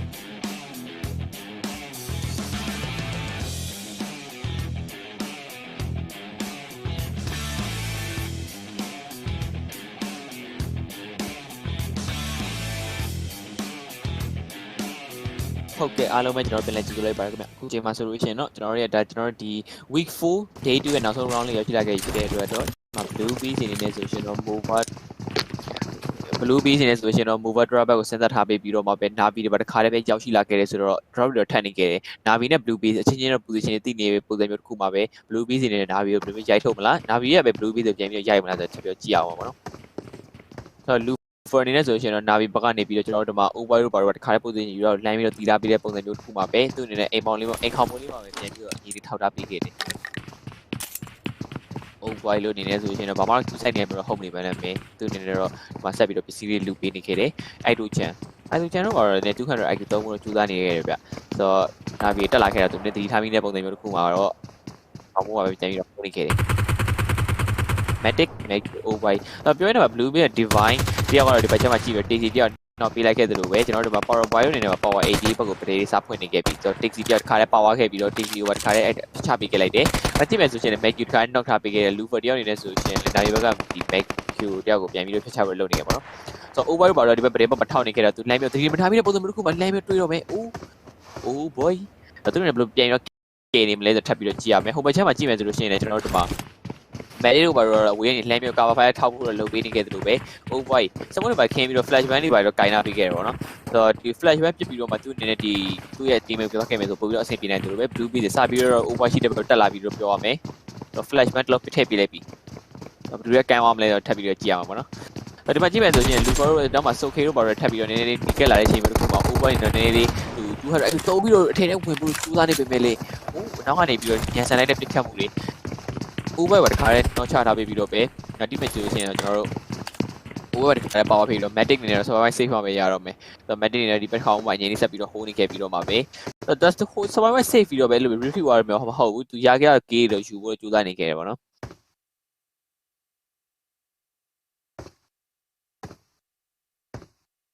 I do general power di baca apa ni set video be terus shoot ni ke video Luvo ni bagai thau be ni ke de ma chi me so Luvo bagai ni power point dia knock kan ha video ma order 6 ni apa yang thau be ni ke de au ma chi me so ko bai ro ba khare yaw la video be now ma 2 store ro cover fire yaw la ke bi Jimmy ni so di baca ni pian video ice to pick cut video be oh Jimmy ဘက်ကို pick cut နေခဲ့တဲ့ 2 stop နည်းနည်းလို့အင်းလို့ချုံကြားရမှာပဲ 2 တော့နည်းနည်းအင်းလို့ချုံတော့မဟုတ်ဘူးပေါ့နော်သူအနေနဲ့တော့ဒီအရှိမ K နဲ့ဟာ cover fire ထောက်ဖို့တော့ကိုအိုးဒါတော့တကယ်အင်းလို့ချုံဘူးမဟုတ်တော့ခေါင်းရပြေးမှန်သွားရကြမှာပဲသူ pre-fire ပြစ်လိုက်ခဲ့တဲ့ Jimmy တယောက်အနေနဲ့ဆိုရှင်သူ pre-fire time ကိုသူစောင့်နေခဲ့တယ်ကျွန်တော်ထင်တယ်တော့ power point တယောက် order 6ပြန်ကဲပြီးတော့ပဲအောက်ဘက်ချမ်းမှာပြန်ပြီးတော့ power 80ဘက်က 2 stop အနေနဲ့ပြန်ပြီးတော့ကဲနေခဲ့တယ်ဆိုတော့ Molly ပါပြစ်ထည့်ထားပြီးတော့ပဲ ice တော့နှောက်သွားပြီးတော့ 2 stop ပါတစ်ခါနှောက်သွားပြီးတော့ပြောလို့ရတယ်Oh no ဝါပြီ2 stop ပါနှော်ဝါပြီဆိုတော့ဒီမှာကောင်းလိုက်တဲ့ order 6 Molly တလုံးတော့တကယ်အလားပါလေးပဲနေရာနှော်ထားပြီးတော့ပဲသူ့နဲ့ကိုလိုက်ပြီးဖျက်ချနေခဲ့တယ် Juvie တယောက်ပဲကျွန်တော်ခဲ့အချိန်ဒီမျိုးတစ်ခုမှာ power 80တွေ survive မှာရတော့မယ်ဗျာဒါပေမဲ့ Jimmy တော့အကုန်လုံးပြန်ကဲနေခဲ့ပြီးတော့ပဲဒီမှာပြောရင်းနဲ့ပါကျွန်တော်တို့က Blue Beast ကနေပြီးတော့ Lufa တခါတည်းပဲ rush ပြီးတော့နားပြီးတော့စကွန်လုံး wipe up ပါခဲ့ပြီဗျာဂျူဗီနီနဲ့ဆိုပြီးတိုင်းမှာအငြိမ်းလေးဆက်ပြီးတော့ပြေးနေခဲ့ပြီးတော့ပဲသူ့ရဲ့ team တော့ကိုကောင်းမွန်ဆုံး survive safe မှာရတော့မယ် AUT ဘက်ကနေပြီးတော့ very good 47 credit အနေနဲ့တော့အငြိမ်းလေးပဲဆက်ပြီးတော့ပဲ movement တွေဖန်တီးပေးပြီးတော့မှလူကြီးကနေပြီးတော့ Rage ဒီမှာခုနကကျွန်တော်တို့ Navi ကနေပြီးတော့ editor ကို plan တွေ့ပြီးတော့ပဲ pick ခတ်လိုက်တဲ့အချိန်မှာ Rage ရဲ့အဆုံးသတ်တာပဲ Navi ဆောင်းပြီးတော့ပေါက်ခဲ့တယ်ပေါ့သူတို့လည်းညစောစော8နဲ့ပုံရတယ်ဗျအဲ့တော့နည်းနည်းပေါ့အခု8ပါခဲ့ပြီ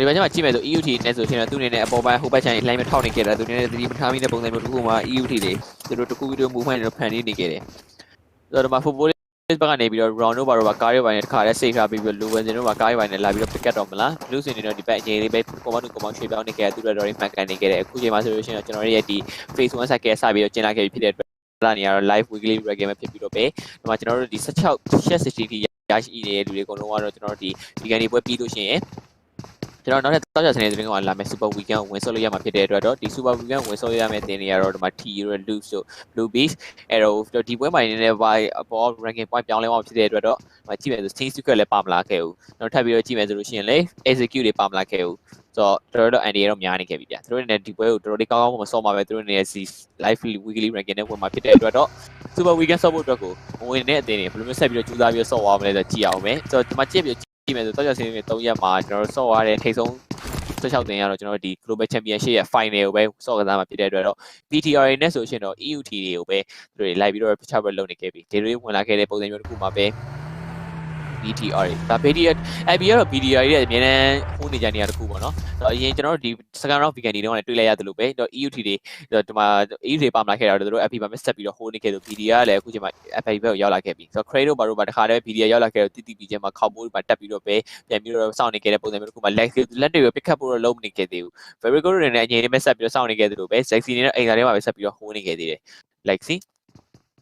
high ground နေရာကိုထပ်ပြီးတော့သူပြေးတက်ပြီးတော့မှသူပြန်ဆောင်မှုမှာစဉ်းစားနေပြီလားထပ်ပြီးတော့ကြည့်ရမယ်ဗျဆိုတော့ Lexi နဲ့ဆိုရှင်တော့ pre-nate တွေလမ်းထည့်ထားပြီးတဲ့အချိန်မျိုးတစ်ခုမှာပဲ EUT ရှိတဲ့ဘက်ကိုမှနည်းနည်းပြက်ခတ်နေတာတော့ဒါနည်းနည်းလေးလွှဲချော်နေခဲ့တယ်ပေါ့နော် grenade တွေကအဲ့တော့ Cradle အနေနဲ့ဆိုရှင်မှာ Lexi တွေ့ရမှဆိုရှင်တော့ knock ချလိုက်မယ်ဆိုရင် Lexi တယောက်တော့ပါတော့မယ် Oh very good နော်တည်ထားပြီးပြီ Lexi အပေါ်မှာရှိနေခဲ့သူနဲ့တည်ထားပြီးတဲ့ပုံစံမျိုးတစ်ခုမှာ pre-fire ပြစ်ထားမျိုးလုံးနေခဲ့သေးဘူးဗျအဲ့မှာကြည့်မယ်ဆို Ryzen တို့ဘာလို့ကားတွေပါတခါတည်း save ထားပေးပြီးတော့ပဲကျွန်တော် FB ထဲမှာလူရှိရတော့သူတို့နဲ့တည်ထားပြီးတဲ့ပုံစံမျိုးတော့ဖြစ်လာခဲ့ပြီထင်တယ်ဗျဆိုတော့ save ကားတွေပါ save ထားပါတော့သူတို့ကားတွေပါနဲ့လုံခြုံတဲ့နေရာမှာထားပေးပြီးတော့ပဲပုံစံတစ်ခုမှာပဲသူတို့တွေကားတွေပါပေါက်သွားမယ်ဆိုရှင်သူတို့ရဲ့လမ်းကြောင်းပိတ်သွားမှာဆိုတော့ပုံစံမျိုးတော့ပြောင်းလဲနေခဲ့တယ်ဗျEUT ဘက်ကနေပြီးတော့ very good crate Barna 47ညီလေးပဲဒီဘက်သူတို့အပေါ်အောက်အပေါ်လေးမှာဟိုးနေခဲ့တယ် cover fire ပြေးဖို့လည်းအကုန်လုံးပြေးသွားနေခဲ့တယ်လို့ပဲ BTR တွေဘယ်ချိန်မှစနေပြီးတော့စပြီး rush ခဲ့တဲ့ပုံစံမျိုးတစ်ခုမှာ oh BTR မှာကိုဘက်ကျတော့ပြီးတော့ဘယ်ဒီဘက် Zexio က knock ပေးလိုက်ခဲ့တဲ့ crate လှပါလေအိနေဒီဘက်ကျ Ryzen နဲ့ cover fire ပြေးလို့များခဲ့တဲ့အချိန်မျိုးတစ်ခုမှာ Ryzen နဲ့ပြန်ပြီးလုံးနေခဲ့ပြီအောက်မှာကျွန်တော်ရောက်ရှိလာခဲ့တဲ့ Lexi တယောက်နေလဲဆိုရှင်တော့ဒီဘက်ချက်မှာပြန်ပြီးတော့ကဲဖို့လုံးနေခဲ့တယ်တိတ်တိတ်ဖို့တော့ကဲနေခဲ့တယ်ဗျ ဆိုတော့ Zaxi ကိုလည်းဒီမှာ Ryzen နဲ့ Cable လုံးနေခဲ့တာဆိုတော့ EUT ဒီပိုင်း47ဒီဘက်ကျရင်ပြန်ပြီးထောက်ပေးနေခဲ့တာတော့ဒီမှာ Ryzen တော့ NDA များနေခဲ့ပြီးအောက်မှာလည်းဒီမှာ Microbyte ပြန်ပြီးတော့ KD ရဲ့ Cray ရဲ့ Grand တော့ Zaxi ကိုတစ်ခါတည်းပဲ wipe out လုပ်ပြီးတော့ပဲဒီမှာကြည့်မယ်ဆိုကျွန်တော် full with ပဲရေးဆိုင်ရတော့မယ် VDI နဲ့ဆိုအိမ်ထဲမှာခုံဝင်ထားပေးပြီးတော့ပဲ Ryzen နောက်ကနေပြီးတော့ပဲသူနဲ့ cover fire ထောက်ပြီးတော့ position ယူထားပြီးတယ် Footballist က Team Secret အနေနဲ့ဒီမှာ you have point တော့နောက်ပြီးတော့ပဲ VDI စပြီးတော့ဖွင့်ပေးလိုက်ခဲ့ပြီးတော့ပြောရင်းနဲ့ Cray နဲ့ Partner တော့ဒီဘက်ကျမှာခုံမြန်ကျော်လာအားကစားဆောက်ကစားနေပြီးတော့ပဲ Ryzen တယောက်အနေနဲ့နောက်ကနေပြီးတော့ပဲနောက်ကနေပြန်ထောက်ပြီးနေခဲ့တယ် Lexi Microbyte ဒီဘက်မှာ Smoke ပဲခင်းထားပေးပြီးတော့ပဲ Deadweight Rush ကိုလုံးနေခဲ့ပြီး Cray ရောဒီဘက် border မှာပဲသူ Zaxi ရဲ့ movement သူထိန်းထား Ryzen ရဲ့ movement သူထိန်းထားပေးခဲ့တယ်ပေါ့နော်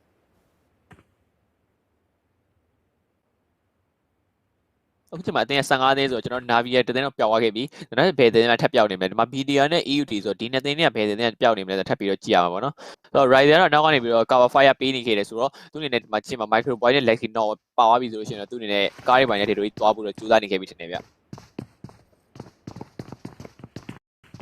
Team Secret နဲ့ I short အနေနဲ့ Footballist ဘက်ကို check နေခဲ့ပြီးတော့ပဲ Footballist သူအနေနဲ့ Team Secret တွေ check နေတာသူအနေနဲ့သတိမထားမိတဲ့အချိန်မျိုးဖြစ်လာခဲ့တယ်ဆိုတော့ AC လေးပဲသူအနေနဲ့ပြန်ပြီးတော့ movement တွေရွှေ့ပြီးတော့ပဲသူမှလည်းလုံးချင်တယ်လုံးနေခဲ့တာတော့တော်ရင် idea များနေခဲ့တယ် Team Secret တွေလည်းဒီမှာကျွန်တော် Matt ရဲ့ပြီးတော့ကျွန်တော်ထပ်ပြီးတော့ကြည့်မယ်ဆိုလို့ရှိရင် I short ရဲ့2ယောက်ကတအိမ်ပြီးတော့ဟိုဘက်ချက်မှာဆိုလို့ရှိရင် U high point နဲ့ကျွန်တော်တို့ဒီမှာ Rex နဲ့ပေါ့နော်တူတူ split ထားပြီးတော့ပဲသူအနေနဲ့ position လေးယူပြီးခဲ့တယ် Rex နဲ့ကားတွေပိုင်းနဲ့ပဲဒီဘက် Team Secret တွေ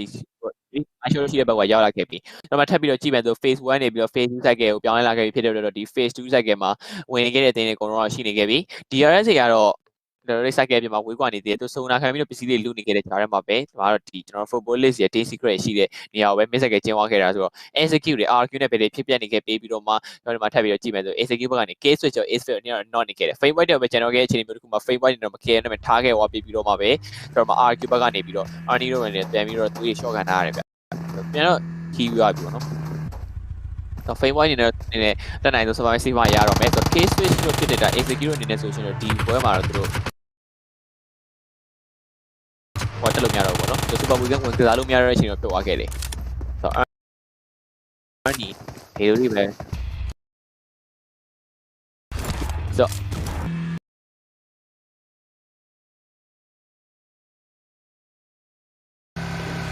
တော့မှာကျွန်တော်ဆက်ခွန်ရတဲ့20ထဲမှာနာပြီးပါမနေခဲ့ဘူးပြီးတော့ကျွန်တော်20ကနေ24ထဲမှာနာပြီးထပ်ပြီးပါနေဦးမလား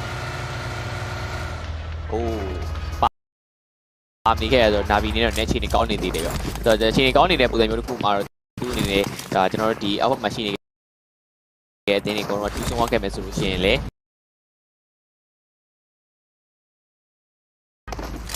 ဆိုတော့ကျွန်တော် phase 2ကနေ phase 3ပြောင်းလဲပြီးတော့ second 20နဲ့5 second အလိုမှာဆိုတော့ဒီမှာ A1 တွေပါတစ်ခါတည်းပဲရောက်လာခဲ့ပြီဒါတော့ဒီမှာကျွန်တော် BDR တွေကိုအမြဲတမ်းပဲကောင်းကျိုးပေးနေတဲ့ A1 တွေပေါ့နော်ဆိုတော့ win rate ဘက်တော့သူတို့စတင်ပြီးလောက်ကြလာခဲ့ပြီးတော့ပဲ movement တွေဖန်တီးလာခဲ့တယ်ကောင်းတော့ရှိတော့တက်ပြီးခြေပြီးတော့ဒီမှာသူ့ဆောင်နေခဲ့တဲ့တင်မရှိနေခဲ့တာတော်တော်အဆင်ပြေနေခဲ့တယ်ဗျ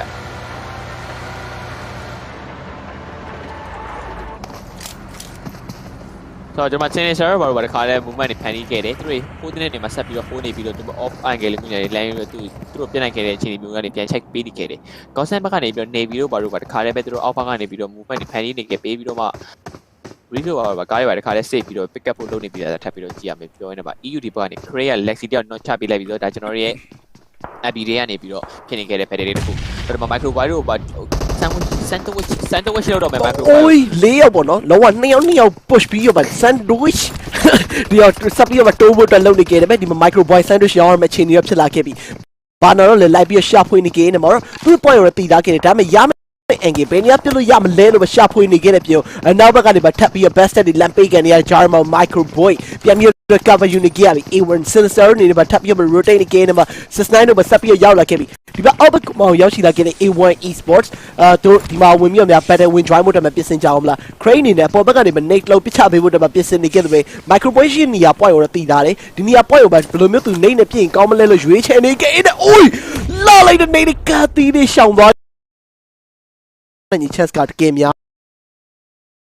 နေပါတယ်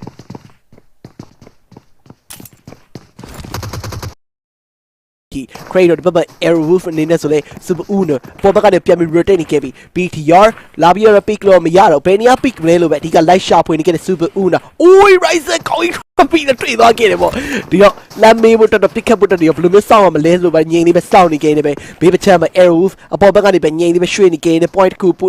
ကုန်လုံးလိုက်ပြီး arrow wolf တွေ super uno hazelnut တွေ whole ရတဲ့ point တွေအကုန်လုံးပဲလိုက်ပြီးတော့ထောက်နေခဲ့တယ်မတူတူသဘောမျိုးခွဲထားခဲ့တဲ့အပြင်ဒီဘက် channel မှာရှိသမျှတင်းနေကောင်းဆုံးပါပြန်ပြီးထိမိလာခဲ့နေပဲ BTR ဒီနေရာလေးမှာပဲအငြိမ်လေးပဲဆက်ပြီးဟိုးနေတဲ့နေရာထပ်ပြီး damage ဘယ်လိုမျိုးပေးအောင်လဲလို့ပါကြည့်ရပါအောင်မယ်ဗ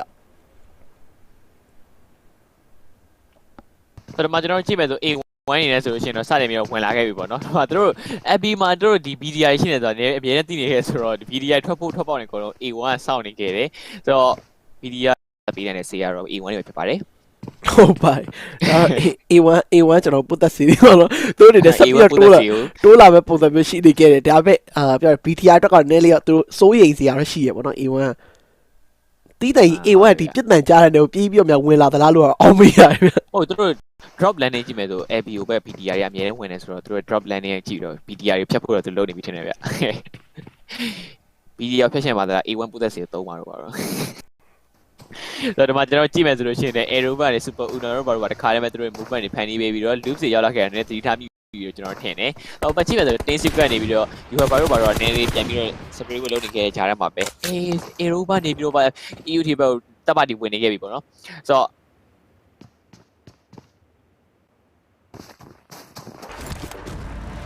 ုတော့rogue ဆိုတော့ကျွန်တော် rogue ဆိုဘာလို့ကားရပိုင်းနဲ့ movement တွေဖန်တီးပေးပြီးတော့မှပဲ Navy Race သူတို့နေဆိုရှင်တို့တွေ hold တဲ့နေမှာဆက်ပြီးတော့ hold နေခဲ့တယ်။တော့ phase 3ကနေတော့ phase 4ပြောင်းလဲမှုတော့ကျွန်တော်တို့ကျင်းလာခဲ့ပြီဗျ phase 4တော့ phase 4စပြီးကျင်းလာခဲ့ပြီဆိုတော့ Rage နေတဲ့ဆိုရှင်တော့သူအနေနဲ့ land mirror concept တွေပဲ check ပေးနေခဲ့တယ်။ blue piece တွေသူတို့ attracate တခုရပြီးတဲ့အချိန်မှာတော့နည်းတော့သူတာယာလေးပဲ position save ပေးနေခဲ့တယ်ဗ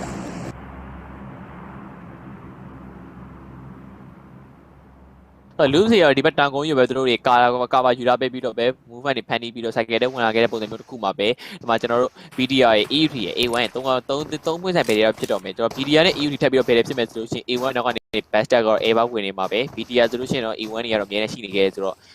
EU ကျွန်တော်ကြည့်မှဆို A1 ကိုရှာကြမလို့တော့မတ်မှာကြည့်ရမယ်ဆို BDR ရှိနေမှာ A1 အမြင်ရှိတယ်ဒါကတော့အမြင်ထုံးစံပဲကျွန်တော်တို့ရှာရလွယ်တယ်ဗျ။ loose back ကနေပြီးတော့ golden federal cycle တဲ့တော့ဝင်လာခဲ့ပြီ cycle ထဲမှာဘယ်လိုမျိုးအသင်းတွေပဲထပ်ပြီးတော့ miss cycle ဥတီပြီးတော့ပဲ miss cycle ကိုအကောင်းမဆုံး defensive ဆော့နေအောင်မလဲဆိုတော့ football လေးတဲ့ tin secret ရောအခုချိန်မှာ miss cycle လေးပြီးနေ defensive ဆော့နေခဲ့တယ် TRS တွေပါတခါတည်းပဲသူတို့တွေ zona ခံပြီးတော့ဝင်လာပြီးတော့မှပဲ RQ ရှိတဲ့ဘက်တွေဝင်လာတော့မလားဆိုတော့ RQ နဲ့ Dino Park မှာပဲသူတို့ AC တွေပဲ hold နေခဲ့တာသူတို့တွေကောင်းမနေခဲ့ပြီဆိုတော့ A1 ဆိုတော့ EUT ပြီးတော့ကျွန်တော်တို့ BDR အပေါ်မှာကြည့်မယ်ဆိုရှင်လည်း loops တွေပြီးတော့ arrow wolf တွေဆိုတော့ကြည့်မယ်ဆို9သင်းလုံးကတော့ပတ်ပြီးတော့ဘယ်တွေဖြစ်လို့ရပြီပေါ့နော်ဆိုတော့နောက်ကနေပြီးတော့ Archer Gaming တို့ပါ Bastard ဝင်မယ်ဆိုလို့ရှိရင်6သင်းဖြစ်သွားခဲ့ပြီဆိုတော့ Ansu တို့ပါတော့ပါ A1 နဲ့ရှိတဲ့ဘက်တွေဝင်တော့မလားလူပေါင်းမှားဝခဲ့မယ်လို့ပြောလို့ရတယ်ပေါ့နော်ဆိုတော့ cycle ကြည့်မယ်ဆိုလို့ရှိရင်ကျွန်တော် RQ တို့ဘက်ကတော့ RQ ဘက်ကို miss cycle ကျင်းလာပေးခဲ့ဆိုတော့တို့တွေနဲ့ defensive stop မျိုးပို့ပြီးတော့အဆင်ပြေနိုင်တယ် football လေးဆိုစိုက်နိုင်ပြီးတော့တို့ cycle ပြောင်းရမယ့်အခြေအနေဖြစ်လာခဲ့ပြီဆိုတော့ဒီမှာ Archer Gaming လူပေါင်းမှားသွားပြီ A1 ရှိတဲ့ဘက်တွေပြေးဝင်သွားတဲ့အခြေအနေတစ်ခုမှာတော့ဆိုတော့ဒီမှာ Ansu တို့နဲ့ဆိုရင် Roger ဆိုပါတခါ not ချထားပြီးတော့မှပဲ BTR ဖြတ်မဲ့ပူးသက်စီတော့ Archer Gaming ပြန်ပြီးတော့ပူးသက်နေခဲ့ပြီဆိုတော့ Sinister တို့ဘက်ကပါဒီလိုတွေပြန်ပြီးတော့ပြစ်ဖို့လုပ်နေခဲ့သလိုပဲဒီမှာ position တွေပြန်ပြီးတော့ယူနေခဲ့တယ် Dandy 69 Granite ဘလို့တော့သူမန်တောင်းနေရလဲလို့မေးယူရမယ်ပေါ့ဆောင်းရင်းနေတယ်တကယ်ကိုဆိုးရွားနေခဲ့ပြီတလုံးပြီးလုံးဝင်လာတဲ့ကြားတယ်မစစ်နဲ့ဒီပေါက်လေးမှာပဲဆက်ပြီးဟိုးလာထပ်ပြစ်တယ်ထပ်ပြစ်လဲထပ်ပြီးအထိခံပြီးတော့ဒီနေရာမှာပဲဟိုးလာပြီးလုံးအောင်မရွှေလာခဲ့တယ်ပေါ့ A1 Dante အနောက်ဘက်ထဲမှာပြန်ဟိုးနေခဲ့ပြီနောက်တစ်နေလုံးထပ်ပြီးဝင်လာခဲ့ပြီလုံးဝတလုံးပြီးလုံးဝင်လာနေခဲ့တဲ့နေဒီကြားတယ်မစစ်နဲ့တော့လုံးဝမရွှေသေးဘူးဒီနေရာမှာပဲတင်ကိုတော့ထိုင်နေရမယ်ပေါ့နော်ဆောင်းလို့နေနေပတ်ပြီးတော့ check နေခဲ့တယ် Dante ဒီပချမ်းမှာပြန်ပြီးထောက်နေခဲ့ပြီပွင့်ကျွန်တော်ဒီမှာ point နေကိုလို့တော့ကြည့်ရတော့ Rogers ကိုလည်းပြန်ကဲခွင့်ရဖို့အတွက်ဖန်တီးနေခဲ့တဲ့ဘေးပချဲတွေပဲဆက်ပြီး rotate ပြီးလာနေခဲ့တဲ့ Onsu damage ကိုပေးဖို့ကြိုးစားနေမယ် Molo ရပစ်ချလိုက်ခဲ့တဲ့ Innones ပြန် cover နဲ့ယူလာခဲ့ပြီ Smoke တွေ King တွေဆက်ပြီးတိုးဖို့တော့လောက်နေခဲ့တယ်မှာ Sesna Dante ဒီအိမ်နဲ့ပဲပြန်ပြီးထောက်နေခဲ့မှာ Song နဲ့ထွက်ပြီး pick တာနဲ့ပဲ let me pitch ခံနိုင်တဲ့ chance ရပို့ပြီးတော့များနေခဲ့ပြီလို့ပဲပြောရပါမယ်ဆိုတော့ကျွန်တော်ကြည့်မယ်ဆိုရှင် A1 နေလဲဆိုကျွန်တော်သူ့အနေနဲ့ position တွေယူပေးထားတယ် Ansu နေလဲဆို Sinister အိမ်ရောက်မှရှိနေခဲ့တော့ Sinister နဲ့ land ပြီးတော့သူဝင်လာမဲ့ချိန်သူကိုပြန်ပြီးတော့ထောက်တာပေးခဲ့ပေါ့နော်ဆိုတော့ဒီမှ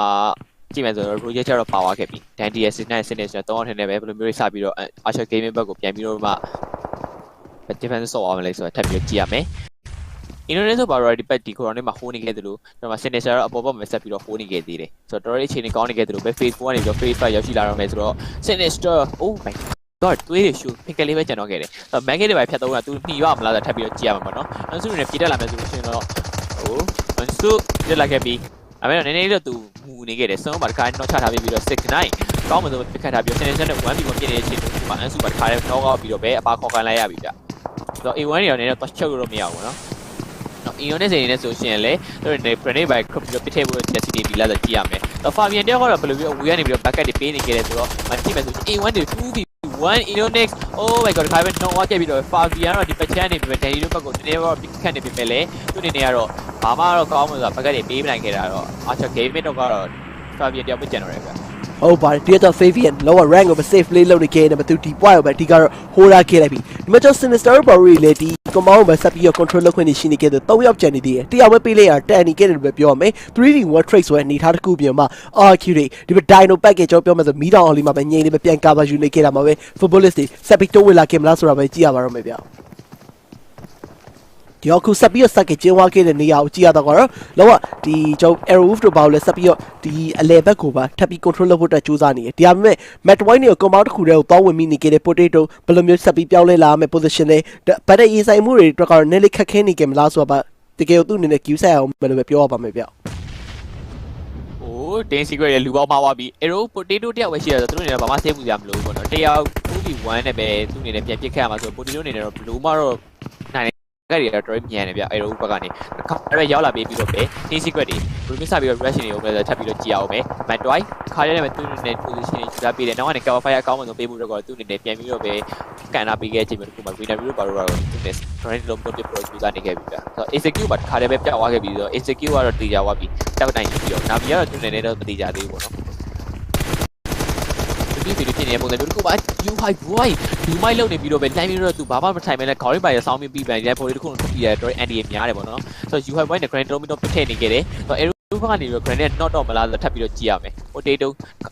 ဒီမှာတယောက်တည်းသူနဲ့ခေါ်လိုက်တာအကုန်လုံးရောက်လာ Hazen နဲ့ဆိုတော့ Venery ရော Super Uno အကုန်လုံးရောက်လာခဲ့တယ် arrow ဘက် bucket တွေက trip မြန်တယ်ပေါ့နော်ဒီမှာလေးကြည့်မယ်ဆိုလို့ရှိရင်တော့ RQ ဘက်ကနေပြီးတော့ football လေးဆိုတော့ဘယ်လေးစဖွင့်ထားပြီးတော့ပဲ Mantoy တို့ပါတော့ဒီမှာ you high boy လေးတော့ဒီမိုက်တွေလုံပြီးတော့ပဲဒီတော့ one of my easy လေးပို့နေခဲ့တယ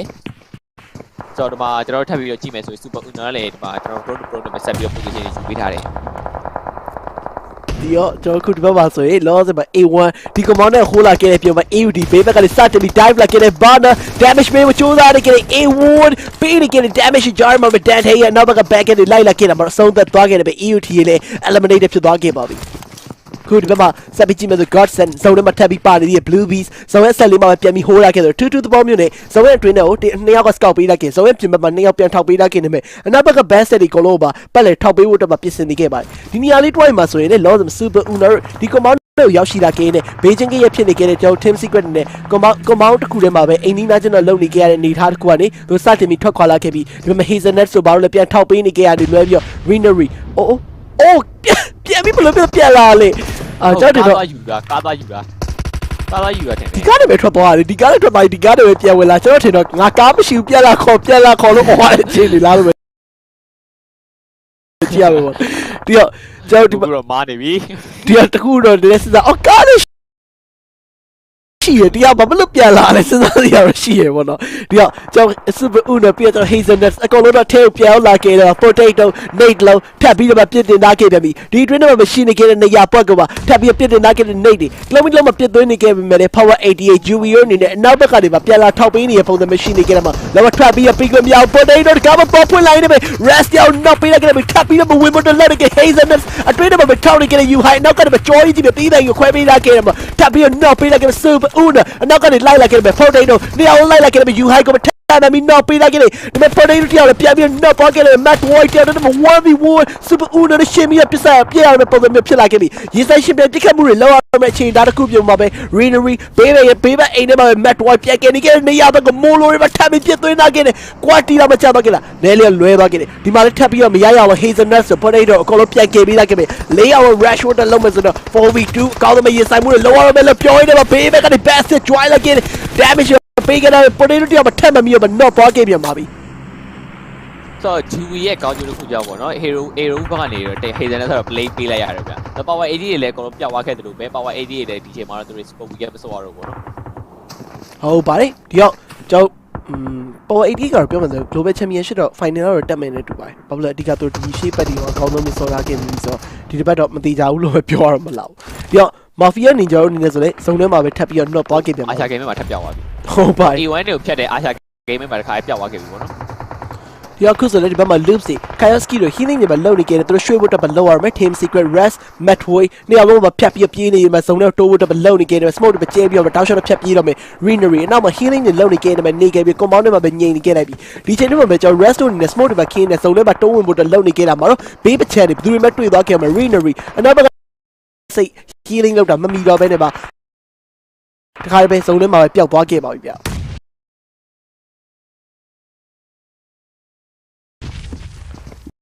နေသေးတဲ့အသင်းကြည့်မယ်ဆိုလူပြီးတဲ့ concept